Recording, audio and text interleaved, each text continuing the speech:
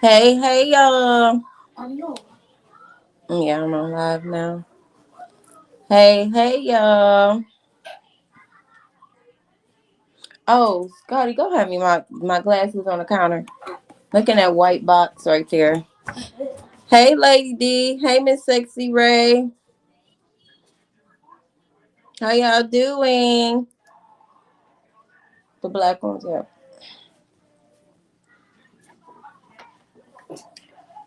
Go hand me the black cloth that was in there with it. Sierra. Hey, Sierra.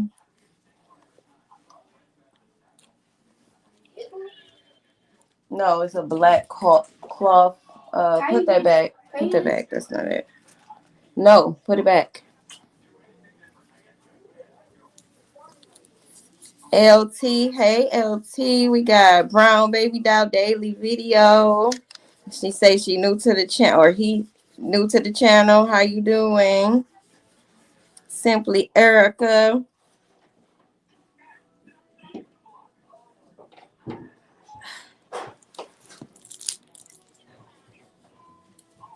These glasses is so I'm on live. Go have me my black cloth for these glasses. They so cloudy I can't even see. All right. Black cloth. Yeah, she say hit that like button. I'm trying to move this light on my eye. How's that, y'all? Can y'all see me get black cloth? I need the black cloth for these glasses. You want to grab the coffee? I don't want no coffee.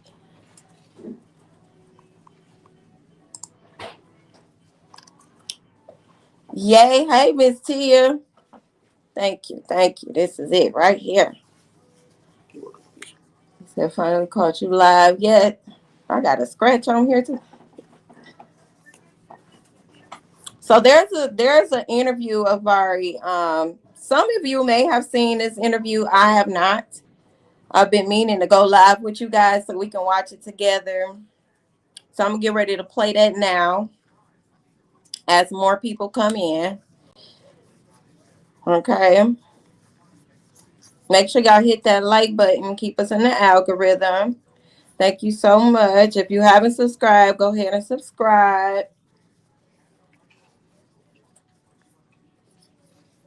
How is everyone doing in the chat? How y'all doing?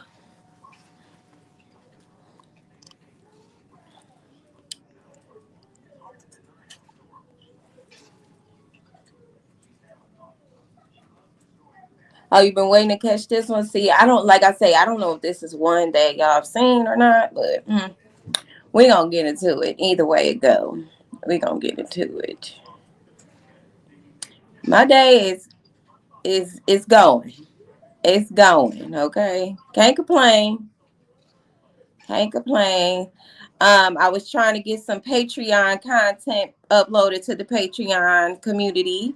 So for those who haven't subscribed to the Patreon community, I highly recommend that you do.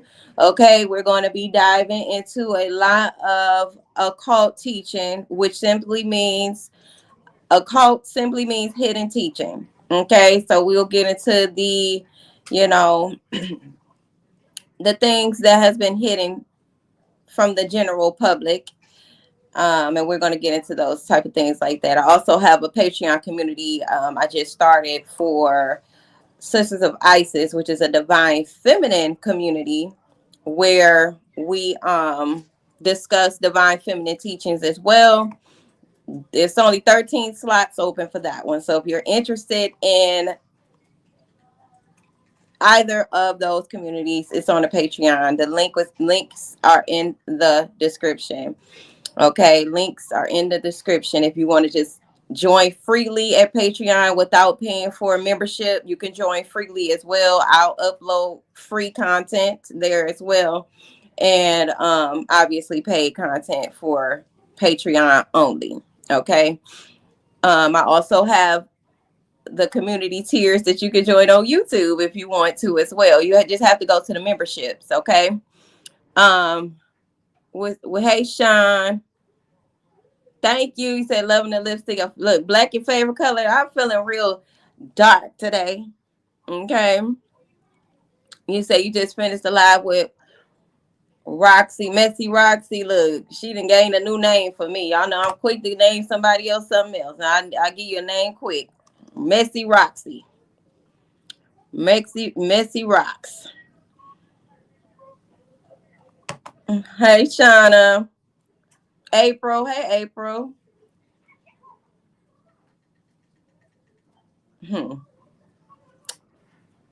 Miss Tia say she doing good. I'm doing good. To Marianne. Hey.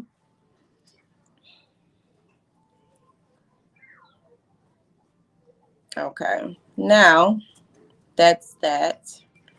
Let me go ahead and share my screen. Now, I'm hoping that this sound be good because, yeah.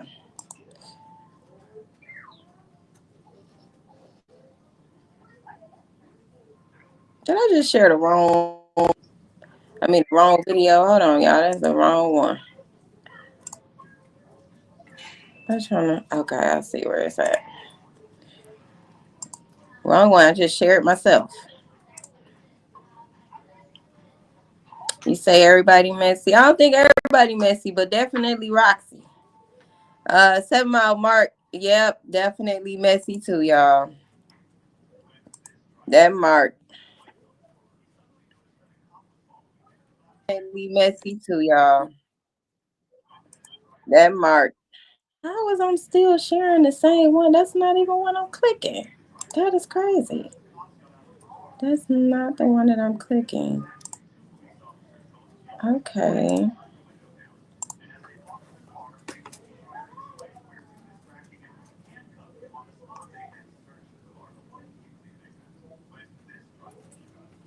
Live stream. YouTube studio. Oh, there we go. Okay. You said they call it Mark Frog Boy. You know what? It's some truth to that statement. Mm. Okay. Like Mark be doing the most. He really do. You say you sent me the clips. That was you. That was on Instagram, wasn't it, Sierra? Was that on Instagram?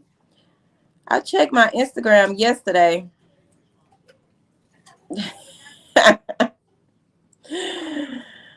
Mark is too damn froggy looking to be acting the way he be acting. He truly is.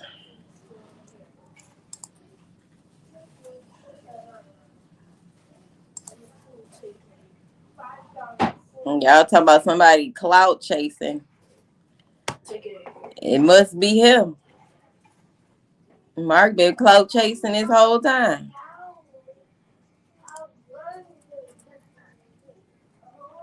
All right, so let's see if y'all can hear this. She coming in with the church finger. Hey, Asia. Introducing. So Vari, how y'all doing? Nice to have y'all today. Coming to speak to y'all about my story, get it out. I just appreciate y'all for this opportunity. Thank you. You're welcome. We happy to have you. We glad that you out. You young, you a kid yourself, you know what I'm saying? And it's good, this is probably therapeutic for you, right? Would you say it's therapeutic? Talking about it? I say it helps, There's nothing wrong with talking to somebody about, what you're going through or, what you got going on inside your mental or in your personal life. So I agree. Yeah, because now, we do appreciate you for coming and being here. You're so cute. You look just like your sister. It's scary a little bit, like, Everybody, everybody say that you just your twin, you look just like your sister. Right. They probably used to say your sister look like you. Yeah, that's now, what I'm trying to tell them, like, she look like me, that's my twin. So now it's reversed. And you want to know what else is funny? You're going to be just known as her brother. Yeah. Probably she used to just be known as his little sister. You know what I'm saying? It's big. This is all over the world. It's just not like in, one place. It's everywhere. And how do that make you feel that this is almost like a urban legend, like she's a legend now? You get what I'm saying? I feel, it's kind of, weird because, I ain't never really done this before, but it's kind of nice though, like, about like spreading the awareness and everybody, it's a screaming justice for Nazaria, makes me feel good. Yeah, because it's like a celebratorial situation, although the circumstances, unfortunately, we had to get to know you under bad circumstances because it was a bad thing that happened to your sister, unfortunately. But I just want to let you know that this may be the story that's told in the world. She may have had to be the face for it to bring that awareness. She's not the only one. I know someone in my family, same age, same situation, a auntie boyfriend. It happened in my family. So I just saw Toya and Regine, Lil Wayne's daughter. Toya's brother came out and said, my uncle got my mama pregnant. That's how I got here. Her big brother Walter. I was like, what? But these things happen. Yeah, it's just the murder usually doesn't happen, or the disappearance. But usually a baby born to a family member is swept under the rug. Incest happens all the time. Yeah, now, like, all this is big, like, not like kids, coming forward, adults coming forward, a lot of people coming forward, and that's good. I feel like that's good because it's good for the community. I feel like everybody, we should want the community to be safe, not just for us, but for the kids, to change lives, So we're going to get into it. I want to know, so your sister was 13 during the disappearance. Is she still 13 or did she turn 14 already? She turned 14. Okay, so now she's 14 and you 16. Good. So what age are you now? I'm 18. Okay, so you're 18, she's 14. So that will give you guys like a 4-year age difference. Okay. So 4-year age difference, same mom, same dad? Same mom, different dad. Okay, where's your dad? I think they said my dad was deceased last time. I checked in. That's what I was thinking too, to Marianne. Like, maybe he shouldn't be going around doing these interviews. I don't think he is mentally prepared for this, and it is borderline exploitation to me in a sense. Like, maybe this wasn't the best thing for him to do, but again, he's young. Maybe the lady that's interviewing him didn't mean no harm, but I just don't think that he's mentally prepared for this. My dad was deceased, but her dad. Let me know what y'all thinking. Passed away before she went missing. I did see this story, and I also heard his interview. He sounded in deep grief. Have you ever seen her dad physically? Like met him? Yeah, I had. He pulled up on me one day. We chopped it up, went out to eat. He just kicked it with me. Because I didn't really meet him like that. I ain't never get to meet, my sister dad like that. So you didn't know him No, you say it sounds similar to me. It's probably because we all from Detroit, more than likely. until the disappearance. You never met him. Like I knew like she had a dad, I knew he was coming around and stuff, but I ain't never like known him personally. Okay. So basically, when he found out she disappeared, that's when he probably like connected with you a little bit more. Soon he was trying to like, want to, help me out, Mm-hmm. And that's a great thing to do because somebody taught me. I used to always be like, no, forget that. Forget that. It wasn't even that. It was just like, no, if you weren't here then, I'm not forgiving nobody. Don't come around now. Somebody told me. The person that helped me start this podcast, they passed away. Yeah. He told me, like, long as somebody got breath in their body, they should have a right to, redo their wrongs. And it hit me hard, like, right. Who are we not to forgive or, let people still come around after they made a mistake because we are humans, And I feel like when people do come around, after when they did something, it brings back the energy every time. The same flashbacks, the same emotion. Mm-hmm. That's why like a lot of people we best off staying from around it. That's why a lot of people don't go to funerals and stuff like that. So I understand. So both of you guys' dads are deceased. So where's your mom at this point? My mom, she's out here somewhere. She's in Detroit. Okay. She close by. She's out here grieving. She trying to like she going through it. Mm-hmm. She got her addiction and stuff. I love my mom, but she going through it. Yeah, as you should love your mom, regardless of her circumstance. She gave you life, and that's honorable for you to say. I just pray every day. Pray every day, every night. Things get better. God bless us with more blessing. And it's just all about just doing right. Doing right and like. Listen, press pause. Everybody make mistakes. You want me to pause it? That's where I feel like I made a mistake when I left home. I feel like I should have. Mm-hmm. Stayed home a little bit longer, but I had to do what I had to do for us. So. Go ahead. Yeah, I know what I need to find the actual live. I really don't want to watch this person's unless it was on this platform. I thought it was somebody else. I really don't want to watch it off of somebody else's channel. But it's the only one that I could find, so where it was the full video, not just clips.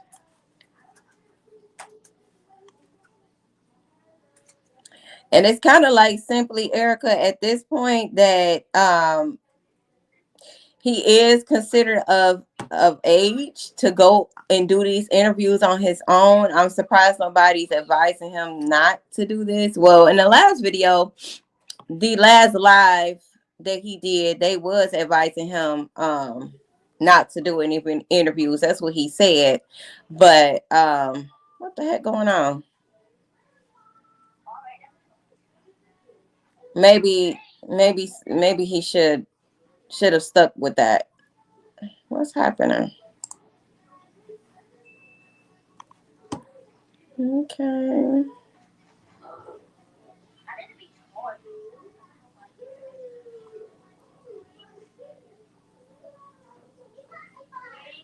Yeah, you say you couldn't find the original either. I don't know why. Unless this was the original, but I thought it was on a Miss, what did it say? Miss Me with the Bullshit channel. I didn't find it on that channel either. What's Tia say? Yeah, he's still a child. Yeah, he's still young. That's why I say it's kind of exploitive to me because he technically of age to make his own decisions, but he's still young. 18 is still a baby, as far as I'm concerned. Yeah.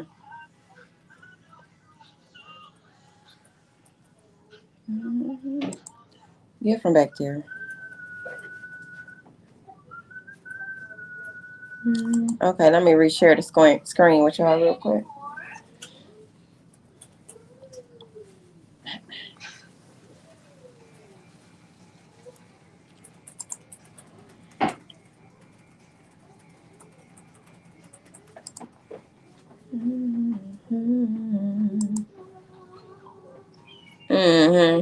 That's what it seemed like, Erica.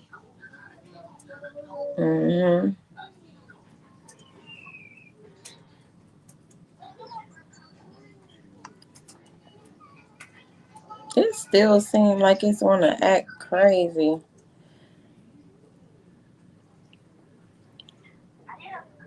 Yeah, that would make a difference too, April. Maybe it's the people that's questioning him. It just don't seem genuine, I guess. It's a thin line between exploiting the child and being genuinely concerned. But it's got to be the way that you ask the questions too. Maybe she really tried her best to, get him to open up and bring more context Sad and that awareness. he's in the middle of his sister. It's his family. Mm-hmm. It's just hard for him to cope with what really happened. What kills me the most, like, when people are like, well, he failed her. The only thing I can say about him failing, well, let me say this. Number one, he was a child too. I mean, they're 4 years apart, but he still was a child.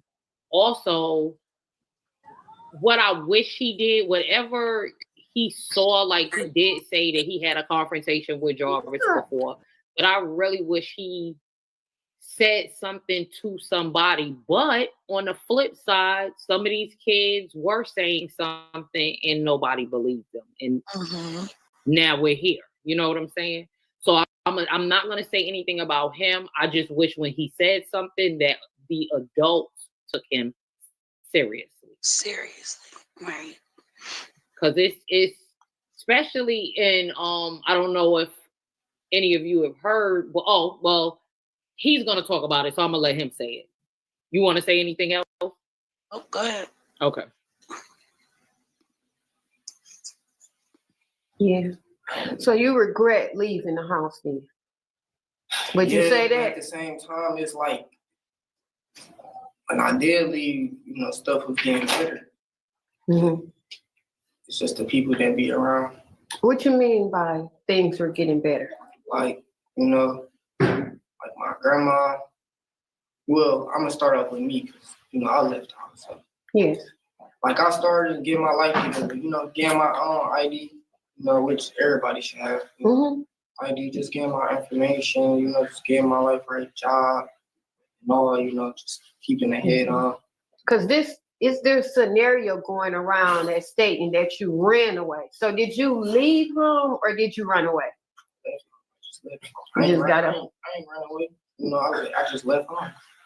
Like it was incidents that I did run away. Like it was one time I did, run away. And because like I think I was going through that depressed moment at the time, like all them flashbacks, think about mom and stuff, what happened to us and stuff. It's deep. Okay. And it was just a lot. And I feel like my grandma, she wasn't there like to check in on like our mental. Like where me and my little sister mental was at. I really hope somebody is talking to Vari about getting some type of mental help. Like seriously, he needs to see a mental professional, psychiatrist or something. As far as being like a mom, because she was our guardian. Yes. So it wasn't up there. It wasn't all like she wasn't checking, seeing where our mental was at. Y'all okay? Or, things gonna be okay. We ain't really do nothing. We ain't really go out. That's just honest. So basically, it was like a cage situation. Yeah, and I'm not gonna lie, I grew up in a strict house. So would you say your grandmother was strict? She was stuck in her way, so I can't. Cause you, I mean, like I'm not gonna bash her for it. Yeah, it's okay, but I wasn't. It wasn't for me. Okay. I just feel like at this point in his life, he's still making excuses for his grandma as well. I don't think he really wants to accept the fact that his grandmother was abusive. And, he said he don't want to bash her. And that's like the second time you hear him say that from the last interview that I heard as well. Just still wanted to protect the fact that his grandmother was abusive to her and the kids that was in the house. And yes, simply Erica, he absolutely needs therapy immediately. Mark D is the worst person that could mentor him. Okay, the worst. Okay, I wish that Mark D never got a hold of this young man. He needs some real male guidance. Mark D ain't no real man. Because you know, if you could hear, I got a little accent. My mom's from the South. Mhm. So they grew up on a farm of Tunnel Springs, Alabama, right by Pensacola, Florida. So my mom grew up with all that, you know, farmland, know how to sew by hand, cook everything from scratch. She know how, you know, they had bulls on their land. My mom used to, she said for fun, they used to run from the bulls, jump in the vineyard, you know, and jump. So they grew up really, really strict, like, but my mom, she grew up so strict. I only have sisters. I don't have no brothers. Mm-hmm. But she would nail down the windows. My mom did play like men in our house and sitting on men laps. It's just certain things that women do have to teach young girls. Mm. You know. I agree. And if you don't, you know, sometimes that could be a casualty.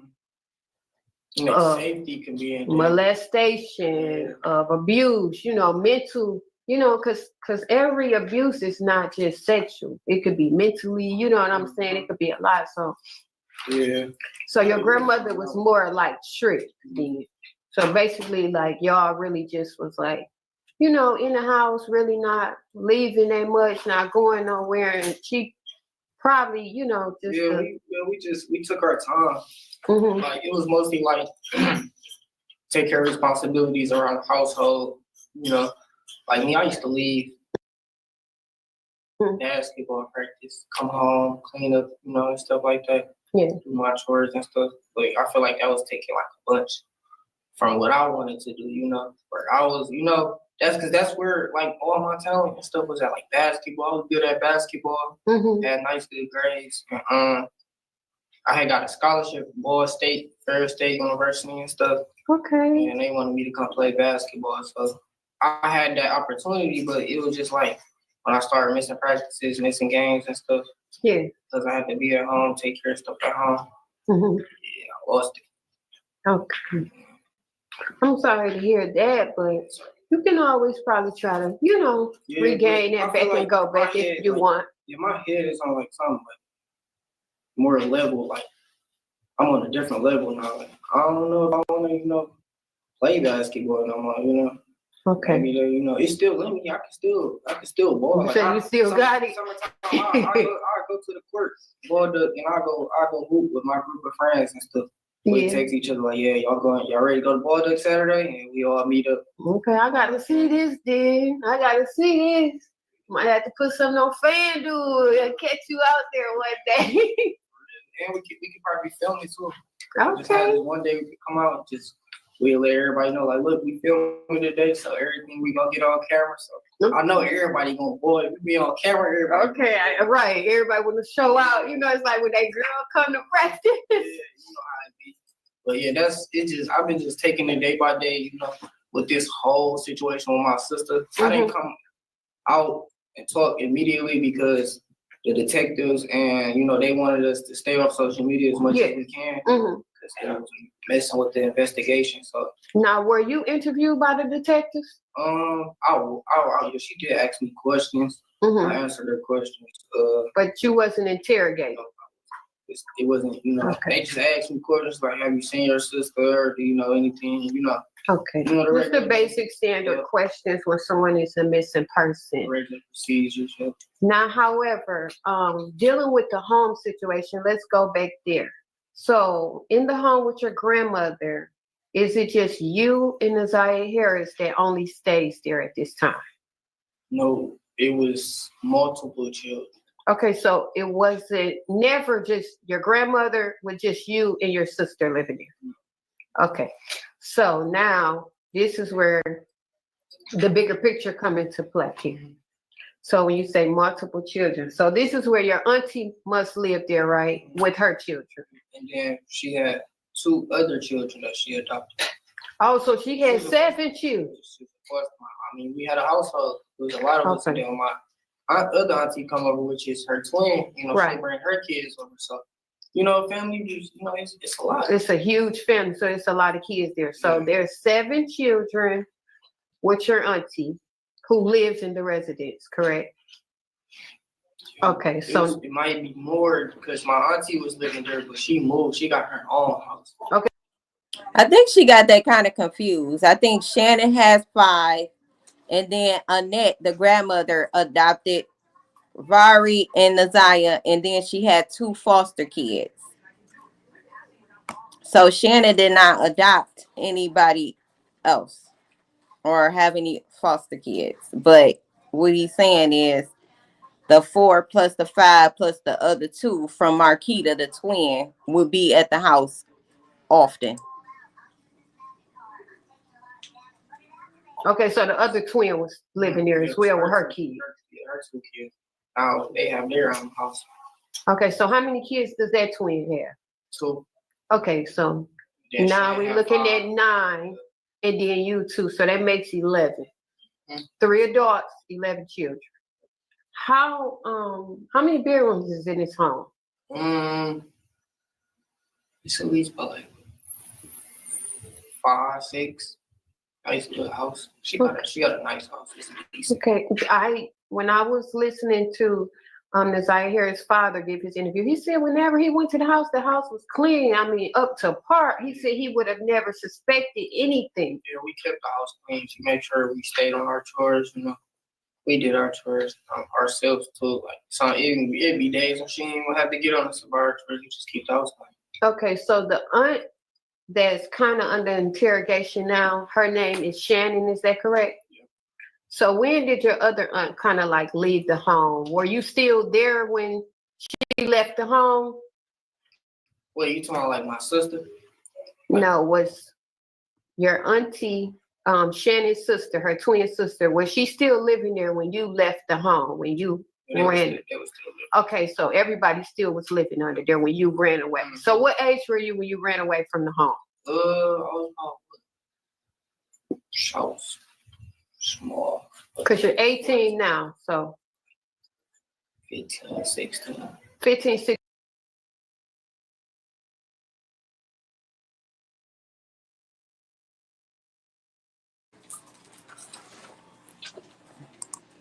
Like y'all know, I don't pay for the commercialist YouTube, so we're gonna have to skip this commercial. Open the door. Hurry up.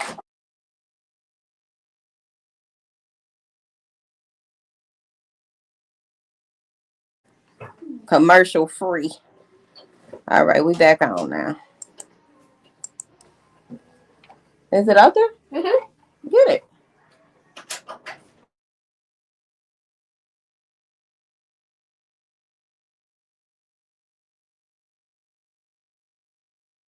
My grandma was doing that. So you can handle your grief a little better. I know you said that was your biggest mistake leaving. Most young boys, if nobody told you, they leave around that time. They leave the home. Every guy I've ever known that's of almost African American descent, if I can give a percentage, probably 85 to 90% leave their mother's home when they are around like 15, 16. So that's a problem. That's a problem. Do y'all feel like most boys leave their mama house at 15, 16 years old? Is that a thing that y'all realize too? That's a problem. And kids don't run away for nothing. So evidently it was something going on.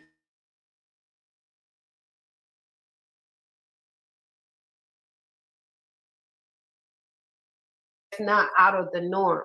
However, everybody leave for different circumstances. Some may live with their father. Some may leave with a cousin that let them do more or older brother. So when you left, where did you go? I went to go stay with a friend of mine. Okay, so you staying with a friend of yours. Now, was their parents more lenient? Is that why you kind of went? She was like more like caring. Like she was, nurturing and stuff, what you needed. Everything. I had everything. To make sure we was good, went to school, everything. Okay, so I ain't had no problems. And see, that's just it. Like, so you say, nope, yours. Miss Sexy said her two sons did not leave. Sierra said hers is 19, still home. Okay, where it's safe. Mm-hmm. You say, I saw he said he was 13, 14 when he ran away and stayed with the same lady. No, that's a problem. Everybody's sons do not run away at 14, 15, 16, or at all. That is not true. And if that is a thing, that's a problem. That means them kids don't feel safe, okay? So we gotta practice making safe environments for our children. Like, what kid gonna run away from a safe environment where they're receiving the nurturing and care, that they need? Tell him to come here right now.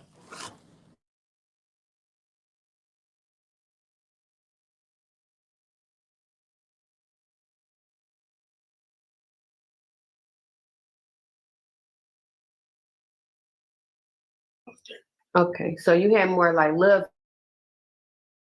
and attention. That's what you was running away from. And a lot of respect too. Like, Okay. Everything I said, they just say, and they listen to it, Okay. And they ain't just, but, just sit there and just judge me anything. They understand everything I said. Okay. So back to your grandmother's house. So when you're living there, did you ever see Jarvis there ever? I seen him a couple times. Like, usually when he'd come to, visit his kids. Mm-hmm. He'd come to see his kids. I ain't seen nothing other than that. Did he ever spend a night? No, not that I know of. Mm-hmm. I ain't never seen him spend the night. I don't think my grandma played a no grown man, spend the night in the house. Yeah, because I know your grandmother said, like, no, he didn't really come in. He didn't spend a night. No, she didn't. Like, she'd have him, like, fix stuff, like, Mm-hmm. I remember the time, that she had to replace the toilet. She had him put the toilet in, fix some doors, stuff that need to be fixed around the house, he had help with. Mm-hmm. But when the text messages was released, it was your sister stating, meet me in the basement or upstairs in the room. So that indicated to the public that this man had to be staying there based on the times.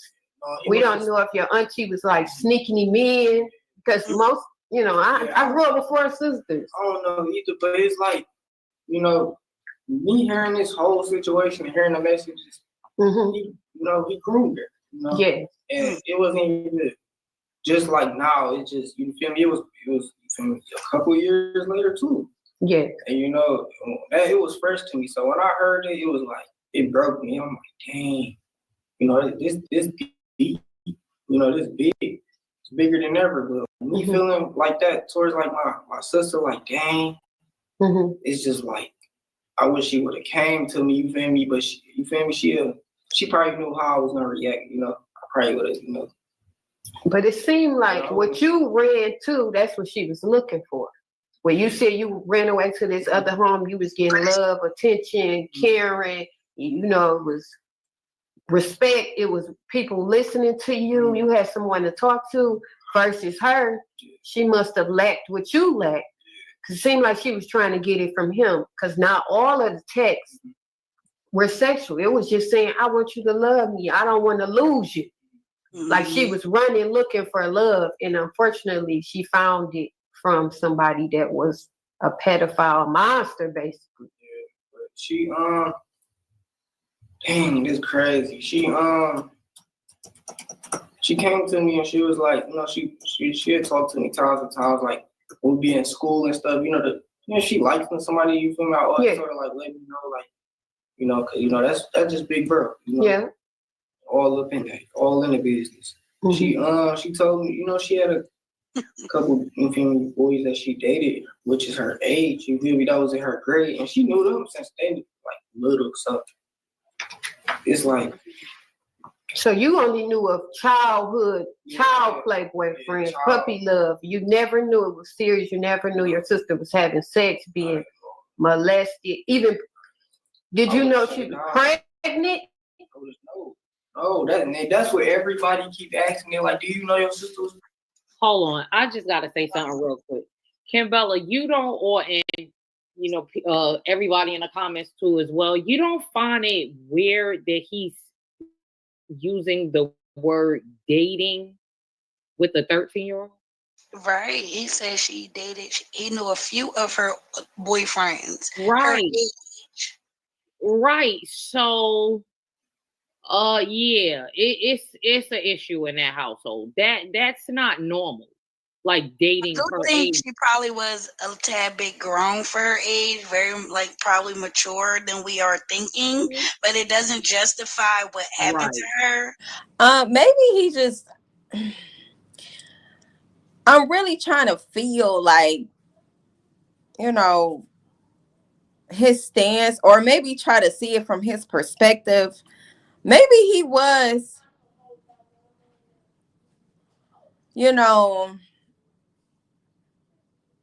not mentally present enough to see what was happening in real time.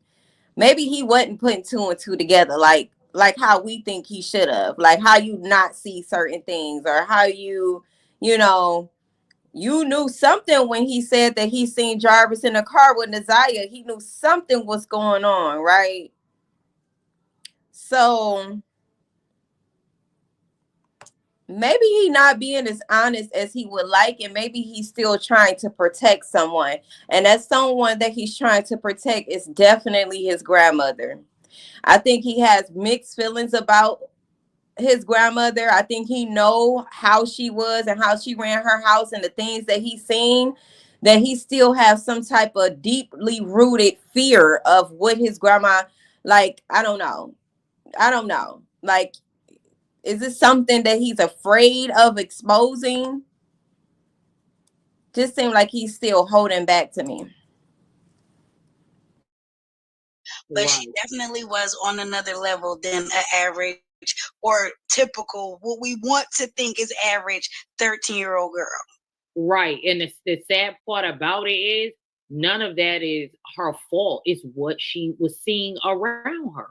Mm-hmm. Because so let's just say, your daughter comes to you talking like that. You're going to check her, like, dating who? Like, what are you talking about? Go somewhere and sit down. I guess when she was displaying some of these things that she saw, nobody checked her. And now the brother is, but then no disrespect to him, this is also an 18-year-old young man that's somebody's father. So I don't know, man. It's a lot. It is a lot. So you telling me her this boy right here, her brother, he got a child? Yeah, he's a father. Okay. He 18. I mean, I didn't know that though. Yeah, he's a father. I think it's an arm baby. I believe the baby maybe one or a little under one. It's a small baby, but yes, he's a father. He has a little girl, and I think the little girl's name is something like Naziah's and Janiyah and all. They has the same ring to it. But, I believe he said he named her Naziah. I know real guidance. I believe he said he named his daughter Naziah, or she has a middle name Naziah. But yeah, and actually he said that his baby mom is on drugs, so he's pretty much a single father at 18. Exactly. I'm like, Dad, your 18-year-old brother is telling a stranger, because the interviewer, I believe, is a stranger, that you knew a couple of her boyfriends and who she was dating. And she might have been sexually active already, because there was text messages leaked from the aunt, and she was like, Naziah didn't come home. And then the person was like, well, do you know where she at? And then the aunt was like, somebody said she probably out there getting some dick. So They knew she was sexually active.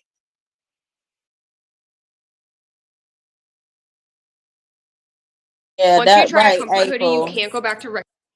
That was the reason he did what he did. It was either something he seen, something he heard. It was the need for him to feel like he needed to protect Naziah and to check Naziah at the same time, because she was, at that point, I feel like she might have been just. out loud with it, you know, out loud with her connection to Javaris. But if you knew it, it's just so smooth to come out your mouth that she out getting some D. Like, that's crazy to me. I wouldn't repeat that to somebody else. I really wouldn't. They'll be trying to get my foot out of some behind. That's what they'll be trying to do.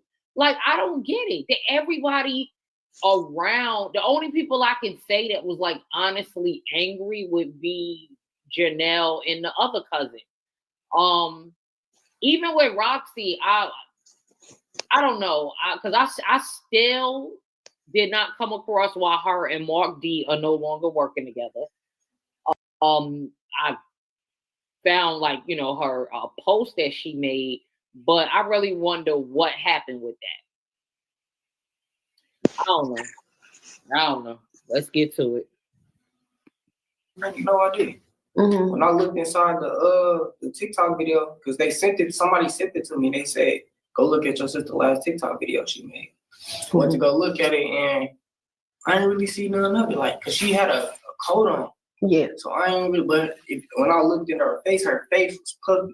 Like pie face. So I was thinking about, it took me back when I had my daughter. Yeah. And my baby mama was pregnant with my daughter. Mm-hmm. Her face was puffy and stuff, so it was like, you know what I'm saying? Did I want to believe or didn't want to believe? But her face was getting puffy, so I could believe that she was pregnant. Yeah, and it was in the messages too, and then you know, the pregnancy tests and stuff. So it's crazy. This whole situation is crazy. Yeah, so it's kind of like. Wait a minute. Are you in shock? You would say. What pregnancy test is he talking about? There was a pregnancy test. I don't know. I know she kept talking about a plan B in it, so clearly she must have thought she was pregnant in the past. So. Yeah, I remember all that, but I, like, as far as the text messages, I ain't hear nothing about a test being mentioned. So he slipped and leaked out a little tea right there. So if he could notice that Nazaria was looking pregnant, trust me, Annette knew too, and Shannon knew too, and he a whole boy. He could tell that his sister's face had got swollen, little chubby. Now, what's she trying to say about this pregnancy test? I thought we all knew that she was trying to get a pregnancy test. I don't think that was anything new that he just said. Did I miss something, y'all? What he say about the pregnancy test? I think I'm gonna just go back a little. Where we at? 3324. Let's just go back right here. Like pie face. So I was thinking about, it took me back when I had my daughter. Yeah. And my baby mama was pregnant with my daughter. Mm-hmm. Her face was puffy and stuff, so it was like, you know what I'm saying? Did I want to believe or didn't want to believe? But her face was getting puffy, so I could believe that she was pregnant. Yeah. And it was in the messages too, and then you know, the pregnancy tests and stuff. So it's crazy. This whole situation is crazy. Yeah, so it's kind of like. Wait a minute. Are you in shock? You would say. What pregnancy test is he talking about? Hey, Angie. I don't know. I know she kept talking about a plan B in it, so clearly she must have thought she was pregnant in the past. So. Yeah, I remember all that, but I, like, as far as the text messages, I ain't hear nothing about a test being mentioned. So he slipped and leaked out a little tea right there. Gotta read between the lines. And he done slipped and let out some tea. So yeah, then they knew that she was pregnant. But the twins are acting like they didn't know that. They knew. Wow. You see how you gotta listen to stuff 2 or 3 times sometimes. Wow. So it's like, I just wish everything. I just wish my auntie never messed with him, you know. And not to mention that Shannon said that to Roxy when they went to Shannon, when Roxy and Mardi went to Shannon and Marquita's house. Or, you know, they said something. Shannon said something about the pregnancy test. everybody. I mean, she grown. You know, she gonna talk to who she talk to, but you should know. You should before you even talk to a person. You should know them. You know, you should know what they got going on, who that person is, and what that person is capable of.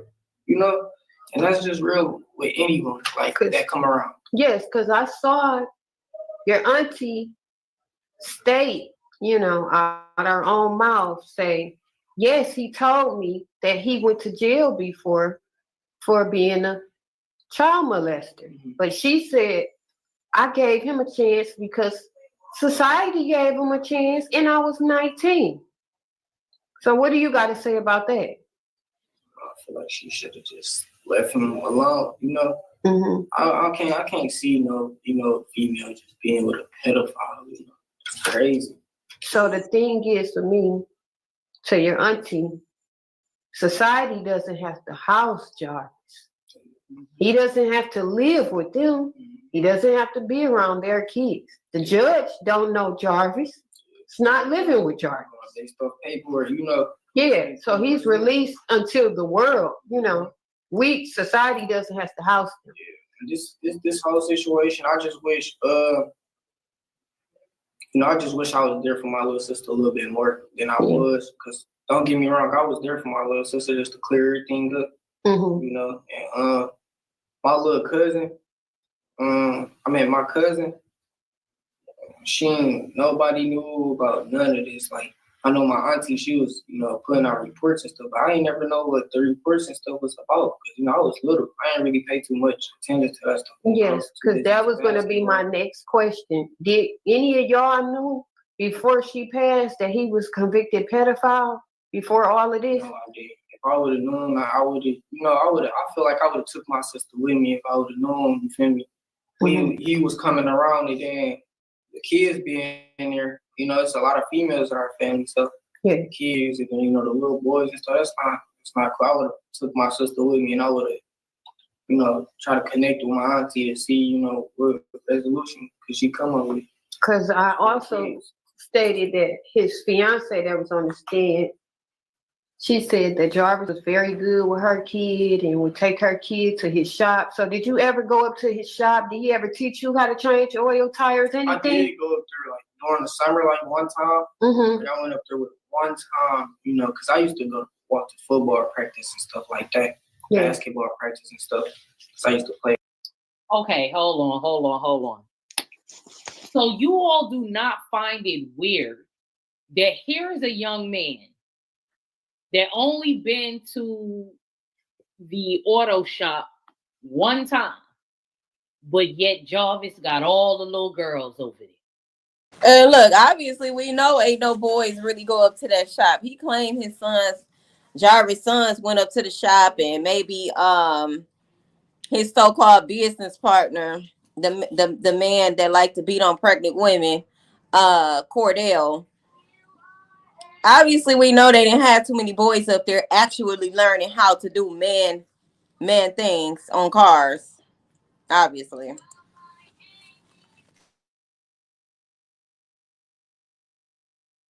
What's wrong with them? Right, because as a family, as a family, like, look, so we got Vari over here. You don't want him, to clean. You don't want to teach him how to, change oil, a tire, but you want all these little girls to come over there and clean up. Knowing his status, like they knew his status at this time. Correct. Like this, I get it. When I'm not on this, I may be smooth on it. But then when I'm like reading or listening, it makes me very angry because you all did not have, this man is requesting for the little girls of the household to come to an auto shop to clean up. Yet there are other little boys, because he got a son. I think and the more that we talk about it, Miss Me, they really should be charged because ain't no woman, no mother, no parent in their right mind gonna send their daughters up to no shop where no men is at, knowing that, they're men. What do little girls need to go up there and clean up anything or have anything to do with a male shop, especially minors? Like, preteen. Like Naziah was 13 and the other kids were younger. So what did they have? What business did they really have being at the shop? Absolutely none. Status. They literally gave these little kids, boy or girl, to this access. They gave him access. Permission. You say they can go. And then what kills me is And that's what lets me know that they was in on it. Shannon and Annette were in on that pedo ring that they had going on at their shop. No matter what, like the little 8-year-old, I'm gonna just use her as an example. The one that testified. So let's just say that Jarvis, violated her. Is any of my mods in the chat? Okay, y'all. I don't know what the likes is on, but let's get the likes up since y'all here. Go ahead and hit that like button. Thank you. What we else? What's she say? Right. If anything, Shannon should have went. Yeah. Like what? You take your big back ass up there and clean up that damn shop. The hell you sending that little girl for and the rest of them little kids? You know exactly what you was doing. When you go back to your home, if your people really know you, they're gonna know something is wrong. Like that's not normal for no 8, 9, 10, 11, 12 just to be, having sex. That's not normal. So when they come clean home, up the tire shop. Right. Like, so when they get back to the house, you know what I'm saying? You're not looking at it like, come on. I don't know. Shannon need to go. And he talking about, like cool down on his grandmother. I can't. I just can't. Thank you, Ann. I just can't. I really don't think it has anything as far as technology. Okay, fine. We'll say something about her, of her age or whatever. But homegirl had a Facebook page. So you ain't that old. You know how to work that book. Mm-hmm. So you're not that old to just be clueless of what's going on around you. And another thing that upset me is I realized it too the other day, like when she said that she went up to the school to report it. She also said, because we gotta listen to stuff 2 and 3 times. What she said was, when I went up to the school, that's right, Tay. Other kids off, I talked to the principal. So my question to her. Yeah, I can make Angie a mod because I'm not sure where the other mods is at. I can make Angie a mod. Give me a second, y'all. What if you ain't had to take them to school? That means right now, today, February the 12th, 2025, we wouldn't know that she was missing. You gotta listen to people. You really and truly gotta listen to people. You said you went up to the school. You was up at school, so you made the report. You didn't go out your way, man. That's the thing. You made a report because you was up there with the other kids. When you could have just sat in your home and told the kids, y'all not going today because we need to find Naziah. Let me call the police. Mm-hmm. How about that? Both those kids missing school. Like, so what at that time?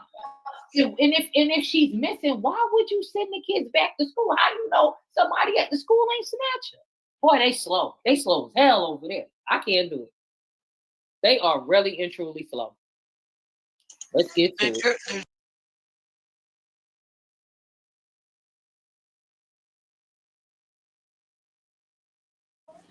Yeah, you say hurt people continuing to hurt people. Shannon was a jealous helper who saw her niece as competition. But then you got to figure out where that mental illness come from. For her to even consider, like, what was her mental process for her to even think that it was cool to be jealous of her niece? What was it that she was lacking within herself that she didn't have, right? It still goes back to mental illness. It still goes back to mental illness, and it goes back to that mother, which is Annette. It goes back to Annette and how she treated her daughters. She might have triangulated her daughter. She might have treated one better than the other. It's a number of things that went into why they felt like this type of behavior was normal. why they felt like it was cool for you to not protect the children and the family and jeopardize the safety of the children to keep a man, a pedophile at that. Hey, sister Brittany, you know, like something is definitely mentally disturbed.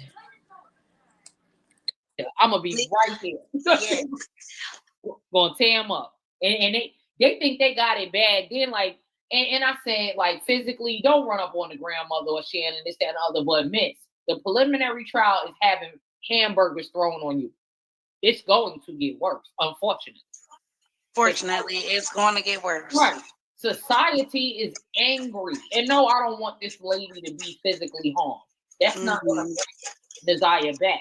But my thing is, for the preliminary, people are running up on you in the supermarket and in restaurants. You can't even go anywhere in peace. You're going to have to pick up and ask them people to give y'all a, what is that? Hey, she needs some protection. Shout out to Angie. Thank you for the $5. Oh, man. She going to need protective guesses. She going to need protective, all of them. If they not in jail, they are really going to have people walking with them to go places because it's crazy. Oh, man. Naziah, I'm sorry. That's crazy. That's so crazy. Let's get back to it. For my school. And they got all types of men working there. And I did my research, and some of the men that was working at his, oil shop, they had the same background as him. Yes, I found that out as well, that a lot of them went, because that's usually the only work they. Kimbella, didn't we speak about that before? And you want to know what? Yes, we did. And what now I understand, because I never knew the business partner during the pre-trial, he was actually in custody because he wasn't supposed to be around minors either. No, he was in custody because he put hands and feet on his pregnant girlfriend. So he like the whoopper chick. Who that saying doing the most? I think y'all taking the word dating out of context. I'm thinking crush, not actually dating. They were dating for whatever it may be for these younger kids. They called it dating. He said dating. Right. He said dating. We didn't say that. He said we are just appalled that dating is used when it comes to a 13-year-old. Dating where? Where they going? What are they? If you want to have her have like I guess you could say male company or whatever, y'all need to be in the living room sitting on the couch, and I need to be sitting there. If you even get that, because I ain't giving you that. That's just me. You want to know what? Not that's for nothing. Me It's just the way how he said it. It just went like it was too smooth. Let me tell y'all something. My daughter is 10. My son is 19. He don't even play like that. Like he still be telling her, "Oh, you ain't wearing no nail polish. You ain't doing this." So he would never say my sister dating just that smooth. Like, no. So they were doing some things for sure. What Fox Mulder say, yet authorities were not called until 24 hours later. Makes no sense. Why would they wait that long? Makes no sense. And right? and Fox, she wouldn't even got that. She only got that because the grandmother had to go up to the school to drop off the other kids. When everybody could have been at the house calling the authorities to come to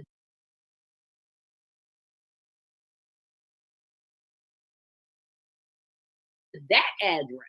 Those kids didn't have to go to school that day. Again, like I said, we don't know. Stephanie say, for all of us real mothers, aunties, grandmothers, who Naziah has captured not only our attention, but hearts.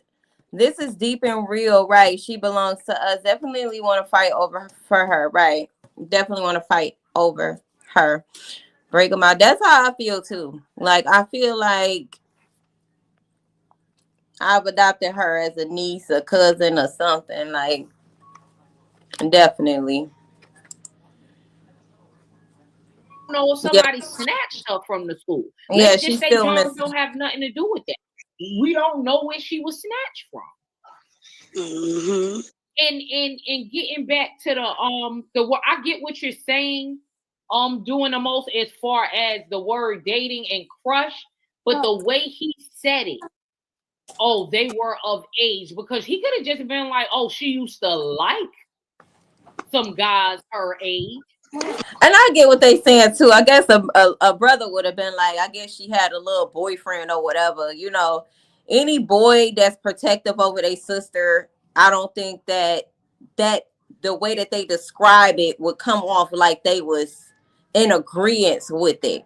I think that the way that he described his sister talking to boys and, you know, call herself having a boyfriend, the way that he described it does sound like he was kind of disconnected from that protective space that a normal brother would be in when he's talking about his sister dating, right? Or his sister so-called having a relationship at 13. Like, it was definitely a disconnect there. I feel like it's always been a disconnect there from the time I discovered Vari. It was something disconnecting him from Nasiah, in my opinion. Okay. Because he even thought it was cool to say that his friend little brother was dating Nasiah as well. So he said dating.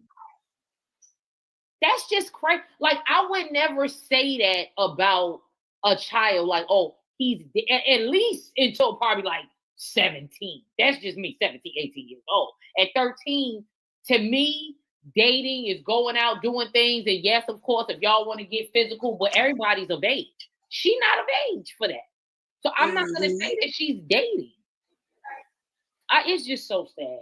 It really is. It's, I mean, because I'm just, yeah, I guess she got a point, y'all, for real. Because I'm thinking, like, even my oldest son, how he be talking about his little sister. She only 2. Like, what she got on? You know, what's going on? What's this? You know, big brothers are normally very concerned about their sisters, older or younger. They are normally very concerned. I think he tried to his mental capacity, you know. Oh no, I can't stand him. Getting back to his ass, because I think he got that on him too. But what he's in there for, Kimbella, was, you know, putting the hands and feet on the pregnant girl. So that just let me know how he get down too. And then the fact that you in the courtroom saying you ain't even seen your man's. How you ain't seen Jarvis sitting there? Stephanie, I got 3 boys and a girl too. My girl, the youngest as well. And that's what I'm saying. Like, they be like that about her now, and she's only 2. Okay. You ain't seen your man. See, we're talking about, no, I don't see him. That means you're lying for him. And like I said before, you down with the okie doke too. Because any upstanding male that don't like kids is not gonna be chilling with you while you with your niece all day. All right, my man, you know what I'm saying? Just get back with me when you drop her off. No. He's not gonna be riding around the city with y'all with this little girl that he knows that you're having a physical relationship. Ain't no way that you could tell me that King didn't know. There's no way. King was all happy to hear him calling, talking about, what's up, man? And this, that, and the other. Like, you should have been like, what you calling my phone for? Matter of fact, you shouldn't have answered. How about that? Because you know what he in there for.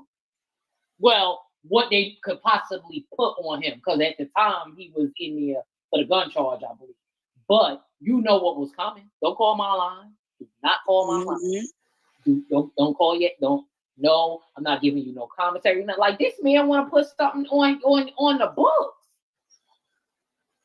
You a cornball too, King. You know I love that word. I'm sure you a cornball too. Let's get the more and more you listen to it, it get deeper and deeper. You hear more. Like, I'm glad to hear him speak, because then you start thinking about what you heard in the preliminary, what you read, and you're cross-referencing what he's saying in some of these things. That's why the pregnancy, they're like, oh, and nobody say nothing about no test. So you done slipped. You slipped. You slipped. Y'all know she was pregnant. They knew it. Y'all slipped.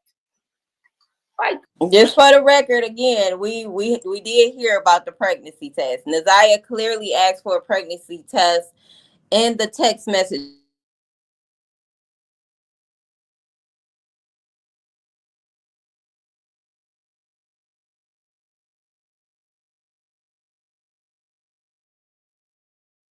Can y'all still hear me? I had a call come through. Hold on a second, y'all. Hold on.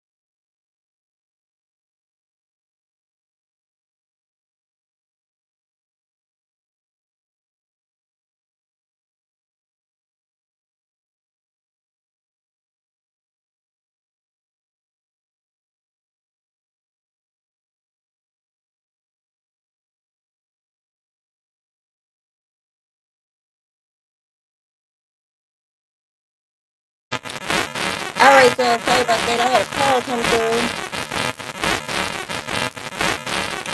The light is still good. I hope it should be right there. Very good. Can y'all hear me good? Let me know. Put some ones in the chat if y'all can hear me good. Ones in the chat. Yes, thank you, Brittany. Said it's feedback. Okay. Not sure why. Sounds funny. All right, let me restart this. Hold on, give me a second. Let me restart.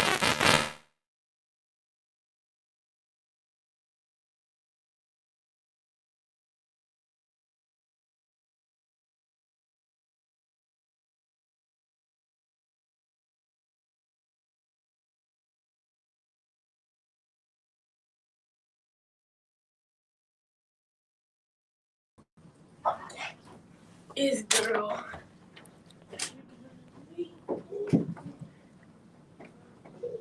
How's the sound now, y'all? Hey, Christina. Can y'all hear me now? I restarted it. Is it clear? Is we good to go? She said yes. Okay, cool. You said it's still bad connection. Sherry says good. Stephanie says good, Christina. Alexa say we good. All right. All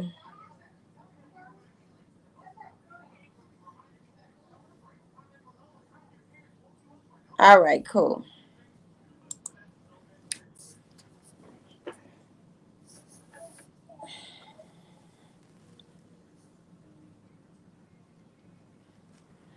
I got me some better Wi-Fi. Hopefully that helps. I did.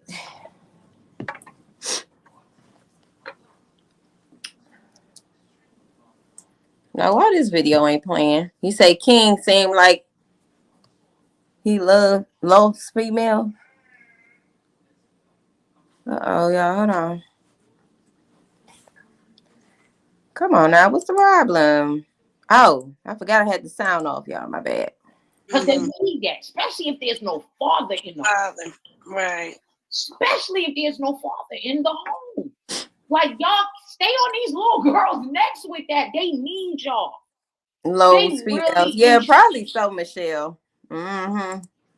truly do. Like there's it was so many things that if I saw them with my own eyes, I'd be like, yo, what you doing?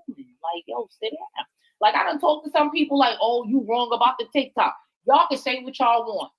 I don't like all that TikTok dancing, especially them certain songs. When I heard Ray Lavender and T-Pain on her TikTok, I said, oh, hell no. Hell no. That's not what we do. And I have a granddaughter that loves TikTok, but you cannot comment on her stuff. You can only be her friend, and I still don't like it. One thing about it, we gotta stay on them phones because they slicker than us. You see, they was deleting shit. Right. She was, Nazaya was getting rid of stuff. It's just today's with these social medias and the phone technologies, they can really get away with being fast in the ass. And correct. And the sad thing about it, again, you got these men that take advantage. And again, this is not her fault. She's doing what and you can tell it ain't even just her. All the little girls, and like I said, I see some pages where y'all showing the other little girls. I can't do that. I'm not going to do that. We talk about Nazaya, but I'm not going to show nobody else's child. But the thing is, all those other little girls, they dancing and doing that was regular for them. Mm-hmm. That was regular for them. They was doing what they was allowed to do because thank you. And in some of those videos, if you look past Nazaya or whomever is dancing, it's a whole adult vibe. Like, come on. You don't hear nobody saying like, hey, you don't sit your ass down or whatever. You know what I'm saying? You don't hear any of that. In one of the videos, and I'll show that probably this week in one of the lives, Jarvis is in the back changing a damn tire, y'all, while Nazaya and his daughter are doing TikTok. But he ain't around them though. Okay. Well, y'all ain't get your lives straight before this. Y'all should have had a tete-a-tete, a little head-to-head. They need to. Y'all didn't do it right, y'all. Your story is weak. It's weak. It's really weak. And now they probably scared that Vari is probably gonna be talking to mad platforms. You see how he slipped about that pregnancy test? He ain't gonna be able to catch up. He's not gonna be able to catch up. Especially now he's known for this.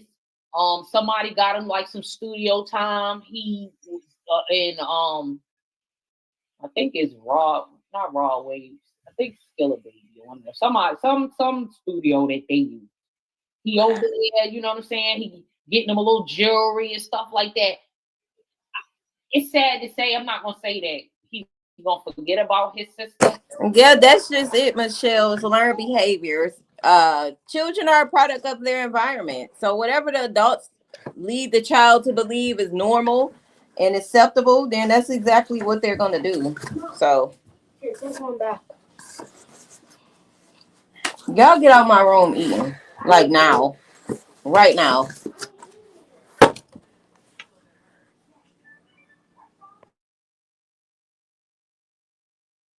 But everybody moving on in the wrong way.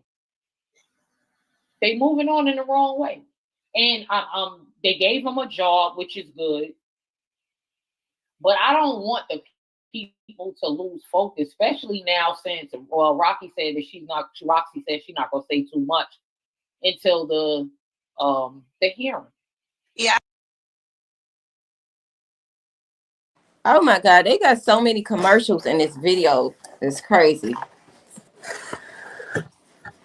So many.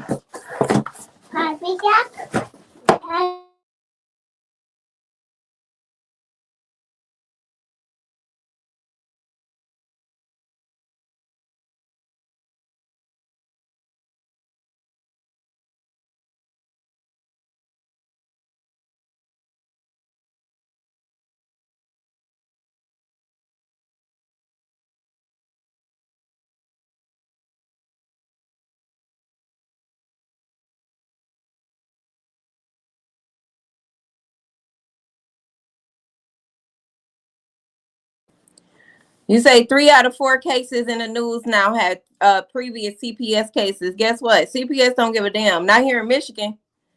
They don't give a damn. They half-ass do their job until it leads to a death or something very tragic. You know, that's just what it is. CPS here in Michigan ain't shit.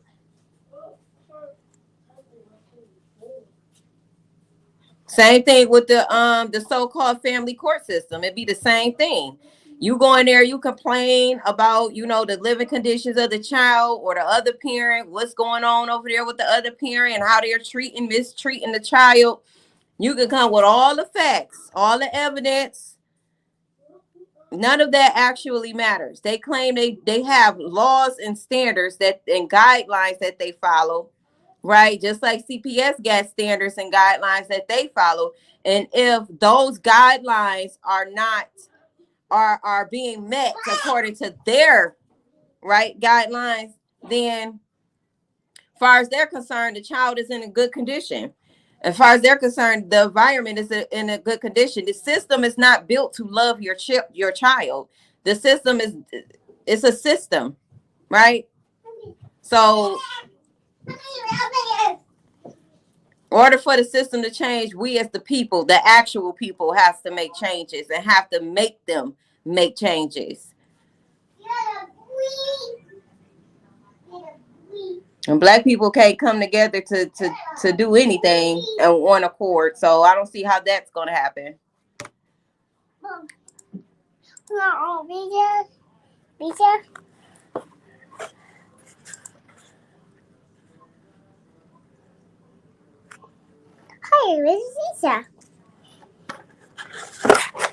Look, she says a former CPS worker, she could co-sign on that. They don't care. I know.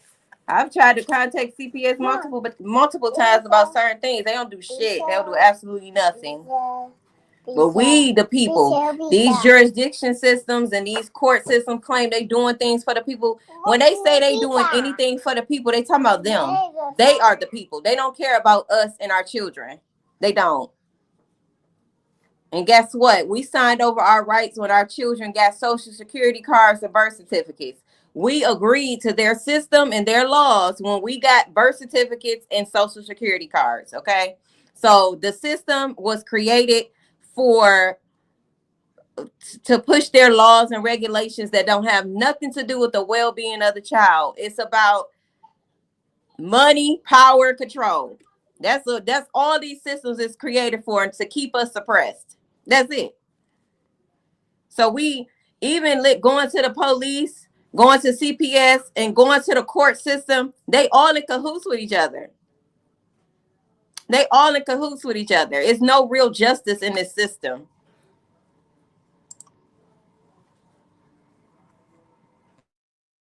Yeah, I think everybody probably got the authorities probably told everybody to stop talking about it because you know this can cause the investigation, like he said. So he got to be careful what he say. They might catch up to him sooner or later once they see he going on interviews. All that shit probably got stopped by the cops. And look, if they heard what I heard, you know they're gonna have a conversation. Like, oh, I ain't hearing about no pregnancy test. Because the play is, I don't know if you've seen it or not, but I seen somebody was talking about what they're trying to do is get Jarvis first. That way it'll be able to convict the rest. Because it's everybody gonna turn on each other probably. Mm-hmm. Right. You do it the other way and put them all together, you will have nobody to testify against one another. That's true. That's 100% true. Well, it is what it is, and if it's true, what this so-called brother is saying, because we don't even know if that's Jarvis' brother, but just listening to that. 70 say they are overworked, overloaded. Say her cousin was in CPS and she had a heart. She had to get out. They forced her. Right. They're going to force anybody out of their system who actually does have a heart and who actually care for the well-being of the children, right? And the environment. That system ain't built on love. They could give a damn about the well-being of the child. They care more so about the money, right? And whatever type of control and power they try to maintain. I'm trying to tell y'all. Come here. To that conversation. I don't know. It's a good play too. If play on the situation. I mean, so you think that she was unalived in the heat of the moment? You think Shannon jumped on her after consuming this antifreeze? I think Shannon jumped on her. I think Jarvis knew I about the agree, pregnancy. Sherry. I think Shannon knew about the pregnancy, and I think this girl wanted to keep this baby out of spite because I think she knew right from wrong. She was very much mature. She probably thought I don't know if it was out of spite or not. I think maybe, I don't know, something was going on in the house. She was not happy. But she wanted to keep this baby, and Shannon jumped on her ass when she knew she didn't take the pill or something. So do you think that it actually happened at the grandmother's house in this basement? Yeah. Like initially. And then I think she came home off the bus and went in that house. Thompson, she never came home. Yes, she did. She came home. She went in that house. Shannon called Jarvis over there. Because wasn't she like a block away when they saw the video of her when she got off the bus and she was walking past that person's Ring camera? Wasn't the house like up the block or around the corner or something like that? And that's when they say. And y'all know what? What I'm thinking about too, how many children are on the news, like she say. These systems are just being exposed. Like, I feel like it's time that these systems be exposed, and it's time that, we as the community actually do something about it. You say it's at an alarming rate, right? So many cases, and they all sound very similar, which lets me know that it's an operation. How is somebody that's stay in a whole nother state case just as similar as somebody else in another state? Like, I just feel like they just something weird going on here. Something's weird going on. Right. I feel like you say they all work together to protect each other. Yeah, and they all work together to exploit these children as well. She made a left and she supposedly had made a right. Because they said the bus stop was not too far from her house. Right. So it was less than 5 minutes getting off the bus, I believe they said. So this is another thing that bothers me. If it's less than 15 on the bus to get to her home, how is it nobody knew that she wasn't home? Especially Jarvis, because she seemed to have been close to Janiyah, even though she was saying in the text messages she didn't want her around because she'd been doing too much. But nobody, like, what the kids, they said the kids finally said that she wasn't home. I really don't believe that those are the same kids that she got on the bus with. Like, nobody didn't be like, yo, so where's, I don't know. Everybody ain't so many different stories now. So right. many different stories. Like, wasn't she in the after school program or something, but her grandma took her out all of a sudden? But guess what though? Shannon kept saying that she was in the after school program, and the grandmother had said was testified that she took her out. So that whole house is bugged. Yeah, because she went home, and the mom is trying to cover for her daughter. She can give a damn about Jarvis. Correct. She's still trying to save face because she know that man ain't supposed to be around her grandkids. Correct. She's trying to save her daughter. That's the thing. I don't know anybody personally, but I know of situations where some men can't even be around their own kids because of that. So Jarvis was able to run loose. That's it. No, Fox said I was thinking the same thing. She wanted to keep the baby because she believed Jarvis was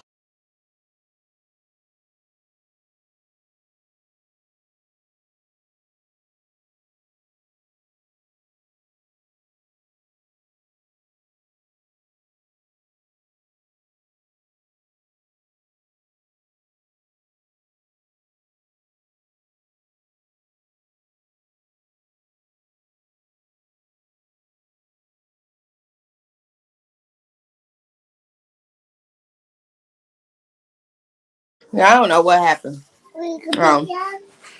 Yeah, I got your pizza. Thank you. I have to keep stopping it. This is crazy. Okay. You say it's so much more that's going to come out in this trial. Yep. And I think that these systems is so much more corruption in these systems that's going to be exposed as well.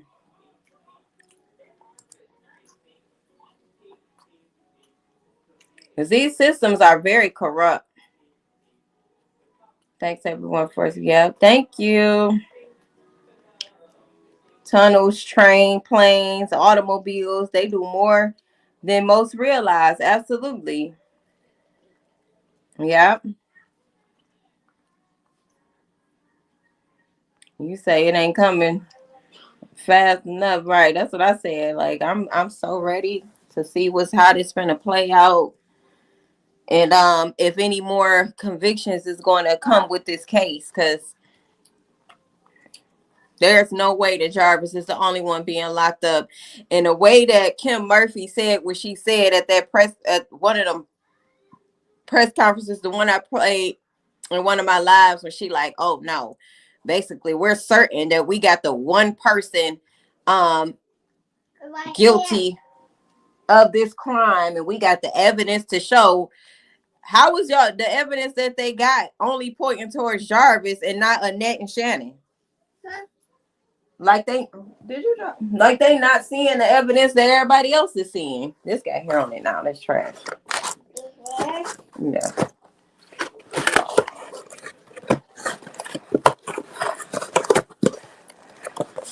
Here, what the mean is off?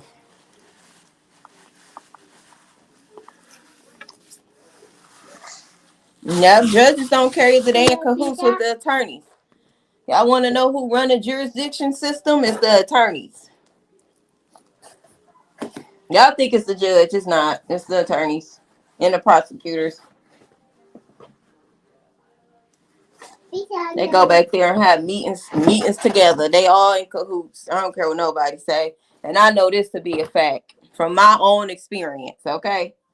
Them judges, they be siding with them lawyers, them attorneys. They try to act like they neutral in the situations. They don't be. Vibes don't lie. They might try to act like they got a professional relationship and they don't know them. And they all hang out together. They all go out to eat together. They play golf together. That's how I feel about it.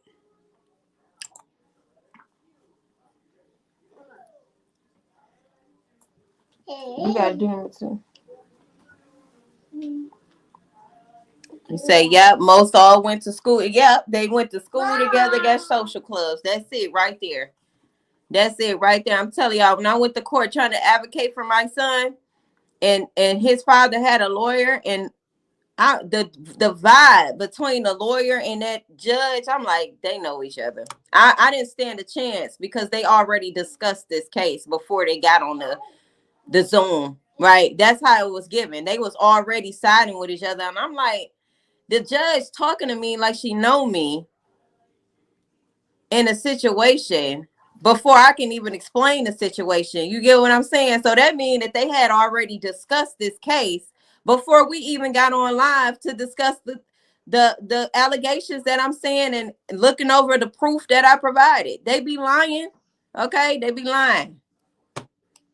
And they be in cahoots. And that's just that. Who said something? Hey, Stephanie, thank you. She say, what Stephanie say? Hold on, y'all. She sent the 9.99. Thank you, Stephanie. Say, I can't wait for the trial. I'm only 2 hours away in Cleveland. I think that's Cleveland. Who meeting me? You say, where we posting up? I'm making not Burger to see. Look, I might have to meet you somewhere there, Stephanie.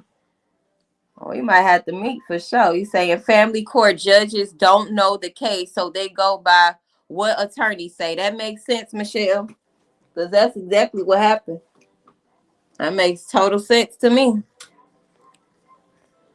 You say it sounds like the judge and lawyer came up with a conclusion about you. Right. They did. They did. So let me share this screen back with y'all. I had to stop sharing the screen because it was loading too much.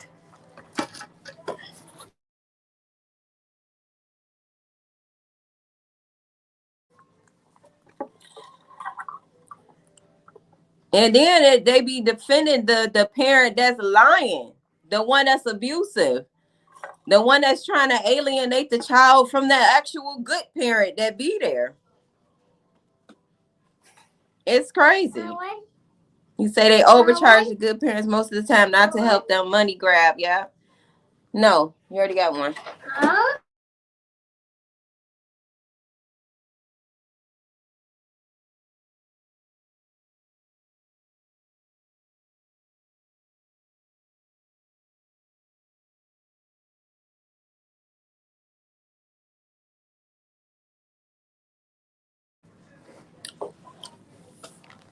You say they all take a oath. Of course they do. Of course they do. So y'all, what we gonna do about it? We already know these systems is corrupt, right? We all know we in modern day slavery, right? We all know they want to suppress the collective of people so that two people can maintain power and control over the whole world, right? So what we gonna do about it? What is we gonna do about this? Something gotta give now. I'm tired of oppression. Something gotta give. I'm tired of them not genuinely caring for our children and women. Something gotta give.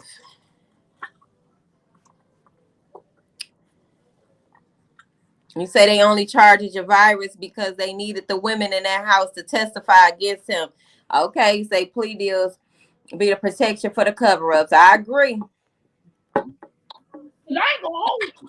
The grandma tried to act at first like she ain't seen him either with them damn glasses. Sure did. Standing up. Well, he had braids and everything. So right, he had braids, but that damn. First of all, let me tell you something. Somebody that you see on a regular basis. Now, this is your grandchildren's father. So I'm gonna put myself in the position. So if my grandchildren's mothers have a mask on and I only see their eyes, I'm be like, no, that's not them. I'm gonna know them from the eyes. You're gonna know. I don't care what was over his mouth. The eyes is gonna tell it. That's the window to the soul. Matter of fact, I would be like, nah, that's her mom's. That's her right there. I'm not. Mind you, her daughter had 5 kids by this man. Thank you. And the oldest at the time was 10. Please, you know. When he had his interrogation, they asked him how old his daughter was. He said 10. So you've been around this man 10 years and you don't know his eyes? Come on, man. Come on. I'm gonna go to the optometrist. You need to get a new what's the name? You need a new prescription. Because ain't no way. You need a prescription. Ain't no way. I would say with Fox said right here, that is so annoying. Okay, so Michelle says, you say most of the time the parent is not allowed. And I do think it was some insecurities there as well for her, for her to be jealous. And it's a shame because that's your niece and she's a child. But she knew what she was dealing with. This is why she was jealous. But wait. Let's go back to the messages. Okay, I don't know. The video is acting crazy. I can't stop it. Everybody he was with was 2 tons of fun. All right. So Michelle say most of the time the parent is not allowed to speak in court. Only one asks a direct question. That's true. That's true. But again, if they got their mind, sometimes they only ask questions because they have to ask questions. It's protocol for them to ask certain questions. That don't mean they ain't already got their mind made up before they ask you the question to begin with. Tay say it's up to us to continue to dwell in our divine feminine and create and protect our communities. Yep, starting home, those around us, yeah, and reclaim our sovereignty, right? As individual sovereign beings, right? We became part of their corporation when we decided to get birth certificates and social security cards. It still goes back to that. That's why we had to follow their laws, because technically we are their law, right? Like, technically, to put it in simple terms. Hey, Shantastic. To put it in simple terms, yeah, we do. It just gets deep, dark, and very, very ugly, these systems.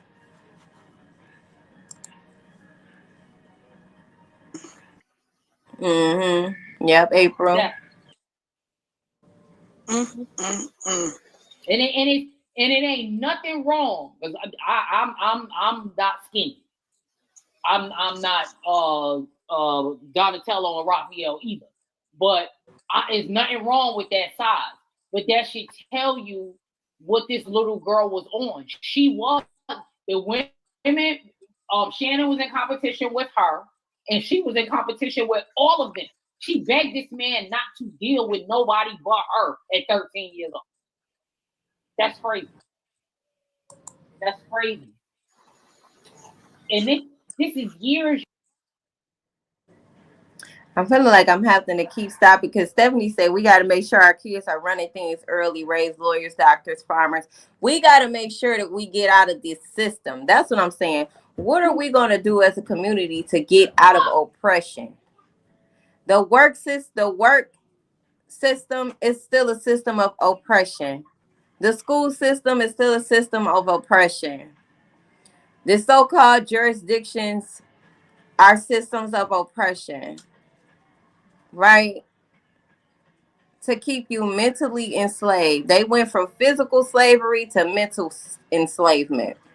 So what are we going to do as a people to get out of that, out of the systems, out of the so-called societies?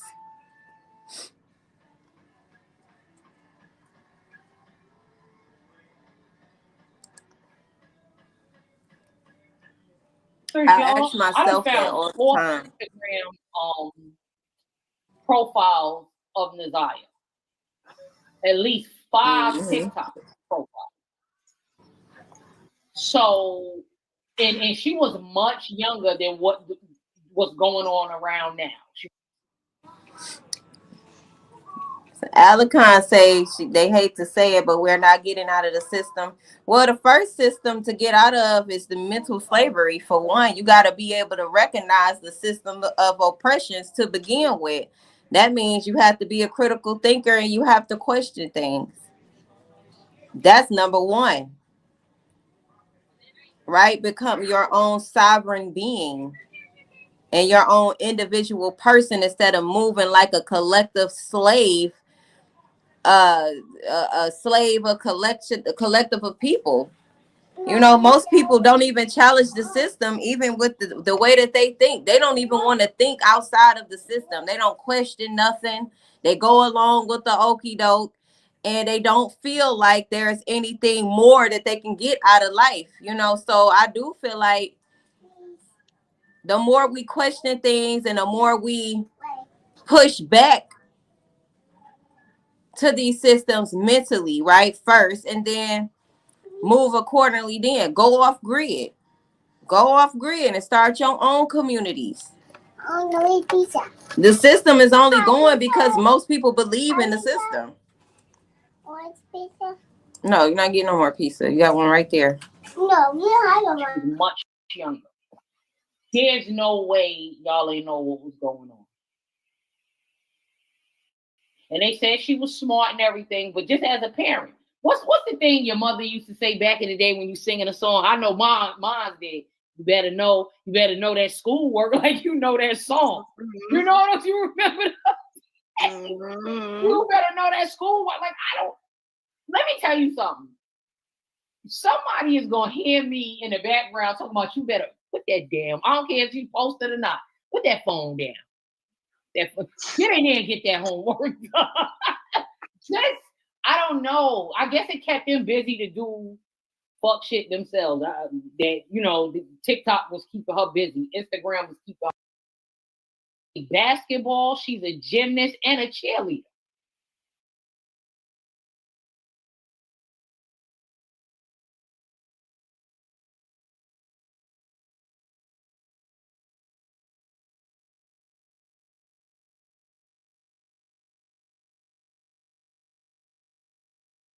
That's right, Patricia. That's right. You sit right here in your own chair, right here.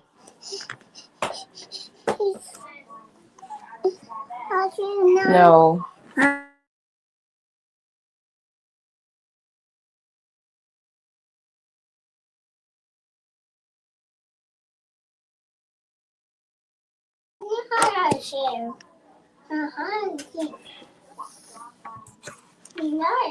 So we got to get back. Yeah, back in the day, you didn't hear about this much neglect. Don't mean it wasn't happening, April. Don't mean it wasn't happening. You say homeschool, yeah, can't even engage with one another anymore these times. So did y'all think she gonna get found?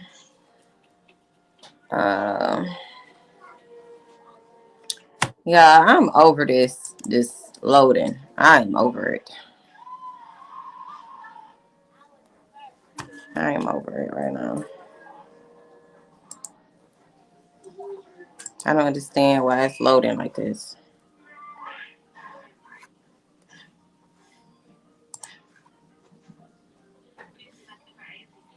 Let me exit out of this.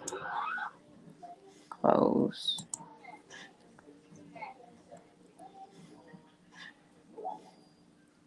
Yep, find you some land. That's the goal. Find you some land, go off grid, start our own communities. We don't have to abide by their communities and their societies and their jobs and, you know, killing our that's detrimental to the family structure right there. Working these jobs 50 hours a week plus away from your children, leaving them to be raised by media and the school system so that they could dumb the kids down, right? Teach the kids what they want them to know. Somebody say we need to adopt the Malcolm X mentality. I agree. And really challenge these systems of oppression, because that's what it is. There are systems of oppression to do what? What do oppression?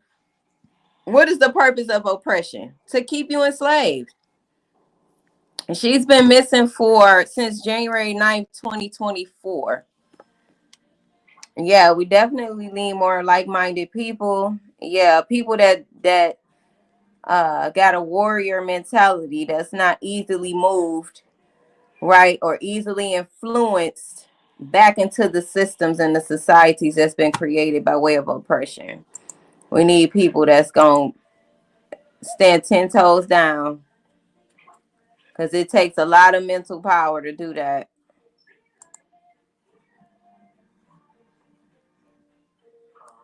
Loyal people, respectful people, like, you know, people that maintain their dignity and not willing to sell their self-respect for money.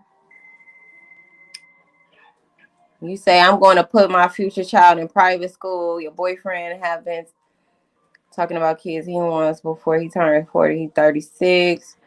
Okay, or maybe homeschool. Homeschool is great.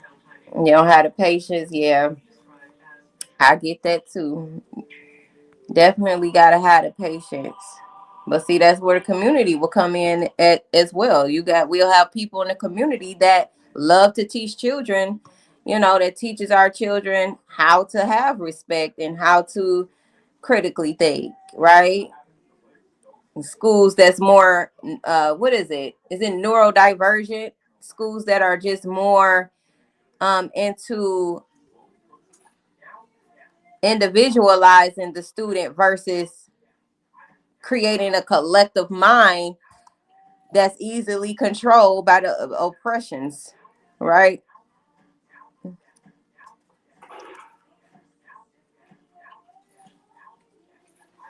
Then when the students are not acting accordingly to what their system is, that's when they want to give them names like ADHD, ADD, right? Autism, all these different disabilities, because the child doesn't meet the standard of society's standard. So then they want to name the child something difficult or something not controllable. See what I'm saying? That's what they do. No, not getting no more pizza. I'm not playing.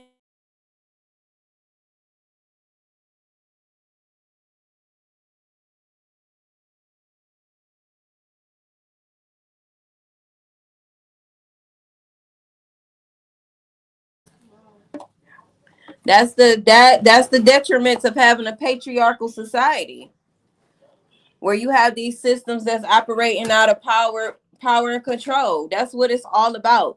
And the higher up you go up in these hierarchies, it don't even be about money for real. It's just strictly about power and control.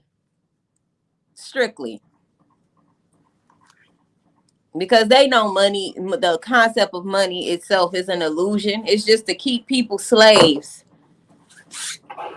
We killing each other, harming each other over money that really don't even exist for real. It's just a tool to keep the collective enslaved. Because when you really think about it, what if money didn't exist? What if literal money didn't exist, right? What would we be doing as a people?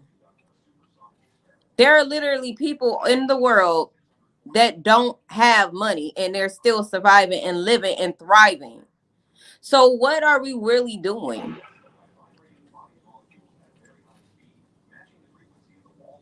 Y'all get what I'm saying? Like,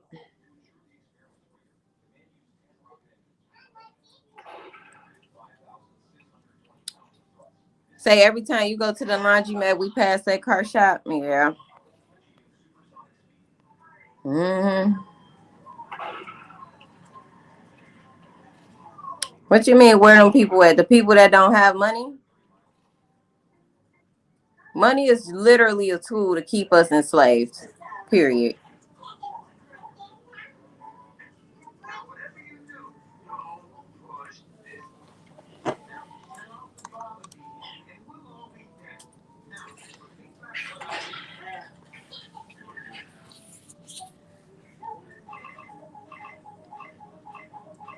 Say all these isms, right? Make money for the farmer. Uh-huh. Say the schools tell you to put your child on meds, right? Instead of them trying to accommodate each individual child in their uniqueness, right? They rather medicate them to get back in line with the rest of the collective. All kids don't learn the same. Well, most kids learn visually, but all kids are not the same.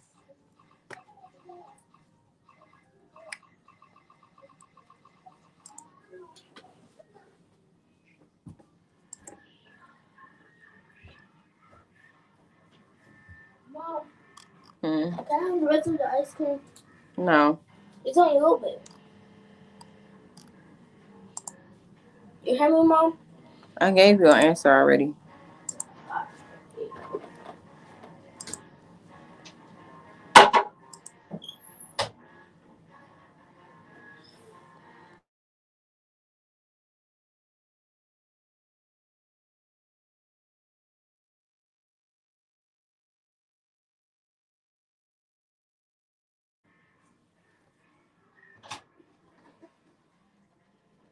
Right. You say you stay on Gratiot and Harper. Yeah, you can't help but to see it. You close to the shop.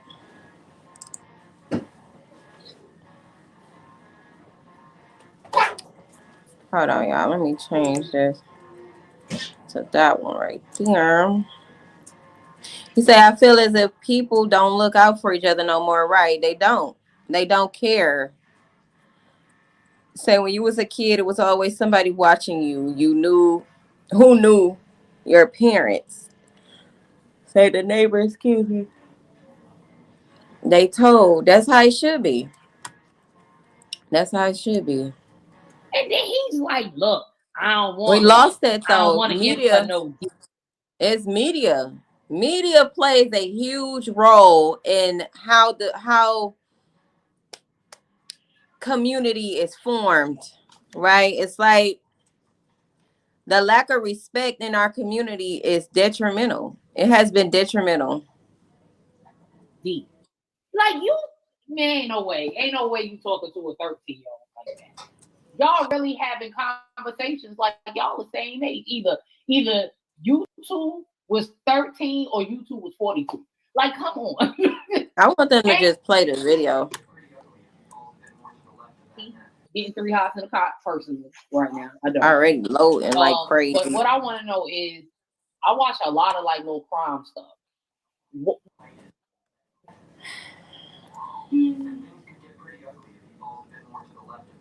This is horrible.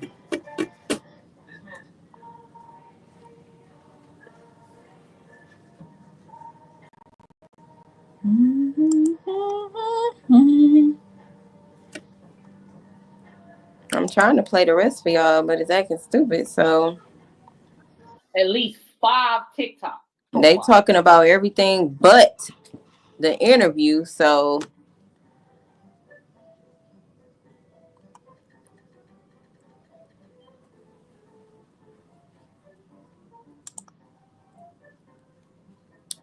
thank y'all. Yeah, she say 39 more likes. Let's get them likes up, y'all. If you hear what's going on around now, she was much younger. There's no way.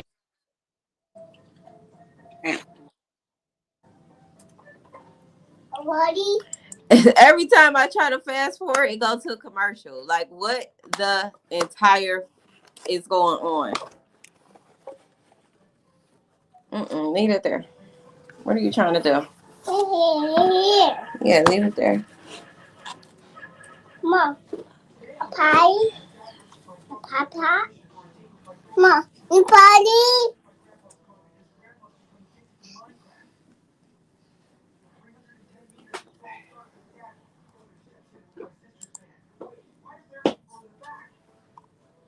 Say your son was in kindergarten. He tried to expel him because he was angry and acting out instead of counseling him. He said instead constantly told him to get because they don't really want to help the kids. They really don't.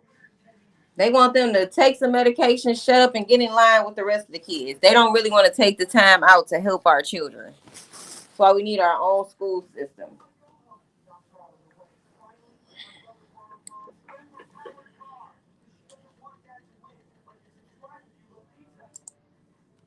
Let's get on back to Vari and because he got a couple. Wait, hold on, because doing the most had said something, and I like this. Hold on, let me click on it. Hold on. She said, I'm not, it's a girl. I think I see her picture doing the most. I don't think she wanted the baby. She kept telling him to get her a plan B. I think those ladies wanted her gone. If she had the baby, they was going to jail, but they pretending they didn't know. But I don't know if this is true or not. I think that this is not the first go around that they got this plan B. Right, I think she we don't know which pregnancy this was because obviously she took a plan B before. So we don't even know which pregnancy, right, that she could be or what time period she could. Because she could have took the plan B and then got pregnant right away, right after, Right, because it don't look like he had any restraint. He was always trying to see her, and they wasn't playing bingo or having a Bible study. So, it's crazy. It's crazy. I think it's two situations. I agree with what you're saying, doing the most, but I actually think it's like two situations. She did say that she, couldn't participate in gym. It was making it, difficult for her. But I think romanticizing a messed up situation she probably thought everything was going to be all good because she's going to have his baby. Don't forget, she has a aunt that had 5 from him. She's looking at this as a 13-year-old child, not a grown woman. So she's probably thinking like, oh, if I have his baby, he'll stay or he'll keep coming back. He kept coming back to Shannon and put 5 in him, while around the city dropping D off everywhere. Community D. Dirty community D at that. Hold on, because it's getting real in the chat. Make sure y'all drop some comments. She said she think that Jarvis killed her with the antifreeze, left her in the hotel. I know you lying. Who said that? The family members probably was like, no. Maybe Roxy was like, no, I don't want to do that because it solidifies that she's no longer here. But I mean, it's a whole year. Yeah, but I don't think Roxy really got say-so in that. She has a living mother. She has, immediate brothers and sisters. I meant because of the balloon release. Because she did that. Release. Yeah, she did. Nobody in the family did that. That was Roxy. But no, as far as a funeral, no, she doesn't have anything. That will still be her mom. Who she said she don't do the publicity stuff. So she hasn't really spoken out outside of that one time that she spoke to Roxy on camera, off camera. He's going to say some more interesting things about his mom. What I thought was, Oh yeah, we didn't get to that yet, right? It's coming up. They shut up and get to it. God, leave. Can get sometimes working for themselves. So usually these independent contractors or, mechanics or, I'm not trying to put the label on all of them. Most people that work for themselves is because they may be a convicted felon. Can't go out and get a job. Or record messed up or not. Yes, because I seen when they played the call, when King picked up the jail call that's been released, I can hear people in the background, what's up, Jarvis? They know what he in prison for. Why is y'all saying what's up? See? So somebody that murdered or is responsible for the disappearing of a 13-year-old little girl that all y'all knew was up there. Yeah. Did you see it was a video of actually Jarvis' brother-in-law? Yeah, I saw that. So what do you think about that allegation? Jarvis' brother is stating that your auntie Shannon is the reason why Naziah Harris is not here with us today. I want to believe, but at the same time I can't, because one, I don't even know if that's actually his real brother. That's something everybody need to do research on first before we even jump to anything, if that's his real brother or not. Right. 2, I wouldn't be mad at him because I don't think nobody would play with any information like that, especially dealing with this high-profile case. I don't think nobody would play with a case like that. But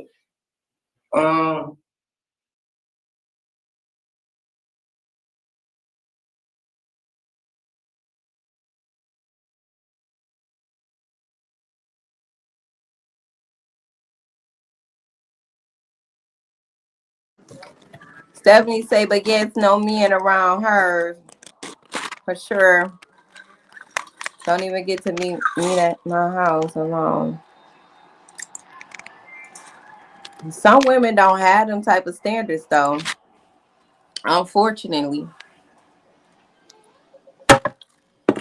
Then they wind up in situations like this, being reckless and careless.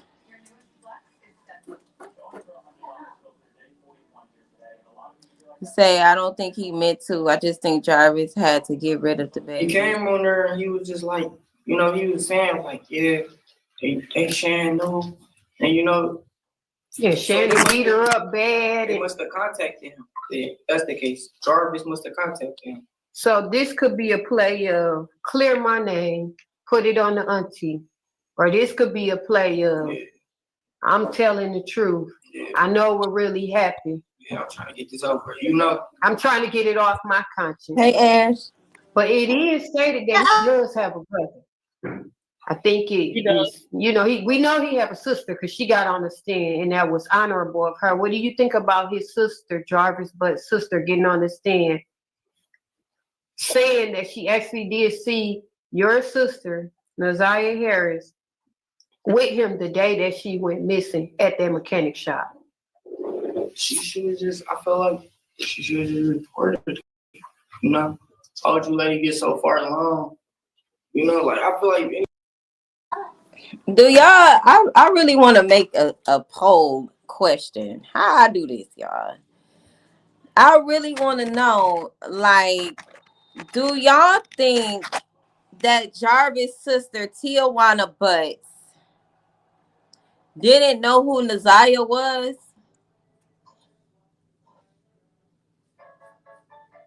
I mean, she immediately called. She had a relationship with Shannon. Tijuana and Shannon had a relationship. You really think she didn't know? As much as Naziah was around Shannon and them? Hey, K-Tip. Y'all really think that? That she didn't recognize who she was? Yeah, the one that was on the stand, Tijuana Butts, Jarvis Butts' sister.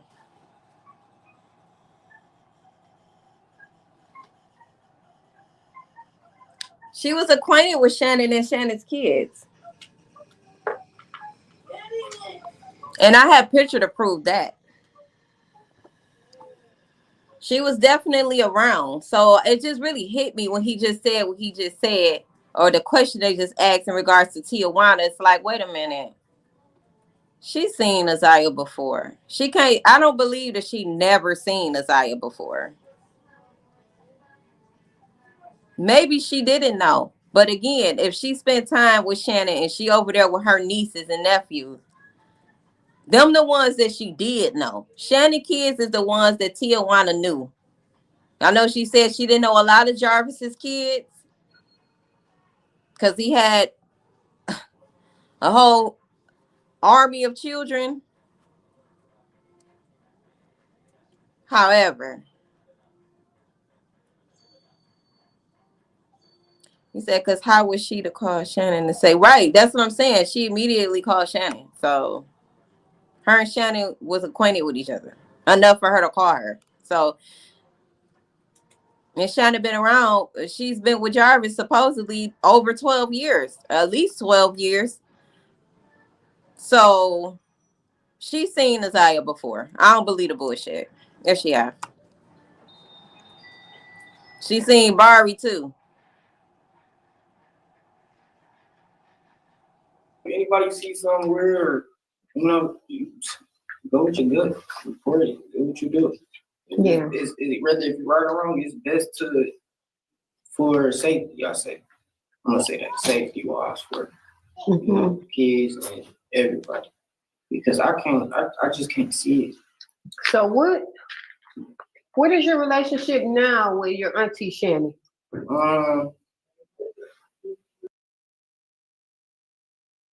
This is what Ivy League. Then you say, yeah, April, Stephanie say, right. It just seemed odd to me. And her relationship with Jarvis was a lot closer than what she wanted to admit as well. She act like her and Jarvis didn't have a relationship. Oh, he left home early, but why? It's pictures of her with Jarvis. It's pictures of Tijuana with Jarvis as adults. And he worked on her car like she said. You can't sit right there. No.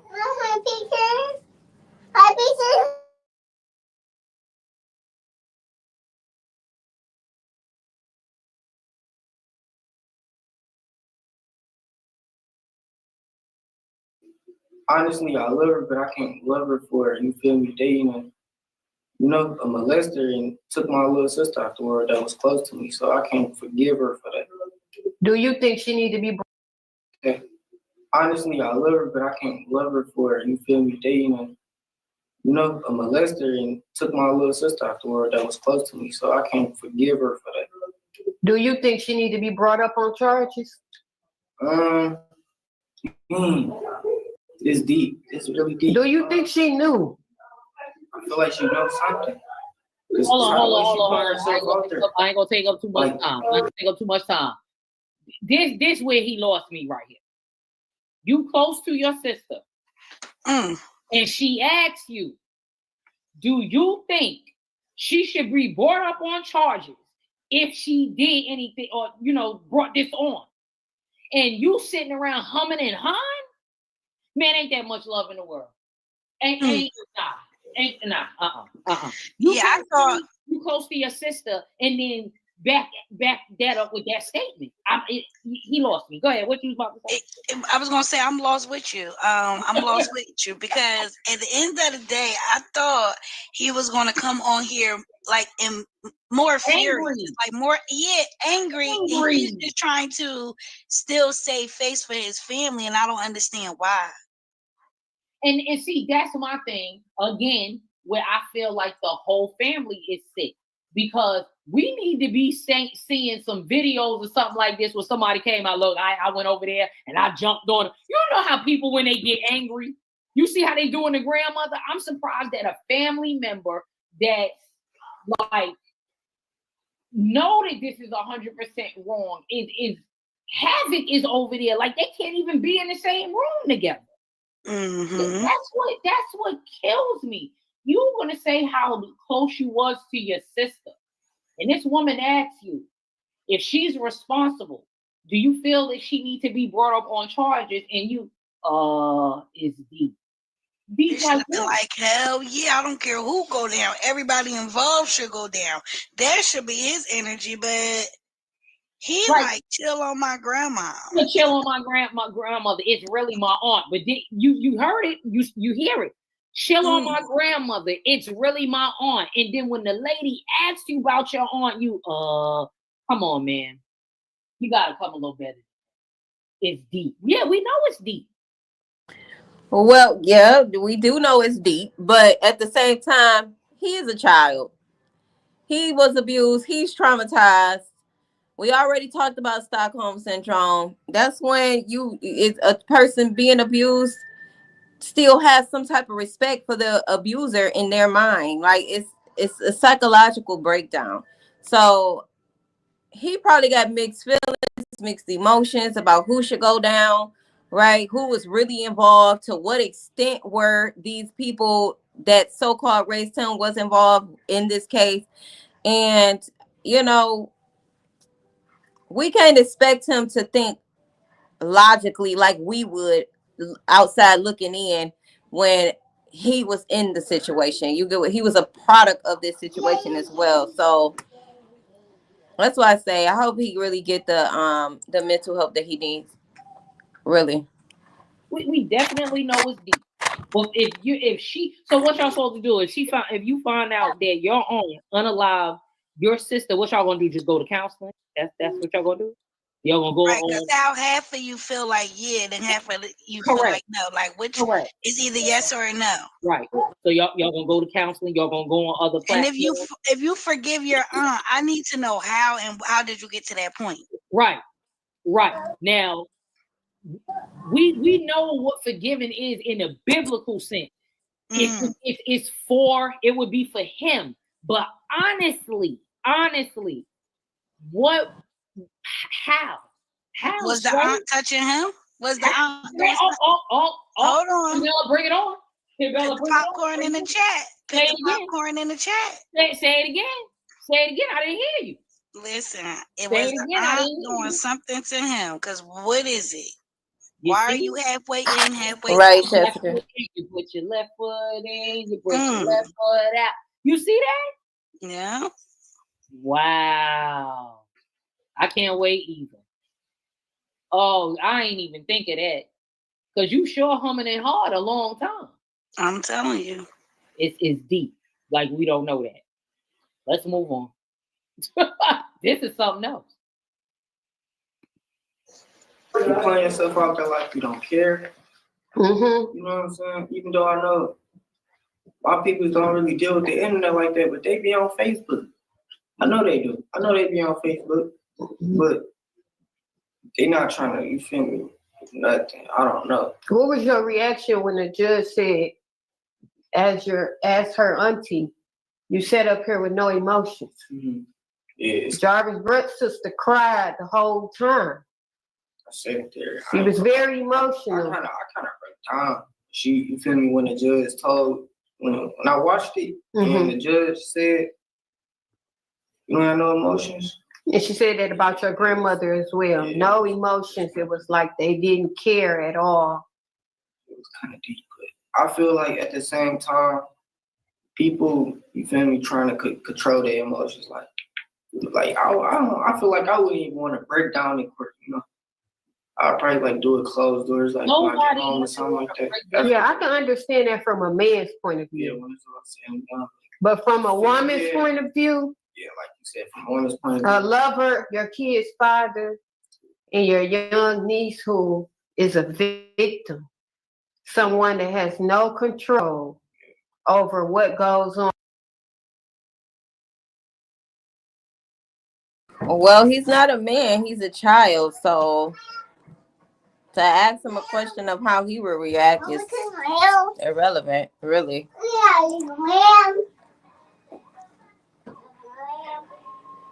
You say I would have any sympathy for none of them family or not. You say blood on home ain't my book.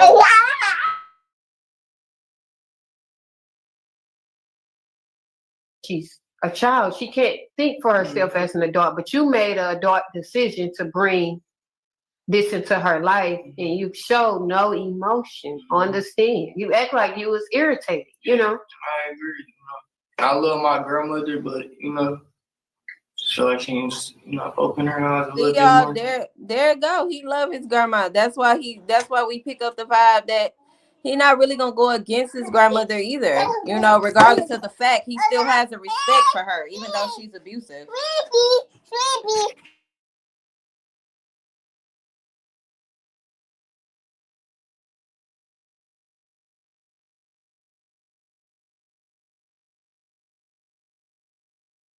You know, realize what time we in when you start thinking all the time. So, yeah. You know, this is what's going on now. This how our society is moving now.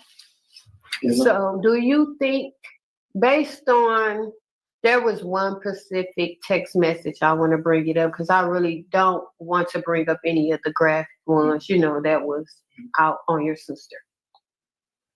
There was one where your sister was asking your auntie a certain address or how to get to this certain street.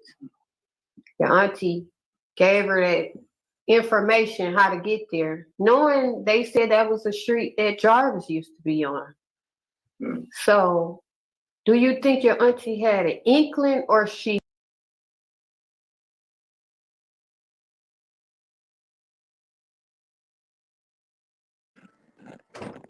Jessica say this family is full of trauma. I mean, we obviously know something is wrong with the grandma. She got pregnant young. All her kids ran away. Nasai's mom.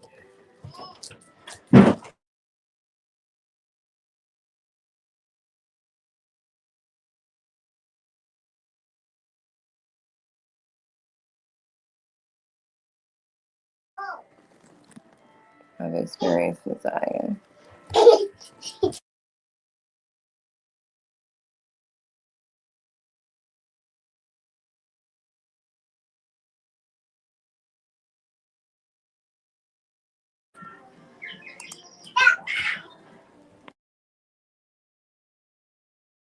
Everybody deals with trauma in a different way. I feel like he kind of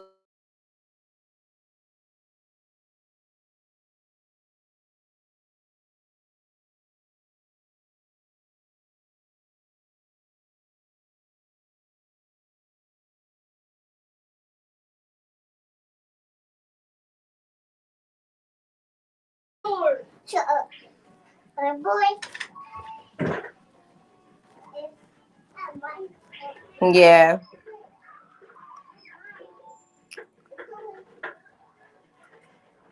Yeah, Jessica, it's like I feel like he don't realize obviously right now just how traumatized he truly is, really.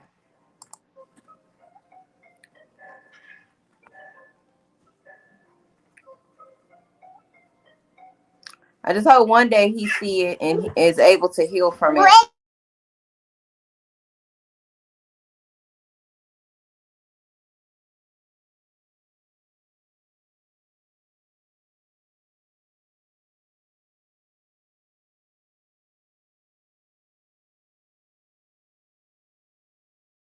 What's going on? This is so annoying. Stephanie say praying he grows out that cycle. K-Tip, do you want me to let the people know who he is? Or we just gonna keep it how it is? But you say we love Vari. She say, just wish he would have listened. She say, I know Roxy and Mark would take advantage. Yeah, I said the same thing earlier. I feel like Mark is not the male figure that he needs to be looking up to. Mark is not the figure. Okay.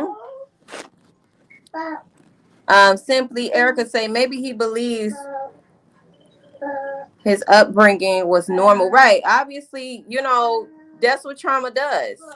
We all think our family is normal till we grow up and see somebody else's family like, wait a minute, my family, they ain't operate like this. My family beat the hell out of me. You ain't get whoopings when you grew up. Like, you know what I'm saying? We start comparing each other family dynamics and realize just how toxic our family truly is. So that's all he knows. Obviously, he knew to run away because he knew something wasn't right. But at the same time, he got conflicting emotions about his family because, you know, that's all he knew. That's all he knew. That's all he knew. So we got Kiwana in the chat, y'all. K-Tip, okay, that's Kiwana. That's Nazia's cousin is in the chat, y'all. Nazia's cousin. No, no more pizza. I told you no. You can have 15 slices. That's it. Okay. I don't know what type of stomach this baby got, y'all. My baby can eat pizza so there ain't no more pizza in the box. Huh. Thank you.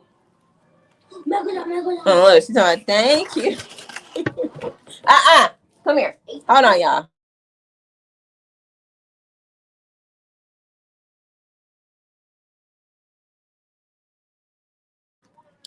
Yes, y'all. So, yeah, it's not normal. It's not normal. You say right, didn't know. Right, we was child abused. Exactly. We didn't know. We didn't know we was being abused. So you grow up, you do some reading, and you start comparing family dynamics and things like that. And it's like, oh, hell no, my family was dysfunctional. Oh, ma'am. Actually, my family really hated me. You know? You say he carries the guilt for leaving. Say my ex-girlfriend family was just like them. I had to go see a therapist after hearing her story. Wow. Yeah. Yeah. He said he definitely carries guilt. He said got treated better at the house. He left to stay at Jessica. I don't know if he was finishing that comment or what. He said, yeah, I think he feels guilty for leaving. Yeah.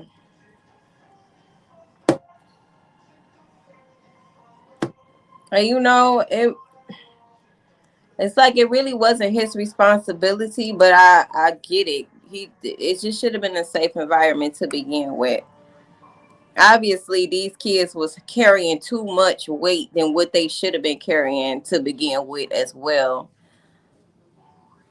What is going on with this? I need to exit out this. Hold on, y'all. I'm gonna have to restart it because this acting is so stupid. Yeah, shout out to Kiwana, y'all. Y'all drop some hearts in the comment for Kiwana. Drop some hearts in the comment for Kiwana. We could do pink and purple hearts, y'all. We got Kiwana in the chat. Okay, let me go back to this.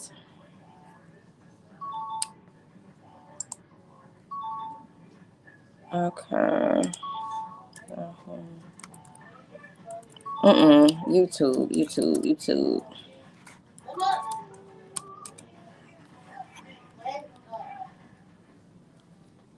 Yeah, hit that like button. Shout out to y'all.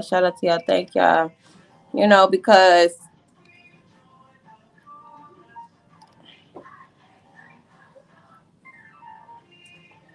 we go back to the video.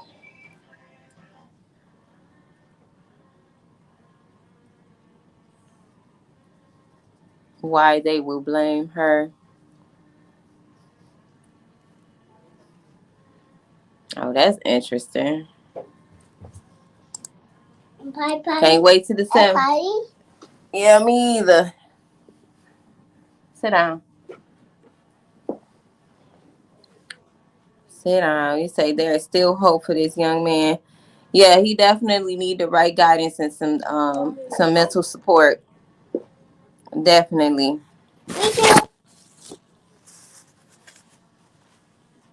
Okay, let me go back to this live. I think this was the one right here.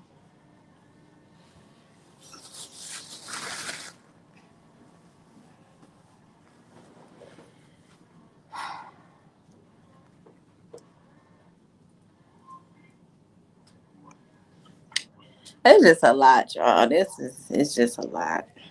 It's just a lot. Thank you, girlie. You're supposed to rinse it out. It's just a lot. Hey, Tiffany.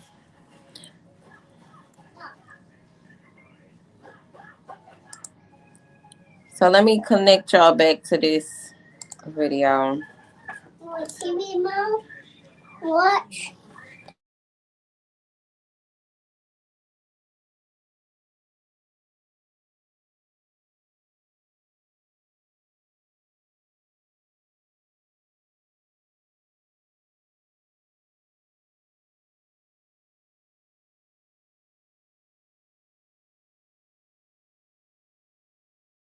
Yeah, it is a heavy case. It is. That's why I tell you I had to take mental breaks because Tiffany, I'm good.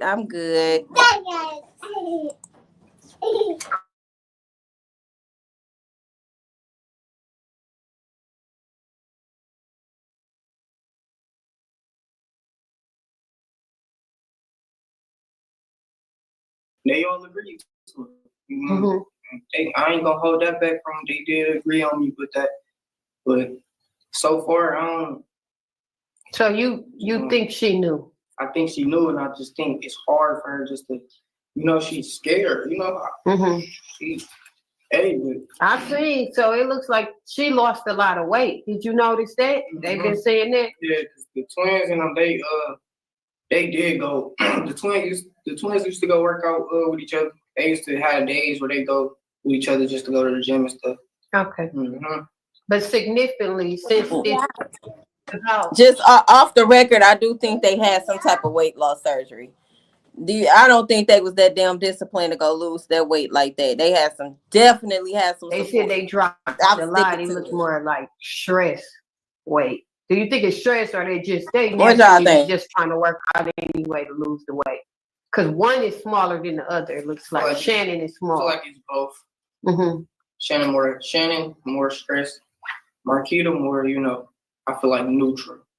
She's neutral. And Marquita's daughter was actually on the stand too, right? Yeah, and that hurt me too, which is my little cousin. So she witnessed. Yeah, my little cousin going through, she in therapy right now. She going through, depression and stuff. She's stressed.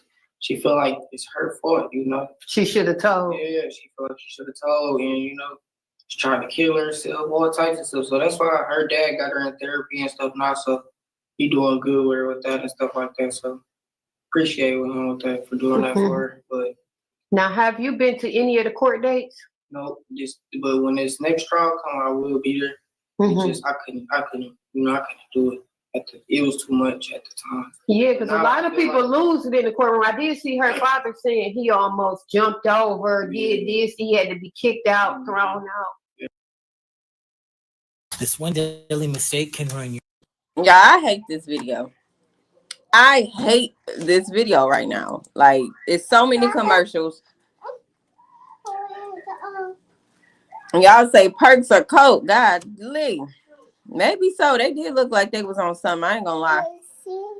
I don't To know. show for for my sister. It's not really about me. This about getting justice for my sister. I ain't worried about the money, the fame, none of it. Feel me? I just want to know what my little sister. Wait a minute. Right. Good memorial. Wait a minute. No, that's right. Wait a minute, Hey, Vari. Wait a minute, Miss. We don't call you. You not worried about the money, but we got the text. We saw the text message when you tried to get the GoFundMe break. So he ain't doing no interviews unless he getting paid. And look, he been on 2. I guess these platforms. I believe this channel we're watching is a new channel, but she's associated with a bigger platform. And the first person that he interviewed with is a big platform. So it ain't like you. Come on, Vari. Come on now. You almost had me, my guy. Until you said that. You almost had me. But shout out to the interviewer. She asking some good questions. You see, I just said, is he gonna be at the trial? And she asked, and he will be there. But did y'all hear? He said it was too much for him.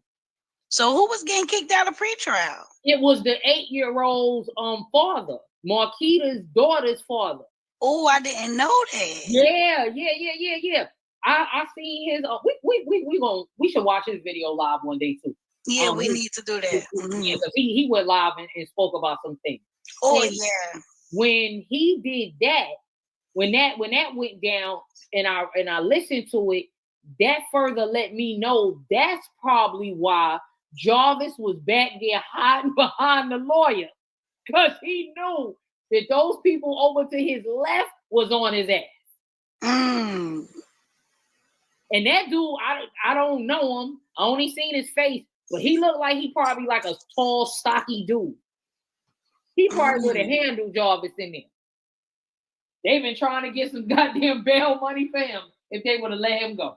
Because that's his daughter that Jarvis tried too, and she was the one that was telling him no up at the shop. But you want to know what? That's the energy of someone who didn't know. That's the energy of someone who is angry and knowing this shit had happened. I don't think the people in the back heard you. Okay.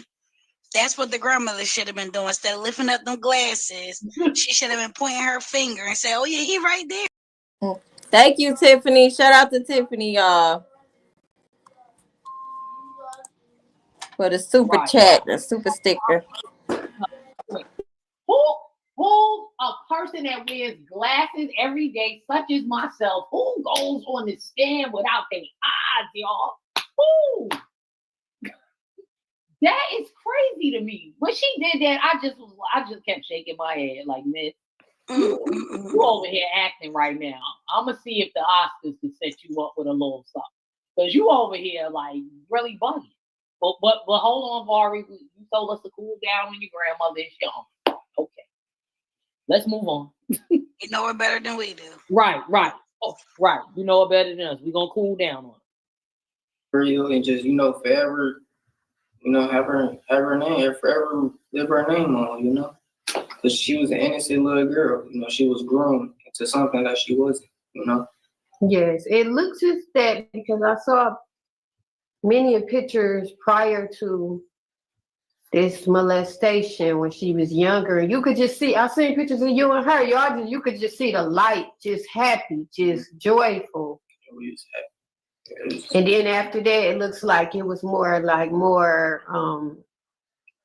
vulgar songs, See? More like singing more. I think it was when she said she was going to be a wife and going to have babies and all of this. So I seen the video. So now looking back, it looked like, who were you singing to? Who were you talking about? Relating on, y'all kind of look back at that too. And then you look at this grown monster man that came into a family and seen it was a lot of kids there. It's crazy. And did that. And I also read where, now are your cousins, Shannon children still in her custody? Because they said CPS came and removed them. I think the kids are still in their care right now. Mm-hmm. I don't know if that's gonna actually happen or not, but you just say you don't know. Situation deep, so I feel like it is gonna happen. I feel like, you know, the kids gonna get removed, even though I don't want them to. But if it's best for their safety, you know, Yeah, I agree. If it's best for the kids' safety, you know. But this situation changed a lot for everybody in the world. So has it split you guys' family up apart, or It had. like are people Especially- taking sides, like this family, this cousin here, there, and there? Yeah, that's what it is. Like, you know, all this family arguing and stuff. Like, cause we was little. I ain't knew Roxy. You know, I ain't never know Roxy. Like, Okay. until like I got older and they start telling me about her and stuff like that. And then with this stuff, when Isaiah came out, and then I met her at the little balloon release. She, you know, she did for Isaiah, which was, you know, I appreciate her for that. But you know, her immediate family, which is us, you know, we was still putting together, you know, what we wanted to do for Nazaya. You know, this is deep. You know, it's a lot with this, you know. Honestly, I wouldn't even know what to do, but at the same time, like, it's my little sister, so I do whatever for my little sister. Right. How you feel about like Skilla Baby and all these celebrities and all of them bringing awareness? See, like he said, he didn't know Roxy. He said out his own mouth. While she tried to make it seem like she knew the kid, she didn't know Roxy. He just said it. Awareness to her. I appreciate them like so much. Like, you know, even though, you know, I ain't asked for it, just that's off the love, you feel me, they have. You feel me? It touched them. You know, it's touched everybody throughout the whole world. So I appreciate them for, you know, getting that out. And, you know, Rod Wave, you know, that's my guy. I be listening to Rod Wave a lot. So I appreciate him for doing that. And yes, and Detroit Songs Killer Baby for doing and making it his Instagram Abby. Yeah, and I don't blame him for what he said, you know, when he helped him, but he said he ain't giving nothing to my grandma. Or Kiwana says, what she say? She say, right, the balloon release was Roxy. Everything, it didn't include any of those children. Yeah. Roxy's mom, so you know, I appreciate that. For real, because, you know, at the end of the day, my little sister gone. You feel me? Everybody else kids still here, you know, my twin gone. I feel like that ain't fair. Right. No, it's not fair at all. It's not fair. It's not, it's no justice in it, you know. I know, Brittany, you know, we can't really have expected Vari to save Nazaya because Nazaya, he was a kid too. He was trying to save himself. He was trying to find himself some mental peace. Right? So what was he gonna do? Take Nazaya with him and then what? He trying to survive and raise himself. Help himself, right? Because you say, why would you do whatever for your sister but left her? Yeah, why y'all expecting him to have to save Nazaya when nobody was saving him? Y'all got to remember, he a kid. He a kid. Kiwana say that's not even Nazaya's favorite color. Yeah, I heard him say Nazaya's favorite color is pink. He said that wasn't her favorite color. April says, why Roxy dropped the ball in the middle of the game? Because Roxy full of shit, that's why. Be Just Real says he would have been a kid in extended family. Put the blame in the right place. We can say a lot after the fact to the chat. Yeah, like, you know, if you saying what I think you're saying, he was just a kid. Like, we can't expect him to have did some shit we would have did as adults and went back and saved. Nah, he was trying to escape the abuse himself. With it, I gotta sleep with her picture in my room, you know. I gotta have her on me and stuff like that. And you ain't, and it won't. And you say, see, Roxy had everybody thinking that Nazaya's favorite color was purple. That's crazy right there.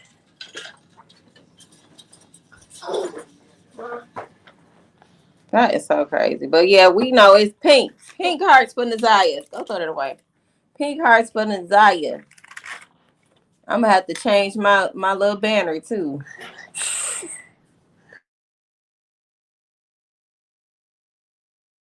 won't be no peace until her body is found. Even though I'm still gonna be, you know, going through it, it just I feel better. Like, okay, I want to buy your house.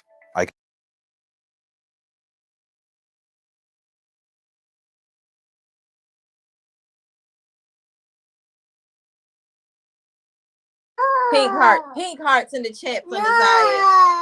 Shout out to y'all. Hey. Shh. I'm trying to get me some pencils.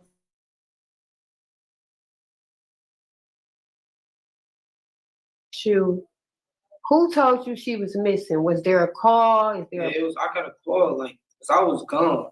Okay. I was, you know, with my friends, and when I got the call saying my little sister was missing, I immediately shot over there where they was at.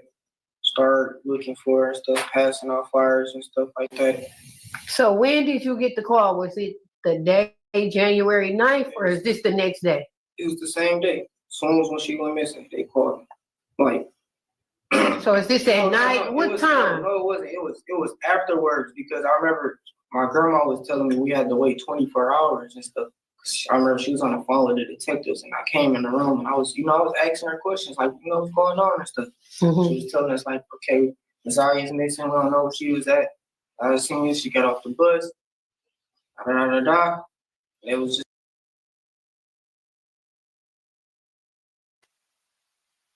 They made sure they had that 24-hour wait, 24 hours. She got off the bus story. Everybody had to know that story.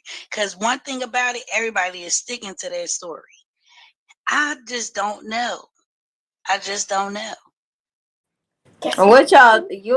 What do y'all think? Y'all think Nasiah went home after she got off the bus, or do y'all think that she never made it home?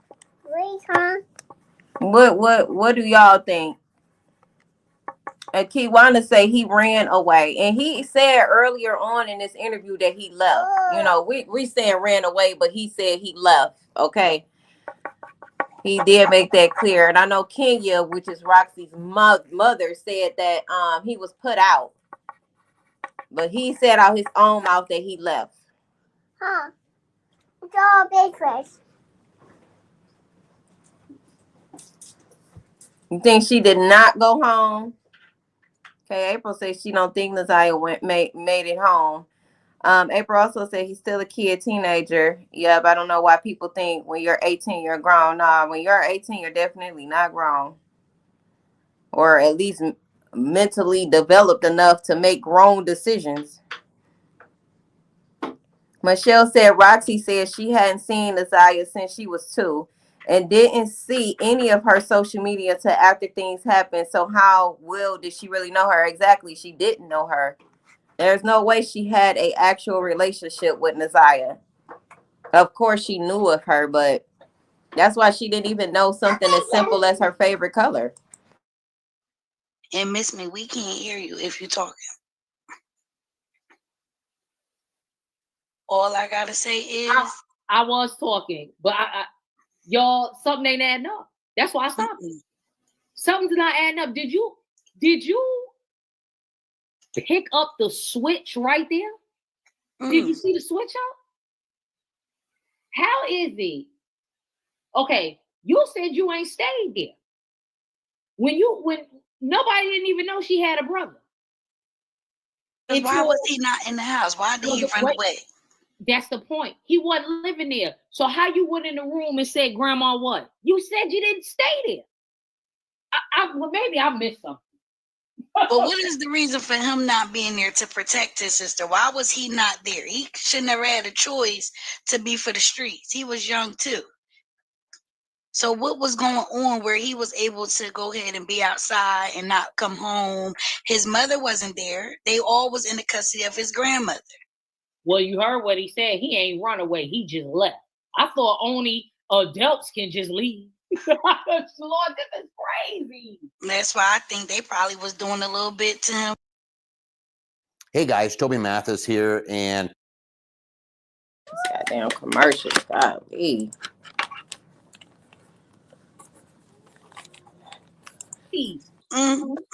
Within right there, he switched up. He was like, "Oh, they called me the same day." So I'm trying to figure out which day he talking about, because the 9th is when she was missing. but the authorities wasn't contacted until the 10th. Am I correct? Do I have that right?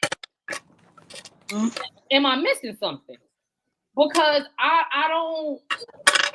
And now you saying that you was in the house and you went in the room and was like, "What's going on?" What? You just said you ain't safe. Oh my God. What they call for a family meeting. Right, the shop was only 7 minutes away, y'all. So ain't no reason why they didn't drive up to that shop. She said she drove around looking for her. Where did you go?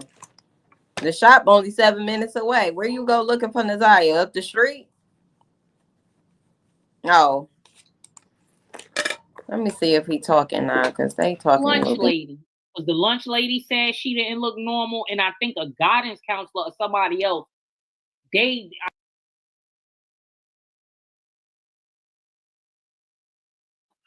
Could you ask? And I get that part. I get that part, but then you ain't listening because you now up on this platform and you've talked. For that money. Investigators have told the family this is not what you want to do. Well, like I said, this is very sad. And everybody in the courtroom talking about who they don't see. Shannon around here sounding crazy.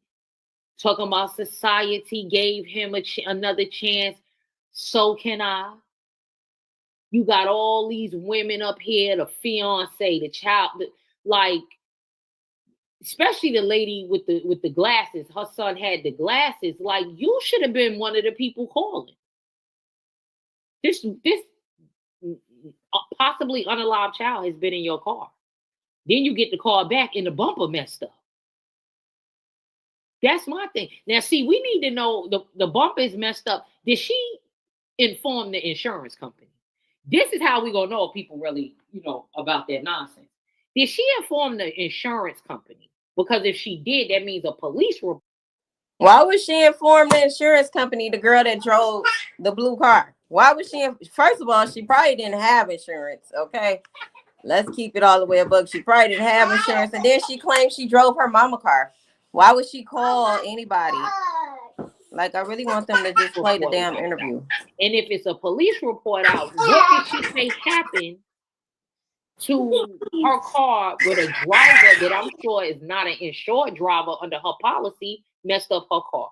I would like to know that. I would definitely like to know that. Yeah, all of them are mentally messed up. We're going to move on because I think it's just a little bit left. Yes, just a little bit. Just that. That's when we started going out looking for it and stuff like that. Then when the next day came, that's when the situation, that's when everybody, the attention, it started getting bigger because, she haven't came up nowhere. Like, she didn't come back home, nothing. And it been hours, it been whole 24 hours go by, she still haven't came home. So, we just took our time and went out there, went to go look for her, try to trace everything, her phone, all that. So let's back the story up. She go missing January 9th. Mm-hmm. Do you get a call at night or you get the call the next day? If you can recall. The same night. Same night. Because it was. So who called you that night? My grandma. Okay. She told me it was, missing and stuff. And I'm like, how? Did she say missing or she ain't come home yet? Come home yet, but.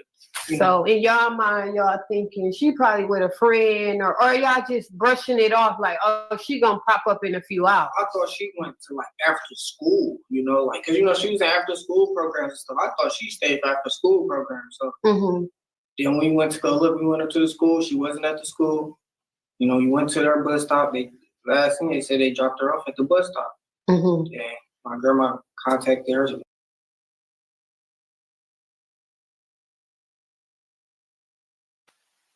I was just writing a comment because that was fishy. First of all, stop leading him because he said the grandma called and said she is missing. Not she didn't come home. How the hell they knew she was missing if she just didn't come home? But you didn't hear the rest. He said they went up to the school. So are we being... because they originally thought that she ran away. They said originally Naziah was reported as a runaway. So they didn't handle it with a sense of urgency because in their minds, she ran away to go be with some man or a boy. And told that you was at the house when the grandmother went up to the school to drop off the other kids that next morning. And since I'm here, let me report to the school that Naziah didn't come home yesterday. We're here. Ever wondered what your home looks like? Go. Okay. It's here. Wait, or since I'm here, let me go ask the school. Did Naziah stay the night here? Like, what the fuck? Did you find her in the classroom still sitting at her desk? Accent, who's the last bus driver and this and that. What? You know, and then in the area, we was going to everybody's house who had cameras and, you know, seeing if they had any footage on anything. Yes. If she can coerce these kids to lie to CPS, y'all don't think that they had enough sense to do a certain, you know, a certain thing to keep the kids confused and believe in one thing? Knowing damn well they knew Naziah didn't run away. Is that where that one footage came about, where she was walking down? The lady had a ring camera, caught her, you know, walking. Okay, so I read, you know, some of her friends' Instagram pages, because it was said that, and them saying her friends probably said she just out effing, Yeah, you know. Yeah, and that's like, honestly, I don't even know why she even said that, but she said she was going off of what her friends said. I'm not gonna go off with nobody friends say. Right. She's still missing. She's still not here. It's not okay to be out 13 effing, you know. You shouldn't even be doing that at that age. That's not even nothing that a auntie will repeat about her niece or somebody that loves their family member, right? Like, you're not going to say my 13-year-old niece, 12-year-old niece is out fucking. Even if her friends did tell you that, Shannon, why would you repeat that to anybody else? That's stupid. And what would be the point? You're trying to further slander Naziah's name. That's how I feel like, because how she feel about Naziah at heart, she wanted it to be known that she was out being fast or with some boy or grown man, or her friend said she was out there fucking, as if she wanted it to solidify how she think about Naziah. Because even if that were the case, that would not be, you know, a characteristic of my niece that I would want anybody else to know, because I would be embarrassed first and foremost. I would be embarrassed, right? Because I could just imagine your nieces are like your daughters, right? So you don't want to paint a narrative of them that will, you know, almost like affect their perception. Or you know, affect the perception of how other people perceive them. That's just some stuff you ain't gonna repeat. That Shannon is a motherfucker. Yeah, so why would that be cool to just say, oh, she just effing, she'll be home? Why would you even say that about your own niece, you know? Yeah, so that gives me indication that she knew she was at least sexually active. Now, however, I go to some of the friends' pages. I see one of her best friends. I think she had about 3. She got it on her page. And it's crazy too. It's like if she knew that Naziah was sexually active, what did you do to stop her from being sexually active? Y'all want to dog her out, talk about her like a dog, you know, have other people thinking about her one way, but y'all did nothing to stop her from even, you know, becoming what they could have prevented to begin with. Toxic. But the bio say age ain't nothing but a number. Mm-hmm. Sure did. So did you see? No, I don't really talk to Did you? I don't really, you know. Her female friends. So most of them, they probably. The friend that I knew she had was Maya. Mm-hmm. She was close to Maya, but Maya was hurt. Like Maya couldn't even talk. You know, her best friend was, you know, she couldn't even talk. She didn't know what was going on. So have it been any indication, like any of her friends said she did tell us about Jarvis before? She did mention this. No, but they did say she mentioned that she was leaving and that she was pregnant. Okay. Once we got all the information back from her friends and stuff, when the detectives talked to her friends and all, and they were saying that the day she was in school, the same day that she left, she got off the bus. She was telling her, like, I'm leaving y'all. You know, I ain't gonna see y'all. And then, you know.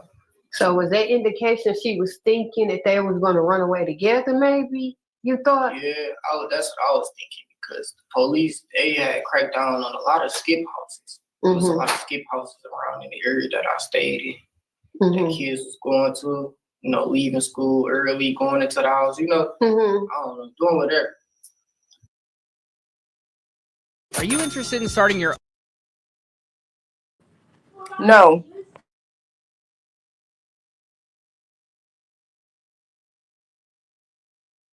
Okay. They cracked down on a lot of skip houses. Nasiah was not found in none of them. Okay, and then later it was found she was way in Ypsilanti. She's here. So in my head, I'm thinking like, okay, she moving as fast. It must be a movement. She must be in a vehicle or in a. It must be mobile, moving body, something. You know, there's no way you at these spots that quick. I mean, my sister fast. She can run fast, but just like thinking of like, you know how. I'm looking at the mileage and distance and stuff, you know, how far, you know, she has gone, and it's just crazy. Like, then when they look back, I look back at the court, when they saying all the spots he been stopping, River Rouge, you know, it's crazy. Far out Ypsilanti, you know. Hotel rooms he checked in. Yep. But being that she wasn't reported missing to the very next day, do you think that because your grandmother didn't go down to the police station and say, look, she missed it, she didn't come home, y'all, it's past 4 or 5 hours, she really didn't press the issue, they probably could have issued an Amber Alert, maybe, that gave him time to do more to her body, like dispose of it, or... So you do agree with that theory, like... I do. He had more time because they waited that whole 24. Yeah, had to. Yeah, like they wasn't. I feel like they wasn't on it like they was, like they should have been. Only because the auntie saying what the friends saying. As soon as when she went missing, and they found out, like, you feel me, like they was putting all the pieces together. Like some stuff was making sense, but at the same time it wasn't. Like her school ID was found over there by Henry Ford. In my hood, now I'm so motherfucking mad about that. That's why I'm from 7 Mile Evergreen. I'm like, I know he didn't come this way and drop a clue bomb over here. It's crazy. It was a old lady found it, you know. Yes. She was across the street and she didn't want to touch it because, you know, she didn't want to be a part of it. I understand that. But she said it was just something about the ID that once she seen it on her nose, she was like, okay, now let me go get this ID. Yeah. You know, she picked it up to the best of her ability. So shout out to her. I do appreciate her. She, you know, see this. What's another crazy theory was the one shoe in the outfit that was found with the hoodie at River Rouge. That's deep. They found both her shoes. Oh, they ended up finding both of them? I think they found both her shoes and a piece of clothing, and the DNA did match, and the hoodie matched too. Mm-hmm. So, what I thought was strange. Did you see the holes in it? Yes. And the blood? Yes. What I thought was strange was that the outfit looked pink, and then the shoes was like red and black. It looks as though like she changed because I don't see, it didn't look like that was the last outfit in the last picture to me. So that gave me indication. Did she go home when she got off the bus and changed and met him somewhere else? I'm thinking if she probably has some clothes in her bag or something. Yeah, because it's like these clothes. The kids said, Nasiah, she was in the bathroom and she had some clothes in her bag. So I think she had some clothes in her bag. Like she packed some clothes in the bag. Yeah, because that make more sense because pink and red don't go. And I'm thinking the way she looked kind of stylish, or a young girl that's trying to get the attention of an older man, they come their best foot forward. Yeah, she had, then they caught a picture of her on the bus with her coat on and her book bag. And she, Mm-hmm. that be playing back in my mind every time. Dang, she got a book bag. My little sister was on the bus by herself. She got a book bag. You know what I'm saying? Never not knowing what's inside the book bag.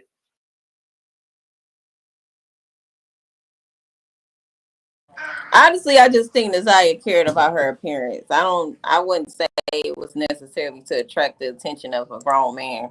Clearly, he was going to be attracted to Naziah, whether she was looking put together. A lot of people saying that there's another phone. There's another phone. Yeah, that's what I feel like too. But sooner or later, I feel like he should tell us, everybody, where she's at. The truth.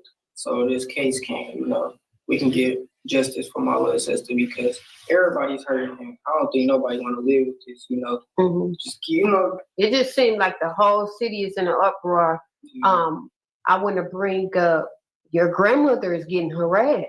Yeah, that's what I was trying to, They're throwing things at her. They yelling out things. They got it. I mean, that comes with the internet, but like I said, I'm gonna clear that up. Like, y'all could just ease up on her, just ease up on her. Like, I feel like the attention should be more on Shan.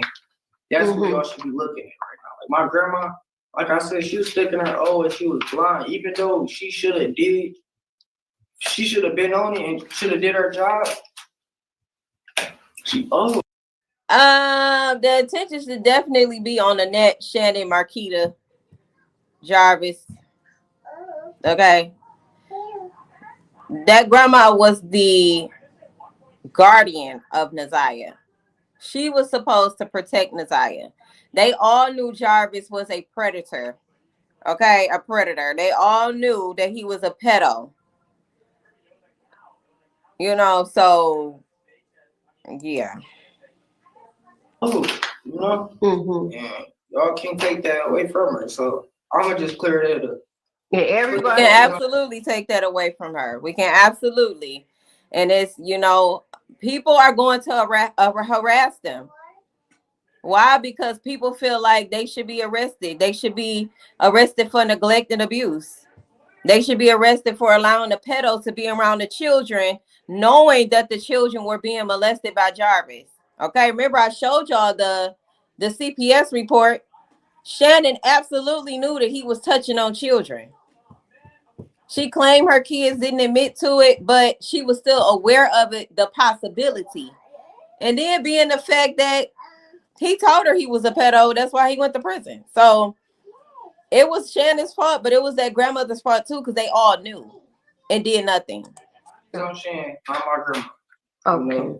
Because everybody knows when you live with an older grandmother, you can get away, a grandparent, you can get away with a lot more than with your own parents. I know a couple, everybody, it's a couple of grandmas. I know it's a lot of grandmas out here that's strict. Mm-hmm. I know probably even a couple of y'all parents was probably strict. Of course, yes. And that's just honestly.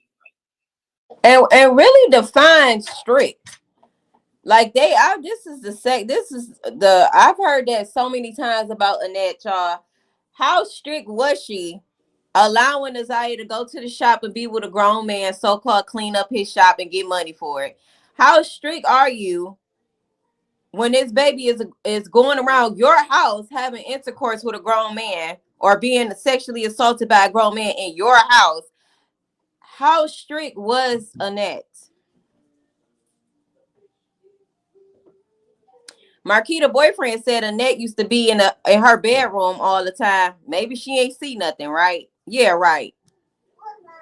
Yeah, right. That lady seen and knew everything that was going on. What black mother don't know what's going on in her house? And especially with them kids and with the girls. She knew exactly what was going on. Everybody not, perfect. So they out here harassing. I mean, they taking pictures, catching her at the grocery store with the kids and stuff, all types of stuff. But I just think, I'm not saying they're not going to do the same thing to Shannon, because the public is in the uproar. Yeah, everybody mad. I'm mad myself. I mean, I've never seen a case this big, and the people is mad. Like, people are angry at the grandmother. People are angry. They're angry only at the grandmother. You know, they going around saying she locked the refrigerator, the food up. Yeah, that's what I'm trying to say. Put the lot to it. She had her own little personal fridge. We had our fridge, our own fridge, and she made sure we was good on food. Yeah, because nobody was malnutritioned in the home. They said, when I read a few things, they said that nobody was like underweight. The kids wasn't abused, no marks. Because CPS definitely did their job with that. You know, they don't check out the kids. Yeah, they gonna have a personal conversation with the kids. Because I went through that. Like, before, when we got adopted by my grandma, we used to have our own social workers. They used to come out, question me and my little sister, ask us questions and stuff. We used to just keep it honestly with them. But, like you said earlier, a lot of families sweep stuff up on their rug and you'll never know. Yes. Yeah. So they're at your grandmother because of that. They at Shannon because they feel like, Shannon, you knew. Yeah, that's the thing. Like, you dealt with him before you even dated him. You already knew his background. Regardless of what he got locked up for. Probably gonna be a child predator no matter what. In every range of their life. Stay with him, man. And ain't you, even when you're a person, don't you gotta wherever you live, you gotta knock on the door and you gotta tell your neighbors or whatever molest. Well, it's been said that every Halloween, I think they have to turn themselves in child predators. Exactly, Brittany. Sorry you had to experience that, seriously. But like I said, these mothers be knowing and grandmothers be knowing exactly what be going on. Ain't no excuse. That's why the people mad. That's why. Ain't no way in the world these women should be choosing these men over their children, knowing he's hurting their child. And you blame the child, or you side with the man. The D can't be that damn good. What is it? Hey, Coco, the D can't be that damn good.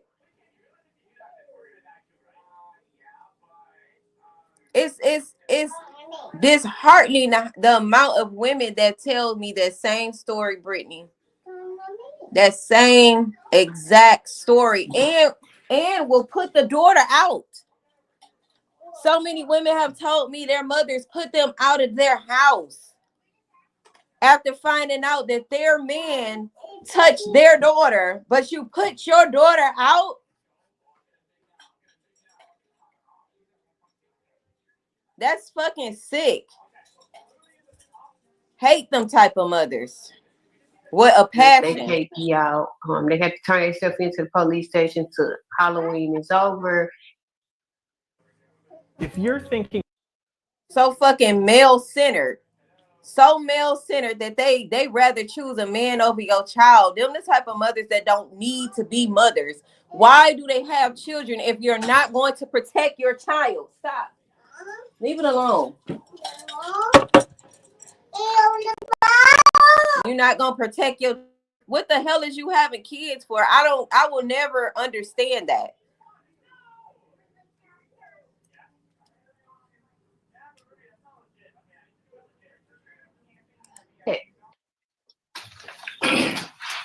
Can you refer the question to me one more time? Yes. King was who was on the stand, which is Jarvis' partner that they stated in court. They asked him, do you see Jarvis in the courtroom? Can you point him out, point on a piece of clothing? He said no. I feel like you're a part of it. That's because remember when they said that he had somebody else with him? Yes. He was driving. Think about it, it might be. That was probably with Jarvis, and it's hard to say, but he don't want to say it. He's not trying to give it up. He's trying to give himself up. Yeah, he stated that Naziah was with him that day in the car and that, but He wouldn't point him out in the courtroom. And I feel like he's guilty too. I feel like both of them did something in cahoots with each other. Sure. I feel like if the police watching this or anything, any detectives, anybody watching this, I feel like y'all should look into him. Well, he locked up right now on a violation. Yeah. That's why he was in a jail suit, because they got him you can't come into police contact on probation. And he's actually was locked up for beating his pregnant girlfriend up. That's why he was on probation. But do you think he did that on purpose? Just to be in there with Jarvis? I just feel like he knows more than what he's going off. He's covering for a friend. Even when they called, he was happy to hear from him. Like, what's up, man? Like, it's certain things I wouldn't accept. Nobody can call me that's on trial or about to go to trial for the disappearance of a little girl I saw him with. Yeah, that's crazy. It's crazy. I couldn't answer. I couldn't put $1 on the books. He was saying, you straight when we put something on the books? It's like, wait a minute. I know we can't pick our family, but we damn for sure can pick our friends and associates. I agree. I totally agree with you. So, with that being said, I want to thank you for coming, sharing your story, and telling your truth. And what else you got coming up if you like to discuss right now with us? I do have. I feel like I seen somebody say they like my jacket out. I can't see the comment, but thank you. Music dropping it all. I made it, y'all. I'm gonna start my YouTube. Well, I do have a YouTube page. Life with Vari. You can put all caps. Okay. And I'm finna. Just this is a lot for me. So I feel like doing YouTube, starting a YouTube. I feel like it helped me, like therapy for me. Yeah. So is the music therapy for you? Yeah, I didn't know you did music. That's good. I love music. And, anybody that want to work with me, I'm willing to work with you guys. Just please, when you come and you talk to me, just talk to me with love, support, and just keep it respectful. That's all I'm asking. Appreciate y'all for your time. Okay, we thank you so much. Thank you for coming. We looking to hear more from you. We sorry about the circumstances we had to meet you upon. And justice for Naziah. Yeah, everybody, y'all scream justice for Naziah for me, It's my little sister. And everybody that's out here, I know y'all probably looking at like, yeah, this is my niece now, It's everybody niece and that, thank y'all for having y'all.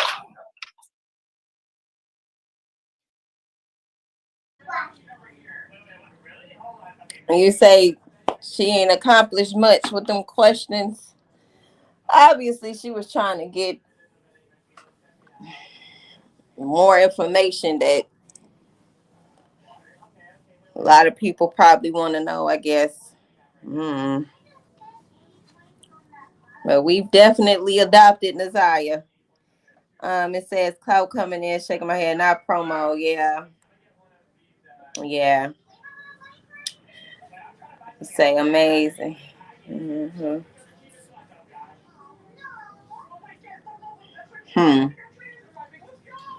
Thank you, April. Thank you. Yeah, that, I guess. I just wanted to see the interview, y'all. I don't feel like it was worth the watch, but whoop, that is. You say thanks, right, Barry? That's our niece too, right?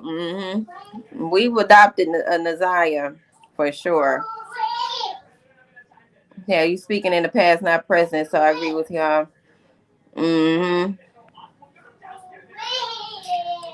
So that's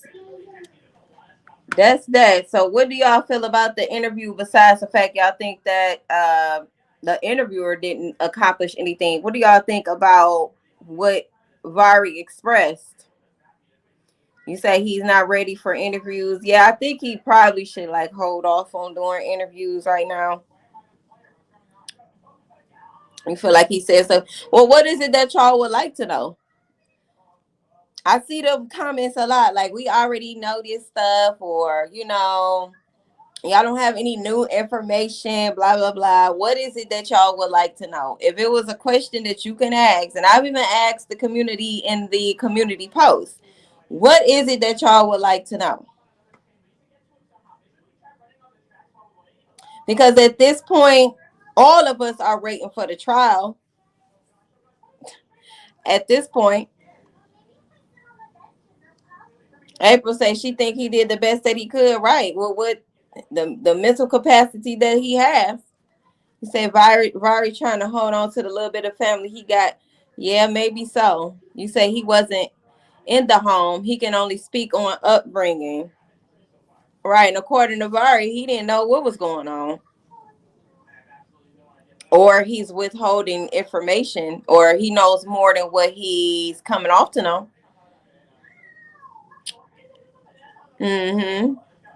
That's what I'm thinking.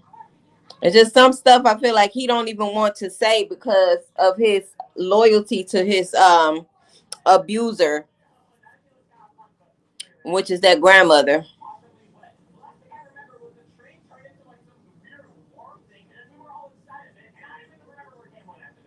He's still trying to protect Annette. You say, I want to know why he really left, because I feel like there was some type of abuse going on. There was some type of abuse. Y'all got to think about it. What kid gonna run away from a loving, nurturing home? Even when they get in trouble here and there, even when they have disagreements with their guardian or their mother and father, do they really want to run away? Right? No. That was some severe abuse going on.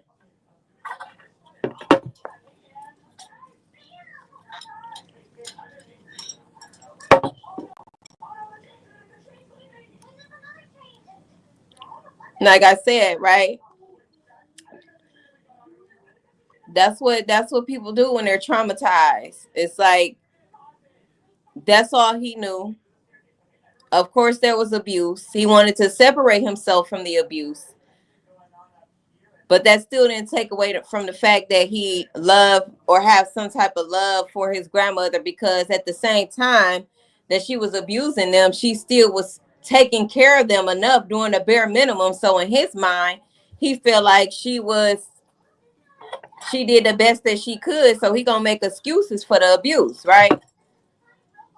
No excuse for abuse is what I say. No excuse for abuse. I don't care who it is.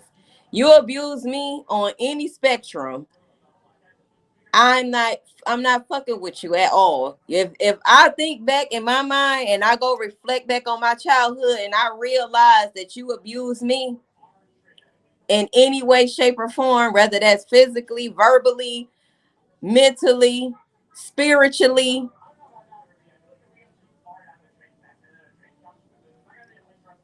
I'm not dealing with them family members. None of them. And when I look back over my life, there's a lot of people in my family that abused me one way or the other, or exploited me at one time in my life or the other, or purposely did not help me when I needed help.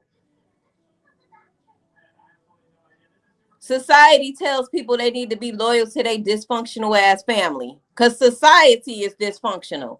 We are in an oppressive system that people are still very loyal to, although we are getting abused by this system.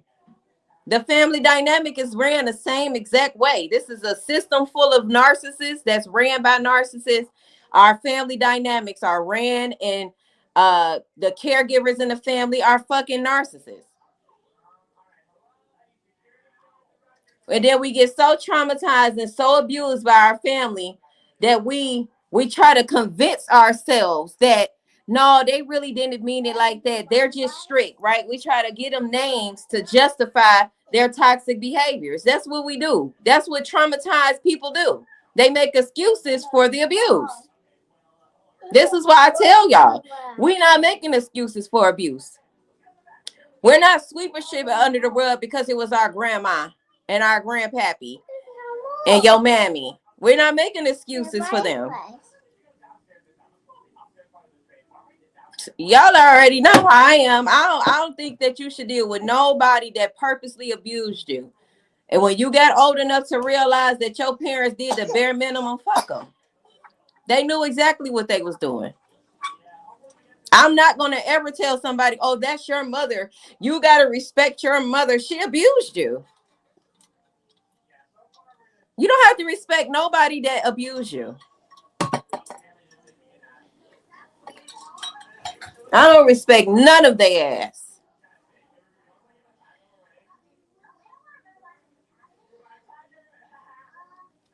Oh, parenting didn't come with a handbook. Oh, they ain't really know no better.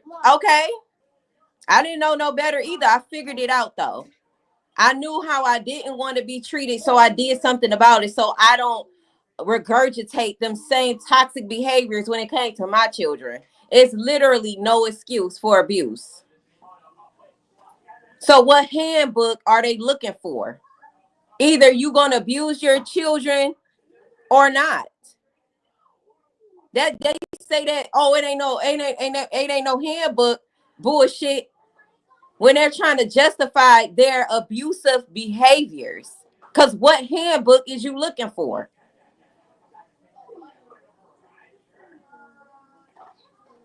Right, Stephanie, them boundaries. They hate boundaries too. They hate your boundaries. But I absolutely do not believe, I believe parenting does come with a handbook. What is that handbook? I'm going to tell y'all what that handbook is. Consciousness, self-awareness, emotional intelligence, unconditional love. They loved you with conditions. They put abuse on it, right? They made sure the environment was toxic as hell. And then your excuse is, oh, parenting didn't come with a handbook. Yeah, right. Yeah, right. You say that bullshit side ass story for somebody who give a damn, because I don't. I don't. Y'all chose not to become conscious and aware of your own behaviors. And a lot of times they know exactly what they're doing. So again, no excuse for abuse. No excuse for it.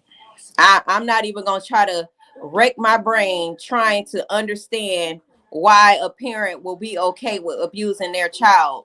Watching their child go through pain and suffering and do nothing. But watch them and feel nothing. So yeah, we're going to keep speaking up about these toxic family dynamics and our experiences in the household. We ain't going to spare their feelings. Keep calling them out on their bullshit.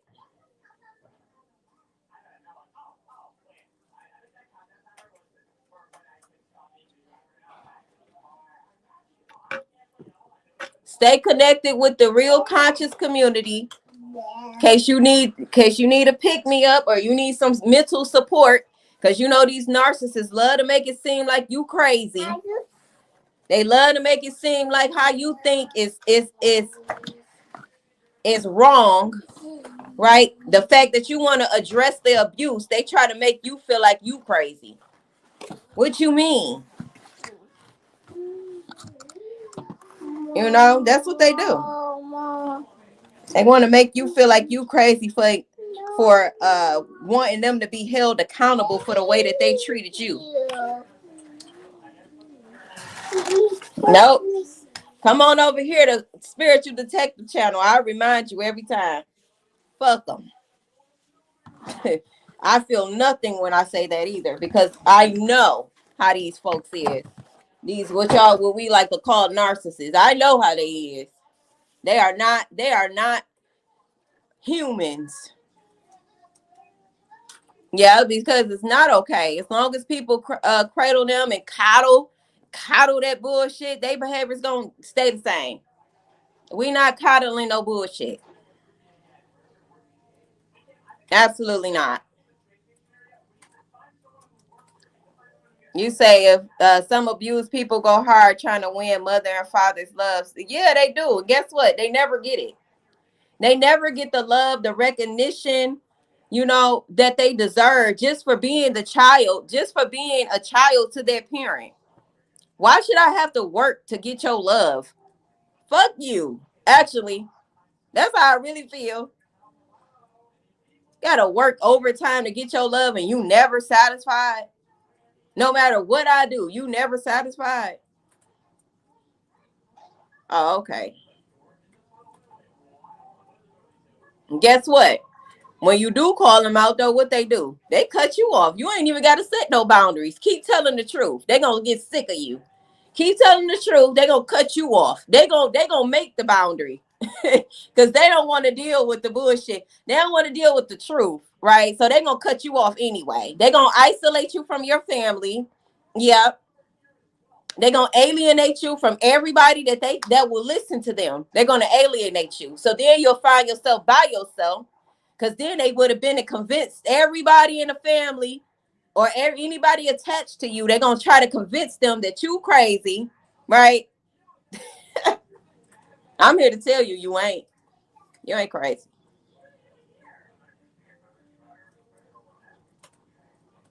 You ain't crazy. Look, they gonna stop supporting you. Well, if they would support you to begin with, a lot of times they don't support you because they don't want you to be successful any fucking way. So the little support that they was giving you, they gonna snatch that back because they was using that as a tactic to control you anyway, right? Because they want to be able to monitor you. They don't want you to become successful. They'll say they want you to be successful, but not really. Not really. Not really. And that cycle in my family has stopped with me. It has stopped. Now, what everybody else decide to do with their kids, the one that's my age that has kids, whatever they decide to do with their kids, they want to keep that cycle going. That's on them. But I know as for me and my house, that cycle has stopped. And yes, I had to sacrifice the very people who kept this cycle going because they don't want to accept the truth. So you got to go. If that means I got to sacrifice my relationship with my mother to keep her from trickling down that toxicity to my children, you got to go. I'm okay with that. I'll make it. I will make it. Most of our parents did the bare minimum. Like I told y'all before, and if you new here, most of our parents did the bare minimum. Bathed you, clothed you, fed you, gave you somewhere to sleep. And some of them ain't even do that. That's some shit you could do for an animal. A dog. That's all they need to survive, really. Shit, and most of our parents probably love the dogs more than they love the kids.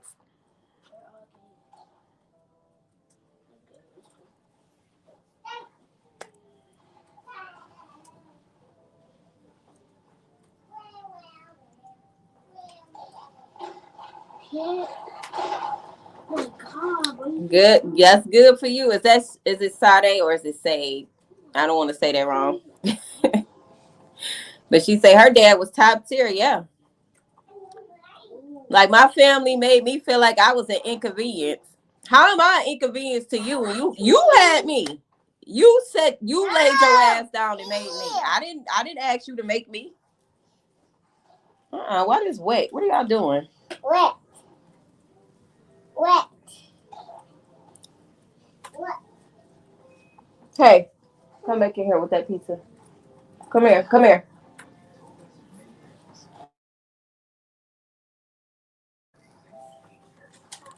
How dare you lay up and have a child and then abuse the child? That's because their intentions was wrong to begin with. A lot of our mothers laid up and had children with these men thinking they was going to keep that nigga. He didn't want you to begin with. What you had a kid for? Or money. And it shows based off how they treat you. It shows. They treat you how they treat you because that's how they feel about you.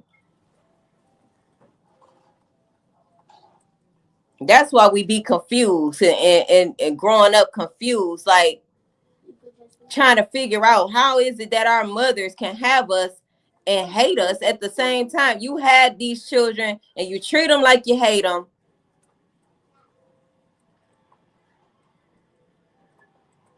These demonic mothers.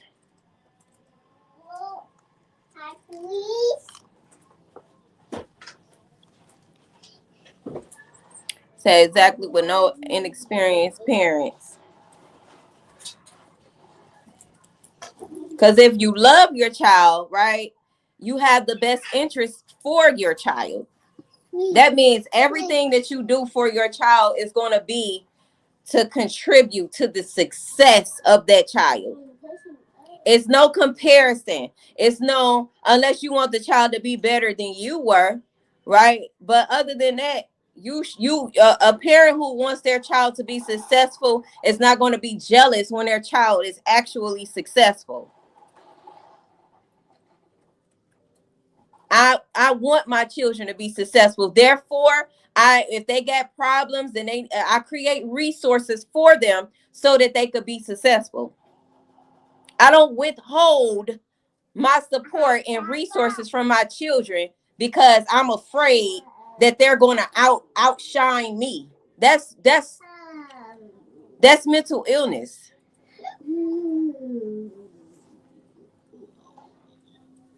I'm making the sacrifices that I'm making today so that my children can be 1,000 times better than me at my age, right? It's never competition. It's never jealousy or envy with my children. I got one daughter, and my daughter gonna be far more successful than me.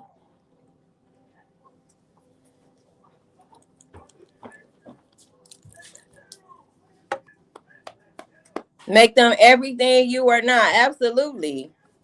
That's exactly what they should have been doing. Like, you knew. Why do you keep knocking my cup down? Go down. Yes, leave it alone. No. And like I told y'all, I've mentioned this before. My mama said on her own mouth that she had to struggle. Therefore, I'm going to struggle. That be their mindset. I ain't making this shit up. This is facts. Now, rather they might not be as bold or as blunt as my mama, but they actions gonna show that. They actions are going to show you that they had to struggle, so you're going to struggle. So what does that tell us, huh? That means that they will purposely do things to sabotage you. They will purposely do things to watch you fail. Them choosing not to help you and support you is still making a choice. Them turning the other cheek, turning the blind eye, acting like they don't see that you need help and support and guidance, is still making a conscious decision to not help you.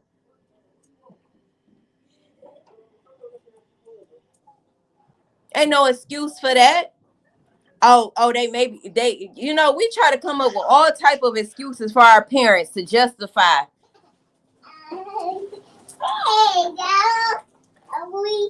Nah.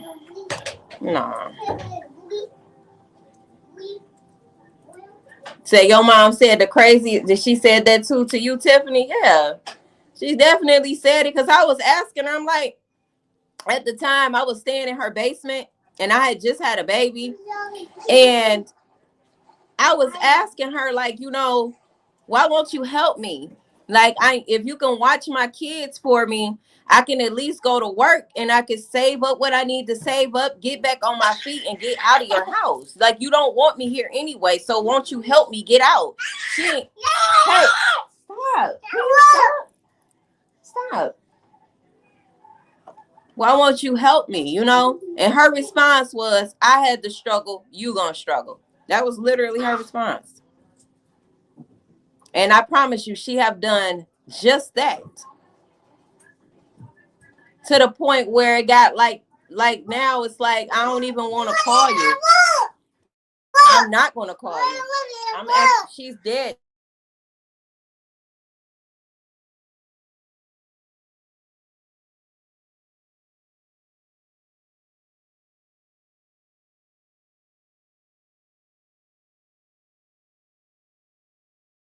I don't got no book.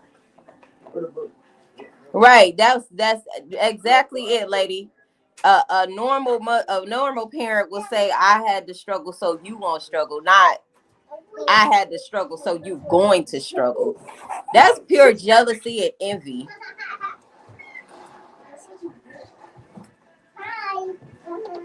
That's jealousy and envy all day long. What else would it be? Hatred. Yeah, hatred. But guess what? Them same mothers, they be loving the hell out of these men. They be loving the hell out of these men. Staying married, get cheated on, get mistreated. They'll make excuses for that nigga though.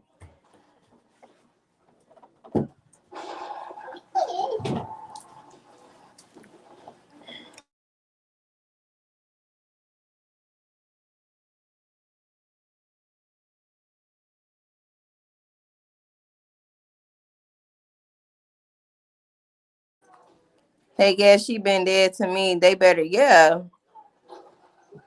I'm telling you, they'll try to guilt trip you. They'll try to make you feel guilty. Like, oh, you can't feel like that about your mom. You only got one mama. Well, I feel like she only got one me. She only got one me.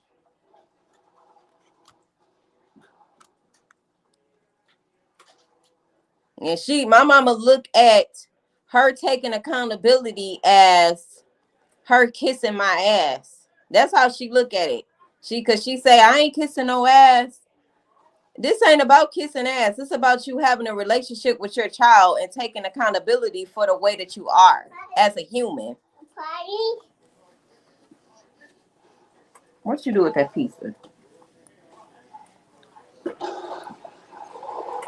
As a human, that's what it was. Like, it's like the older I got, the more I realized that I didn't like my mother as a human. Like, if she was somebody that I wasn't related to, I would want nothing to do with her because of her character and who she is as a person. Hey, come back in here.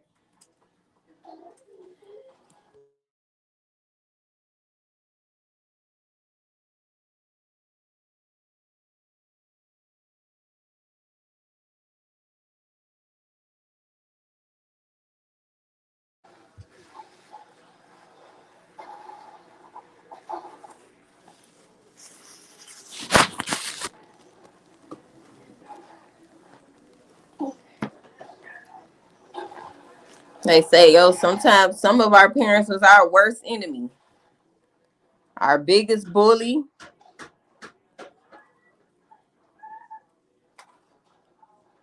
And completely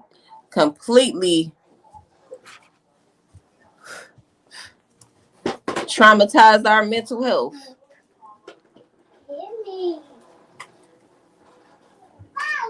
Y'all know my oldest son, he's 14, and we talk, and he was like, well, I forgot what we exactly was talking about, but I remember him saying, what have we gone through? What I need to go to therapy for? What have we gone through? I ain't been traumatized. I ain't been hurt. Nobody done nothing to me. And, you know, that felt good to hear my son say that, because I do everything in my power to protect my children.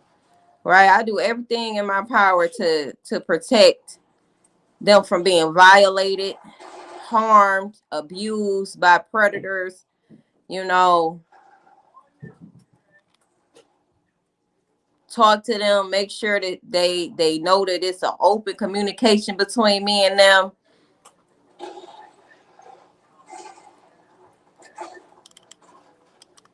Encourage them to ask questions and things like that.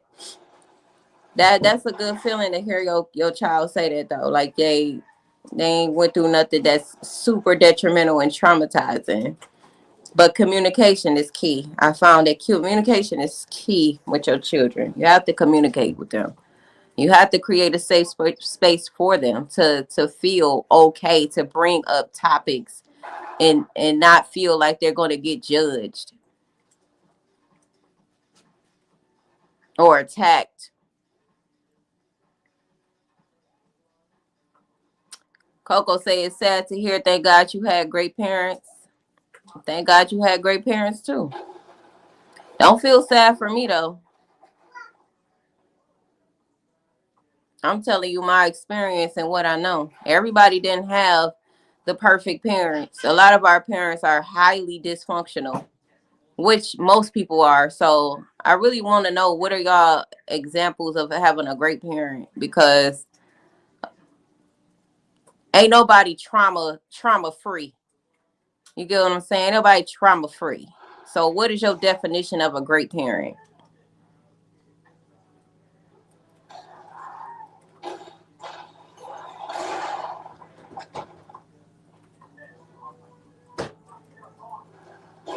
You know,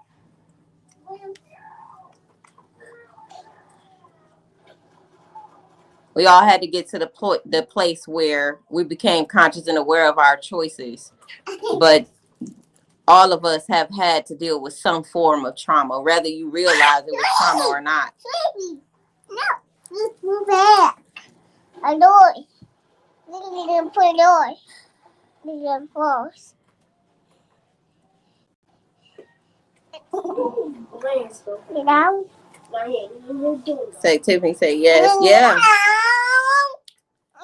We got 144 in the chat. Just go over there. Go over there. No, go over there. Thank you. Thank y'all. So yeah, y'all know I'm just talking now. Cause that's what this case do for me. It makes me want to talk more about family dysfunction. Makes me want to talk more about it. And no, you need to put that back in there. Keep on it in.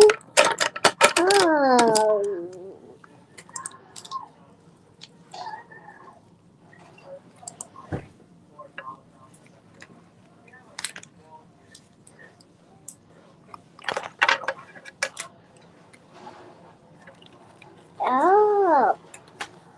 Oh.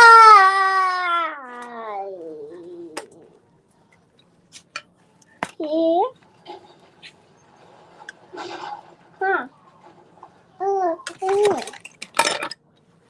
You say trauma and hurt is two different experiences. Well, explain it.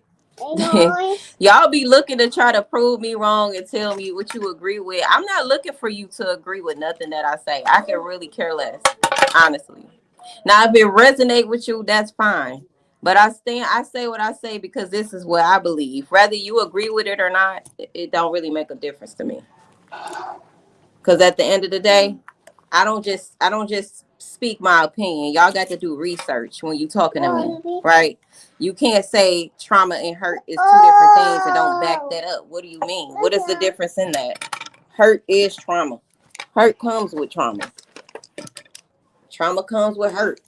What you mean? Being that we live in a very patriarchal, traumatized, oppressive system, you can't tell me that the average person is not traumatized. Most people are traumatized. Most people had to heal from trauma. A lot of people don't ever heal from trauma.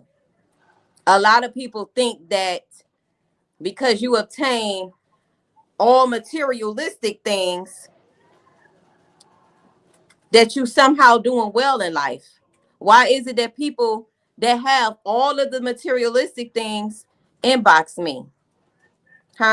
And be looking for my services?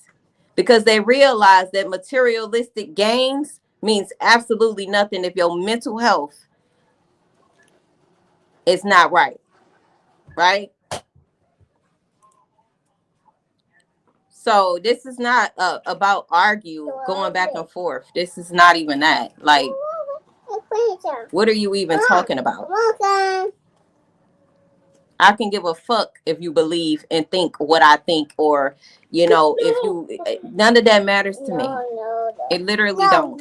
Whatever you feel, go on your platform and say what you feel, and then see if other people agree with that shit or not. Like, I really don't care.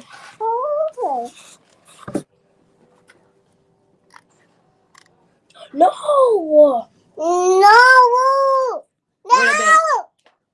It would have been different if it was like an open discussion.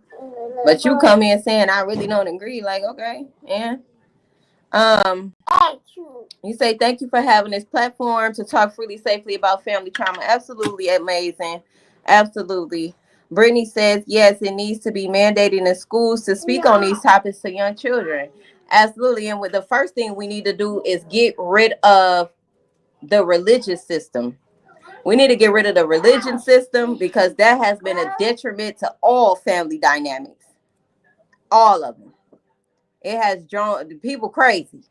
The religion has caused craziness and chaos. You say I had my kids mid to late 30s. They weren't around until we were pretty much established in our careers. You say they missed the struggle years when we were building. Okay. It's really about the mental health, though. It's really about the mental health. My parents were supportive and still are. They are not jealous of any of us, and they do their best to make sure we are better than them. That's awesome, Coco.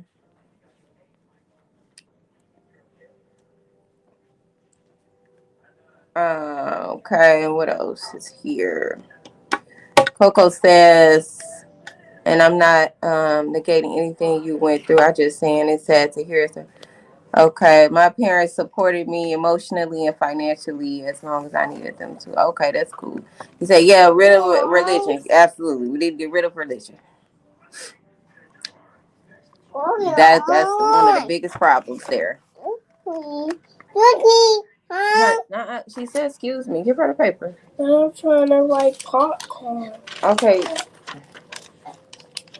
I'm trying to write that. Can she just draw? If she done, you can get it. Or go get another notebook.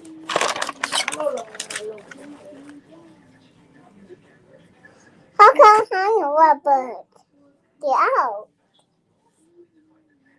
She said she had trauma with her parent, with her relationship. It's not with her parent. Yeah, that's messed up too. Yeah.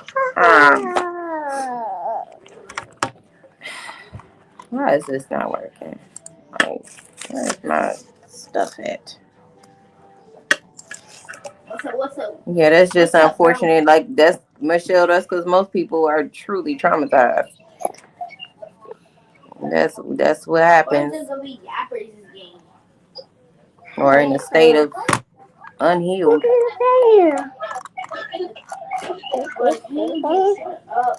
Scotty, get out of here, please. Y'all go to bed, actually.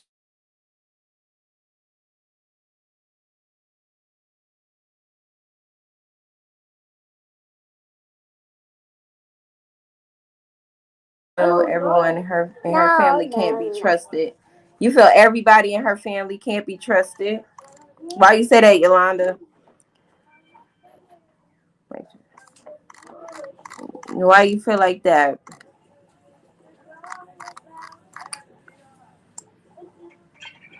Are you talking about the ones that we know?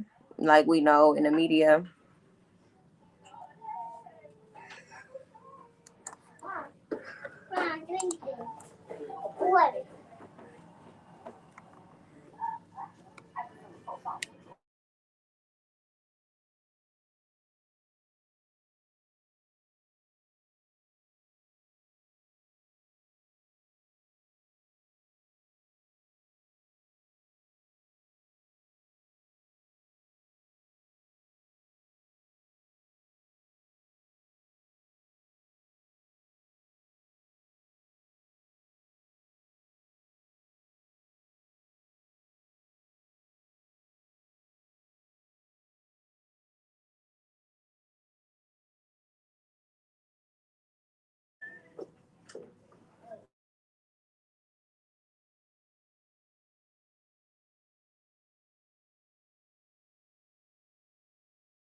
Here. Kiwana, you still here with the chat? Yeah, that's why I asked. Hold on, y'all.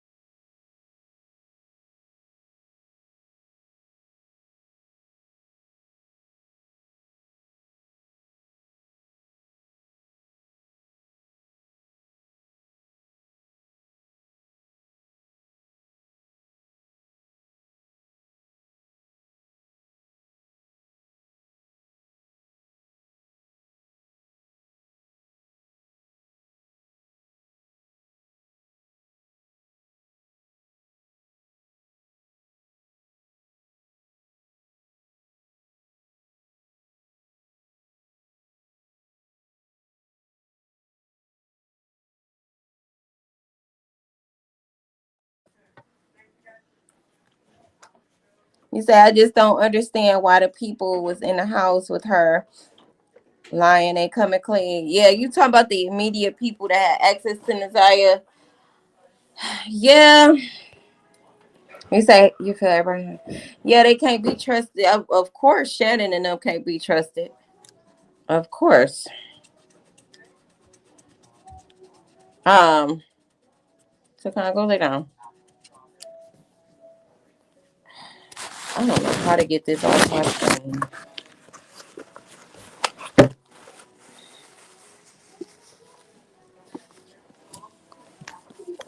Yeah. I want it cold in here. Hmm. I want it cold in here. You want it cold? Yes. You hot? Yes, I'm hot. Well, that's because you keep playing. Yeah, You should be sitting still. Mom, lay down on the. It's cold and hot. The heat is not up, so you have to sit down. You say Shannon. Mom. No, they liars. Yeah, Shannon is. Hot. Yeah, do you draw on your paper, or you can make a bed. Hot. Mom.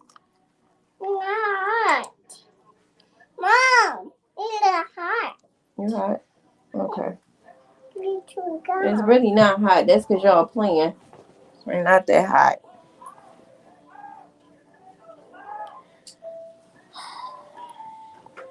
I was trying to read something for y'all, but my laptop is. I can't wait to get a new laptop, y'all. I really can't. Cause this laptop be tripping. Okay.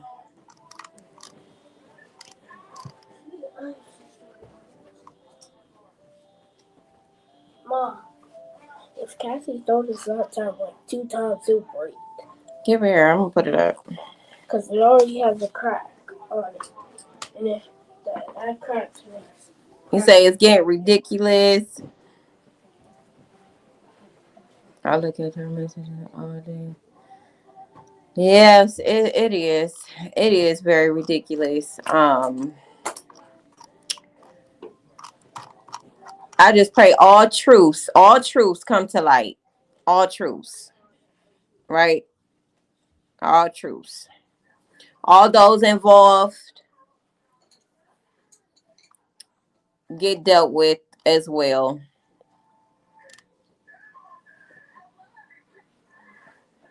Mm-hmm.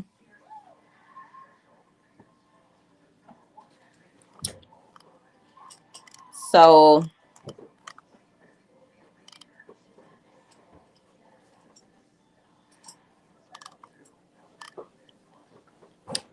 religious indoctrination. Followers of cult-like religious structures may remain devoted to leaders who exploit them emotionally, financially, and physically, believing it to be a test of faith. That's literally the mindset of everybody in religion right there. Literally. It has been a detriment of humanity. He said everything going to come to light. I believe everything is going to come to light as well. It's just a matter of time. It's just a matter of time. Because one thing the truth gonna do is prevail. The truth gonna be the truth.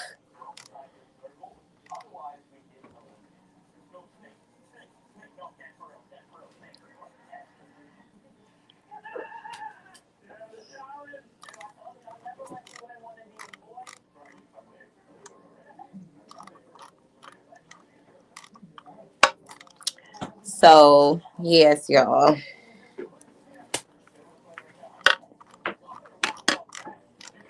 I'm trying to figure out this one. I want to collective. Here. So let's read this. We can read something real quick, y'all, because y'all know I love a good lesson. Okay. So it was on my spirit to look up this term, right? Because just like how we say Vari or abused people have a Stockholm syndrome. I always like to look at things from a bigger perspective, a bigger picture, right? there is a thing called collective Stockholm syndrome as well. Collective Stockholm syndrome is when a large group of people or even an entire society develops psychological loyalty and emotional attachment to their oppressors, despite being exploited, manipulated, or harmed by them. I'm going to share this with y'all so y'all can read this with me. Y'all want to read it with me? Are y'all ready to go to bed? What y'all ready to do? Hmm? Who here in the chat, y'all?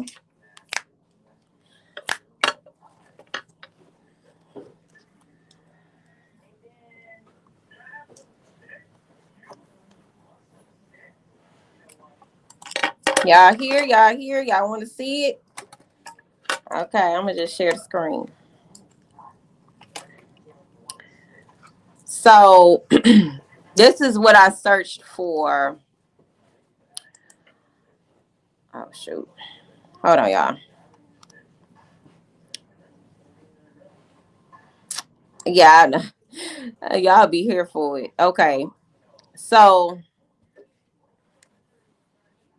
let me take it off of this. I'm going to copy and paste it to my word because I want the words to be bigger. So, hold on. I want the words to be a little bigger.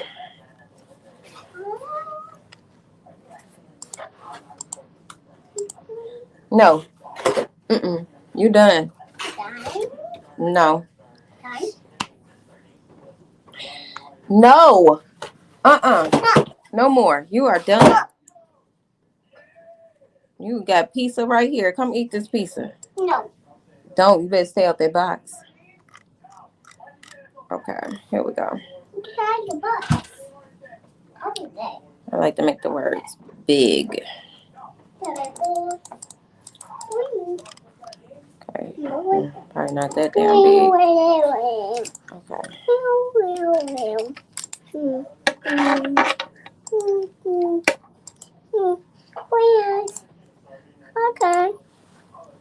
There is no clue. Here we go.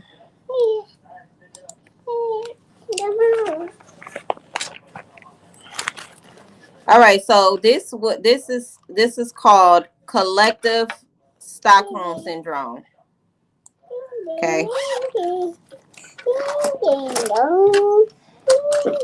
So this collective Stockholm syndrome is when a large group of people or an entire society develops psychological loyalty, an emotional attachment to their oppressors despite being exploited, manipulated, or harmed by them. It's an unconscious survival mechanism where victims rationalize their oppression. Do we not hear the same thing coming from Vari or any other person that's been traumatized? They try to rationalize their oppression. We do the same thing with these systems as a collective of people. Defend the captors or the captors and even resist liberation. Right? So this is the problem that we're having as a community, as a collective of people. We got people that resist freedom. They like being mentally enslaved, okay? They can't think beyond the slave systems. So this phenomenon can be seen as various historical, political, and social contexts. So here are some examples of collective Stockholm syndrome. We got colonialism and slavery. Many oppressed groups have been conditioned to admire and defend the very systems that enslaved. Okay. Here, go tell them put it on. The very systems that enslaved and colonized them. Believing that their oppressors were civilizing and helping them. Toxic work cultures. Honey. Tell him to come here. Tell him to come here. Go ahead. Tell him to come here. Employees in abusive workplaces. So they create these work systems, y'all, and then they make the workplace mentally draining, right? But you feel like you got to stay there in order to survive. So it's just this continuous toxic cycle everywhere we turn. Toxic work environment. So you got the employees in an abusive workplaces maintain loyal to the exploitive employers, justifying long hours, long pay, mistreatment, just part of the job. So they feel like it's something that we have to deal with. We don't. Authoritarian governments. So you got citizens in oppressive. Come here. Come here. Please, y'all go sit down, okay? You say yes, they do. You say. But I'm trying to come in here and lay down on the couch. Describes the government over society perfectly. And some people actually believe ignorance is bliss. Yes, they do believe ignorance is bliss, right? Especially being that that's all we know. We feel like we have to follow these systems in order to survive, knowing that they're not good for us mentally, holistically, but we choose to go on with it because that's all we know. Do we not do the same thing with our family dynamics because that's all we know? Mom. So the oppressive regimes often defend their leaders. So defending their leaders, right? And even when those leaders are restricting their freedom because they have been conditioned to see them as protectors. Take this notebook.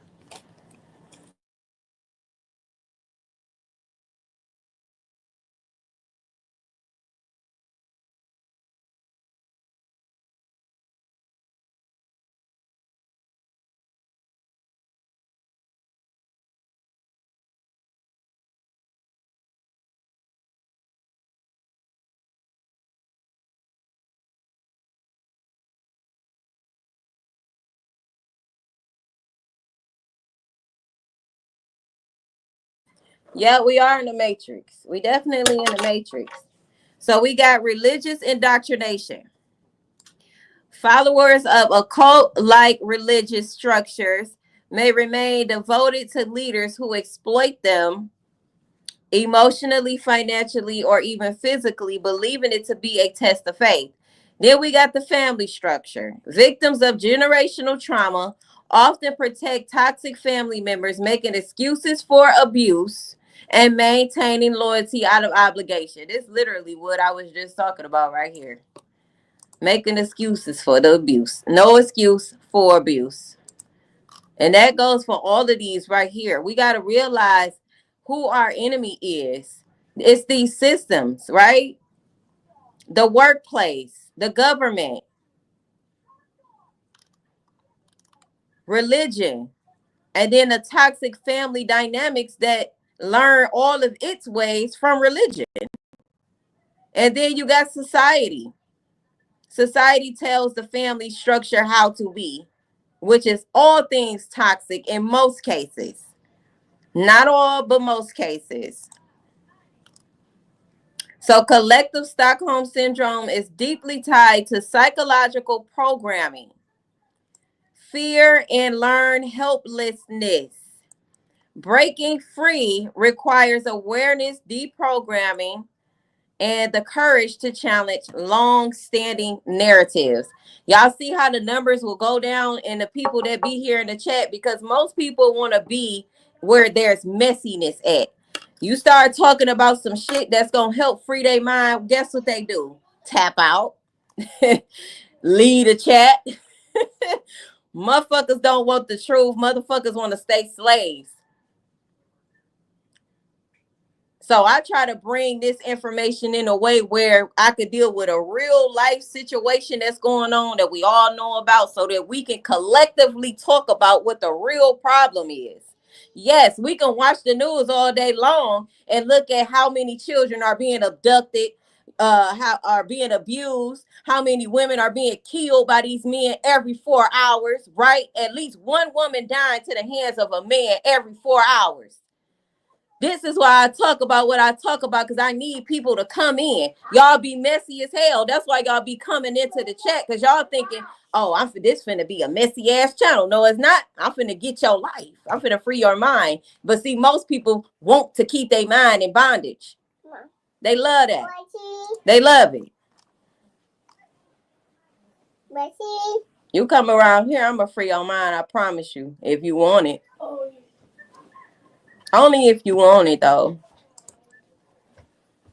You say, oh, child, it goes so deep. I think that's what you're saying. Goes so deep. Absolutely does. Tiffany, you know I ain't playing. People love mess. But soon as you get to talking logical sense and trying to help their ass, all bets is off. They don't want the truth. They love the lies. They don't want to be free for real. That's why I asked y'all, what we gonna do? Right? What we gonna do? I can present this information to us all day long as a collective of people. What are we going to do to stand up as a collective? Because as we can see, that they got most of us in the Stockholm syndrome mentality. We're very loyal to these oppressive systems.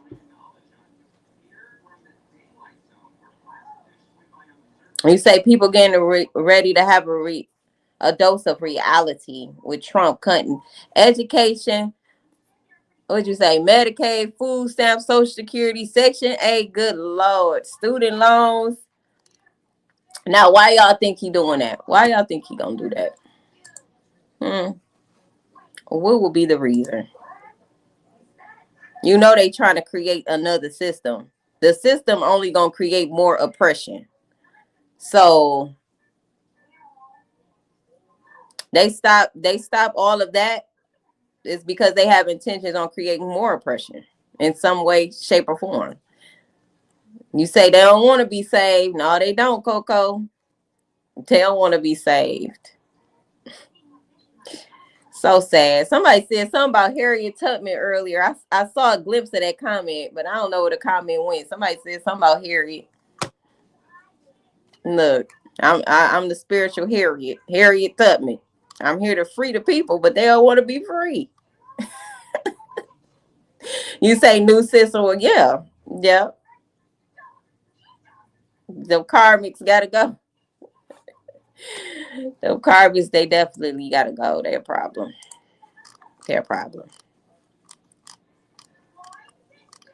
Okay, so we can do another one real quick. Media. Let's talk about how media plays its role in the collective Stockholm syndrome. Okay, let's look into that real quick. Let's see what the media is doing to the people. Yeah.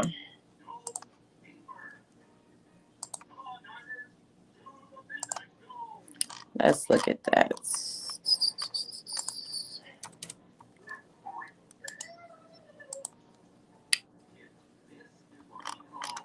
And share my screen with y'all too. You say not eliminating those programs, just reducing funding. But guess what that's gonna cause though? An uproar in the people.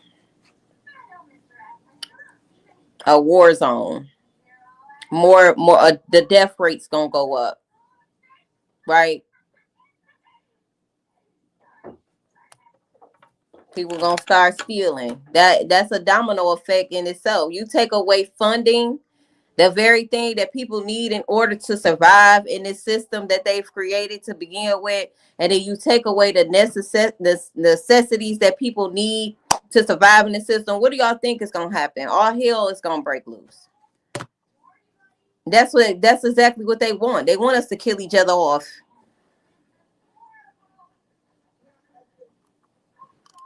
It's called epigenetics. They want to monitor and control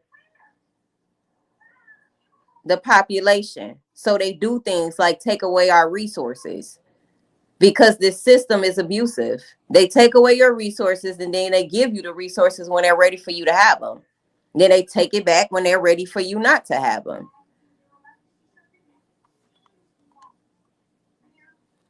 Say social distress. Absolutely. That's why we need to create our own societies and systems where we're not dependent on this toxic, narcissistic government system. This system of abuse. That's all. That's exactly what it is. It's a system of pure abuse. Hi, buddy. Yes.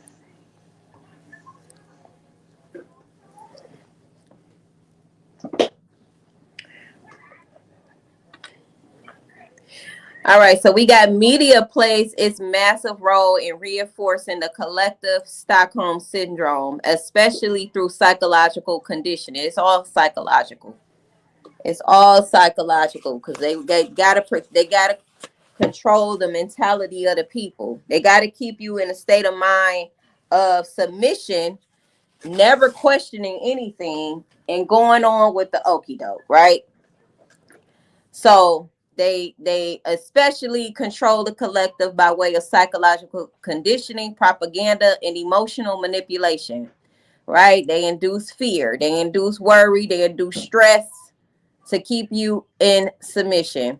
The mainstream media, entertainment industry, and even social media platforms. Can you stop? Social media platforms shape public perception in ways that make people defend and stay loyal to the very systems that exploit and manipulate them. You say COVID was a prime example. Yep. Ways that the media enforce collective Stockholm syndrome is glorification of oppressors.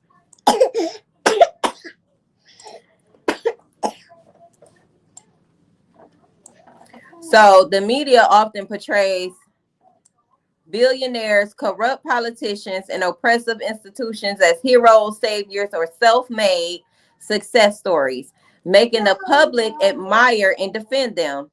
Even when these figures exploit labor, manipulate markets, and strip people of their rights. Yep, the example would be news outlets praising corporation job creation while ignoring their role in wage suppression and worker mistreatment.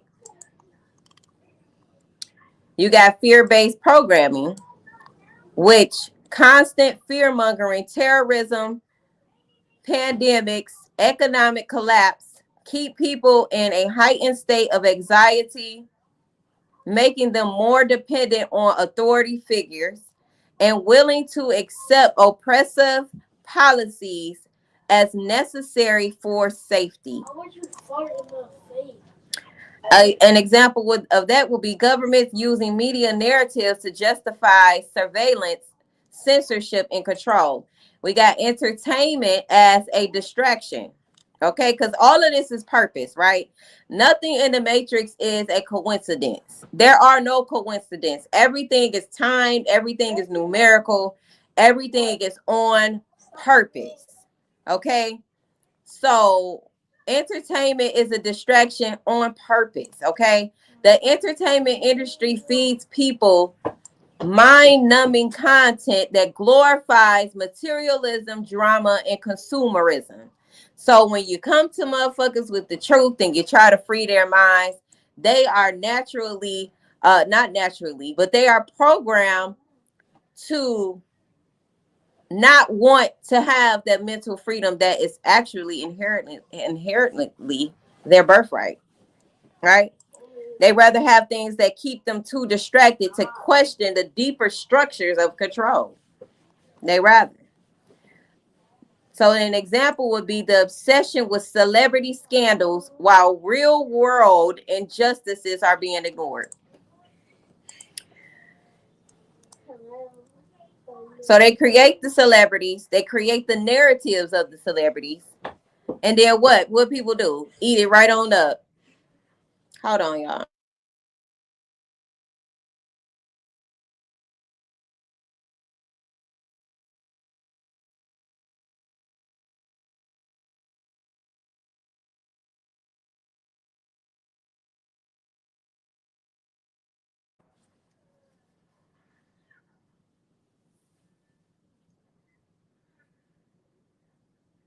And say I ain't never scared.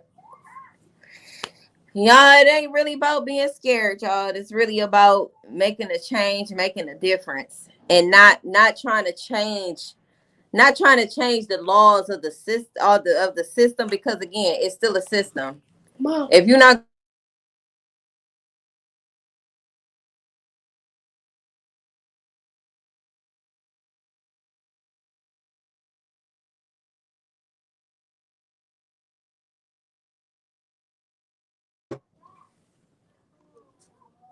all right, so divisive narrative. So basically, narratives to cause division in order to control, right? So the divide and conquer tactic. So they got the media engineers division through race, gender, politics, and identity, keeping people fighting each other instead of unifying against the actual systems of oppression. That's deep right there, y'all. That is very deep. That divide and conquer tactic, if you're not aware of what they are doing, because remember what I said, it's all on purpose. It's never a coincidence, right?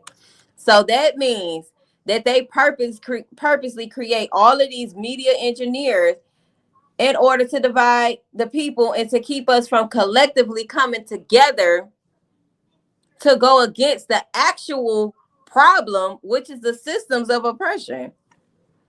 So you got left versus right politics, keeping the masses distracted while both parties serve corporate interests.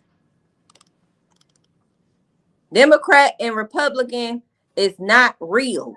They are on the same team. They putting on a show. This is all entertainment.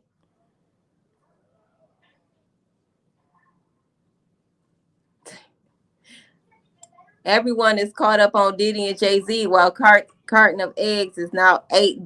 Look, they going up on everything. Carton of eggs being $8, everything up, right? Normalization of struggle and toxic work culture, which we just discussed about the toxic work culture. However, movies, TV shows, news stories often romanticize overworking, the hustle culture, and grinding through suffering, making people accept exploitation as just how life is, right?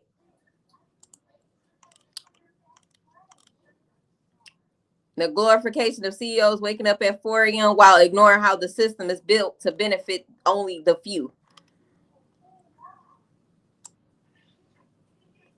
I had looked up, like, as long as we are part of these systems, y'all, I gotta remember exactly what I looked up, because I think I had looked up, like, how much time do we actually have outside of these systems, right, to really chase our dreams and to really live in our purpose without worrying about surviving, right? Without worrying about paying bills and taking care of our day-to-day needs. If we put the hours that we work, the hours that we sleep, the hours that we're caring for children and doing everything else, right? We don't have a lot of time to really do the things that genuinely makes us happy at the core of who we are. These systems are so planned out and so strategic that the average person never feels their purpose and destiny, because they're working so hard to survive. That was the plan of these systems of oppression. Because what does oppression even mean? What are the synonyms for oppression, y'all? Slavery, So we got vilification of rebels and truth seekers. Now this is important right here, y'all, because remember I told y'all they're gonna try to villainize the truth speakers, the ones that speak up against these systems. Okay, that's why I said y'all come here, y'all get the ammo that y'all need to go back and keep speaking the truth, right? Because I'm gonna validate what you're saying, because I know you're speaking the truth, right? But they're gonna try to make you be crazy, right? So anyone who questions the mainstream narrative is painted as crazy, oh, conspiracy theorist, oh, okay, or a threat. You a flat out threat as long as you are deterring people from thinking critically. I mean, deterring them from thinking critically, right? So as long as you are encouraging people to think for themselves, you are a direct threat to the systems of oppression. You have now become a rebel, right? So now they got to attack you. The Matrix gonna come and attack you the moment you start speaking the truth. And don't let you be online speaking the truth. No, they really coming for you. Oh, you didn't put yourself out there. You trying to free the people? And then they call you crazy. Then they say, oh, it's conspiracy theorists. It's not no conspiracy theory. You just a threat to their system. So example would be the whistleblowers being labeled as traitors, right? While corrupt figures remain in power. Corrupt figures. So then we got AI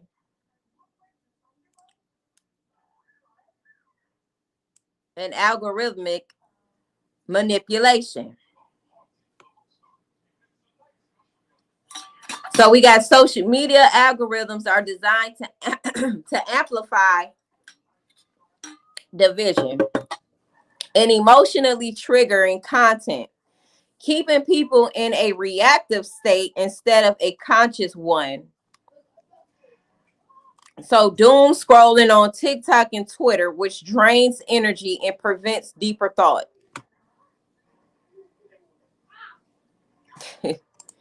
All of it is strategic. That's why we got to be mindful how much time we spend on social media, and if that content that we are subscribing to is beneficial to our mental health or not, right? Because we knowing that they are very strategic with the algorithms. They purposely do things with the algorithm to keep us mentally and emotionally drained, so they can siphon our energy.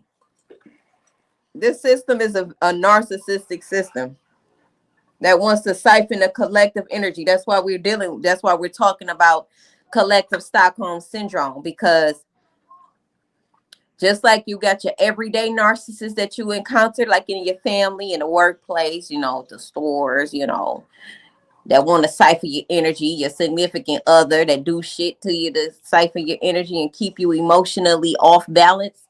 We got a whole nother threat that's coming against us every single day psychologically to steal our energy as a collective of people, to keep the people in fear.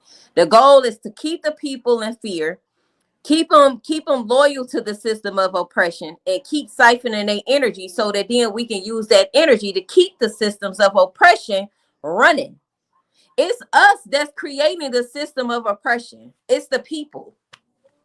We're creating it by way of our energy siphoning and manipulation, and then we're keeping the system of oppression going because we're doing nothing about it.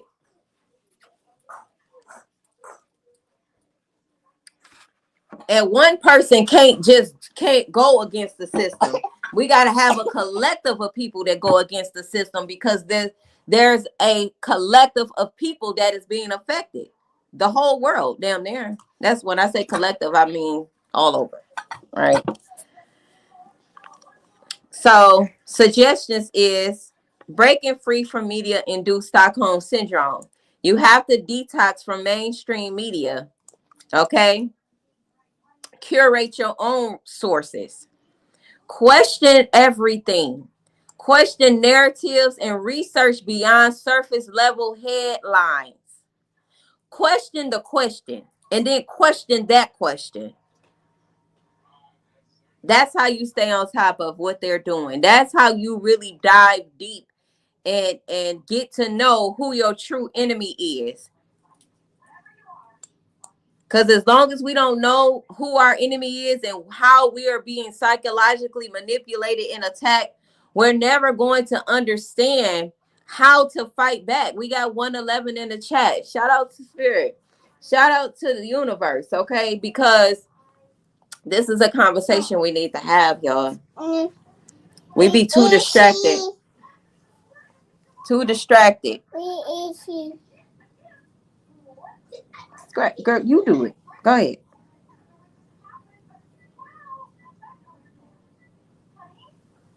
You say lack of knowledge, lack of resources, just sad. Yeah. That's why most of us depend on the system, because of lack of resources. We got to create our own resources. We got to recognize psychological no.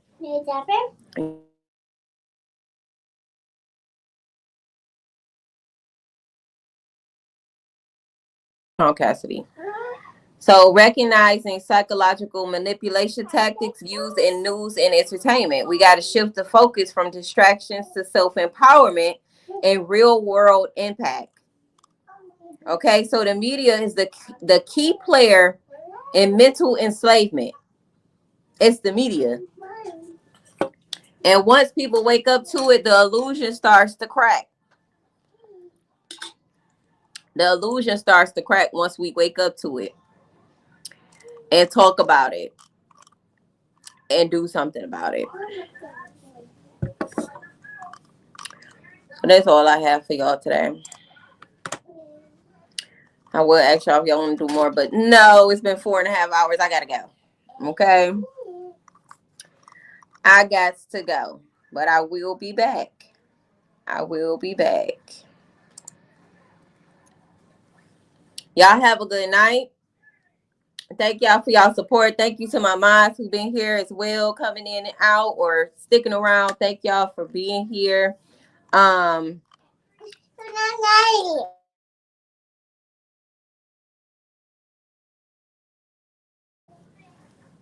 appreciate y'all. Have a good night. I'll definitely see y'all sometime tomorrow. What time tomorrow? I'm not sure. But we'll definitely connect. I love you all. Thank you, Amazing Grace. Yes, y'all. Hope that y'all found some value in this video. And don't forget to check out all the links in the description. Join a community, okay? Join a community for those that catch this replay. Shout out to y'all as well. Make sure y'all leave a comment down below. Let me know what y'all thought about this video, about the interview with Vari. Put y'all thoughts down in the comments as well. Michelle says good conversation. Y'all know I got to drop a jewel or two at the end or somewhere in there. We got to have class at some point. Yes, y'all. So let's be mindful of our thoughts, right? Because our thoughts shape our beliefs and our desires and ultimately our reality. So we want to be mindful of our thoughts. Y'all have a good one. I'm gone. I'm not going to keep talking. See y'all later. Okay.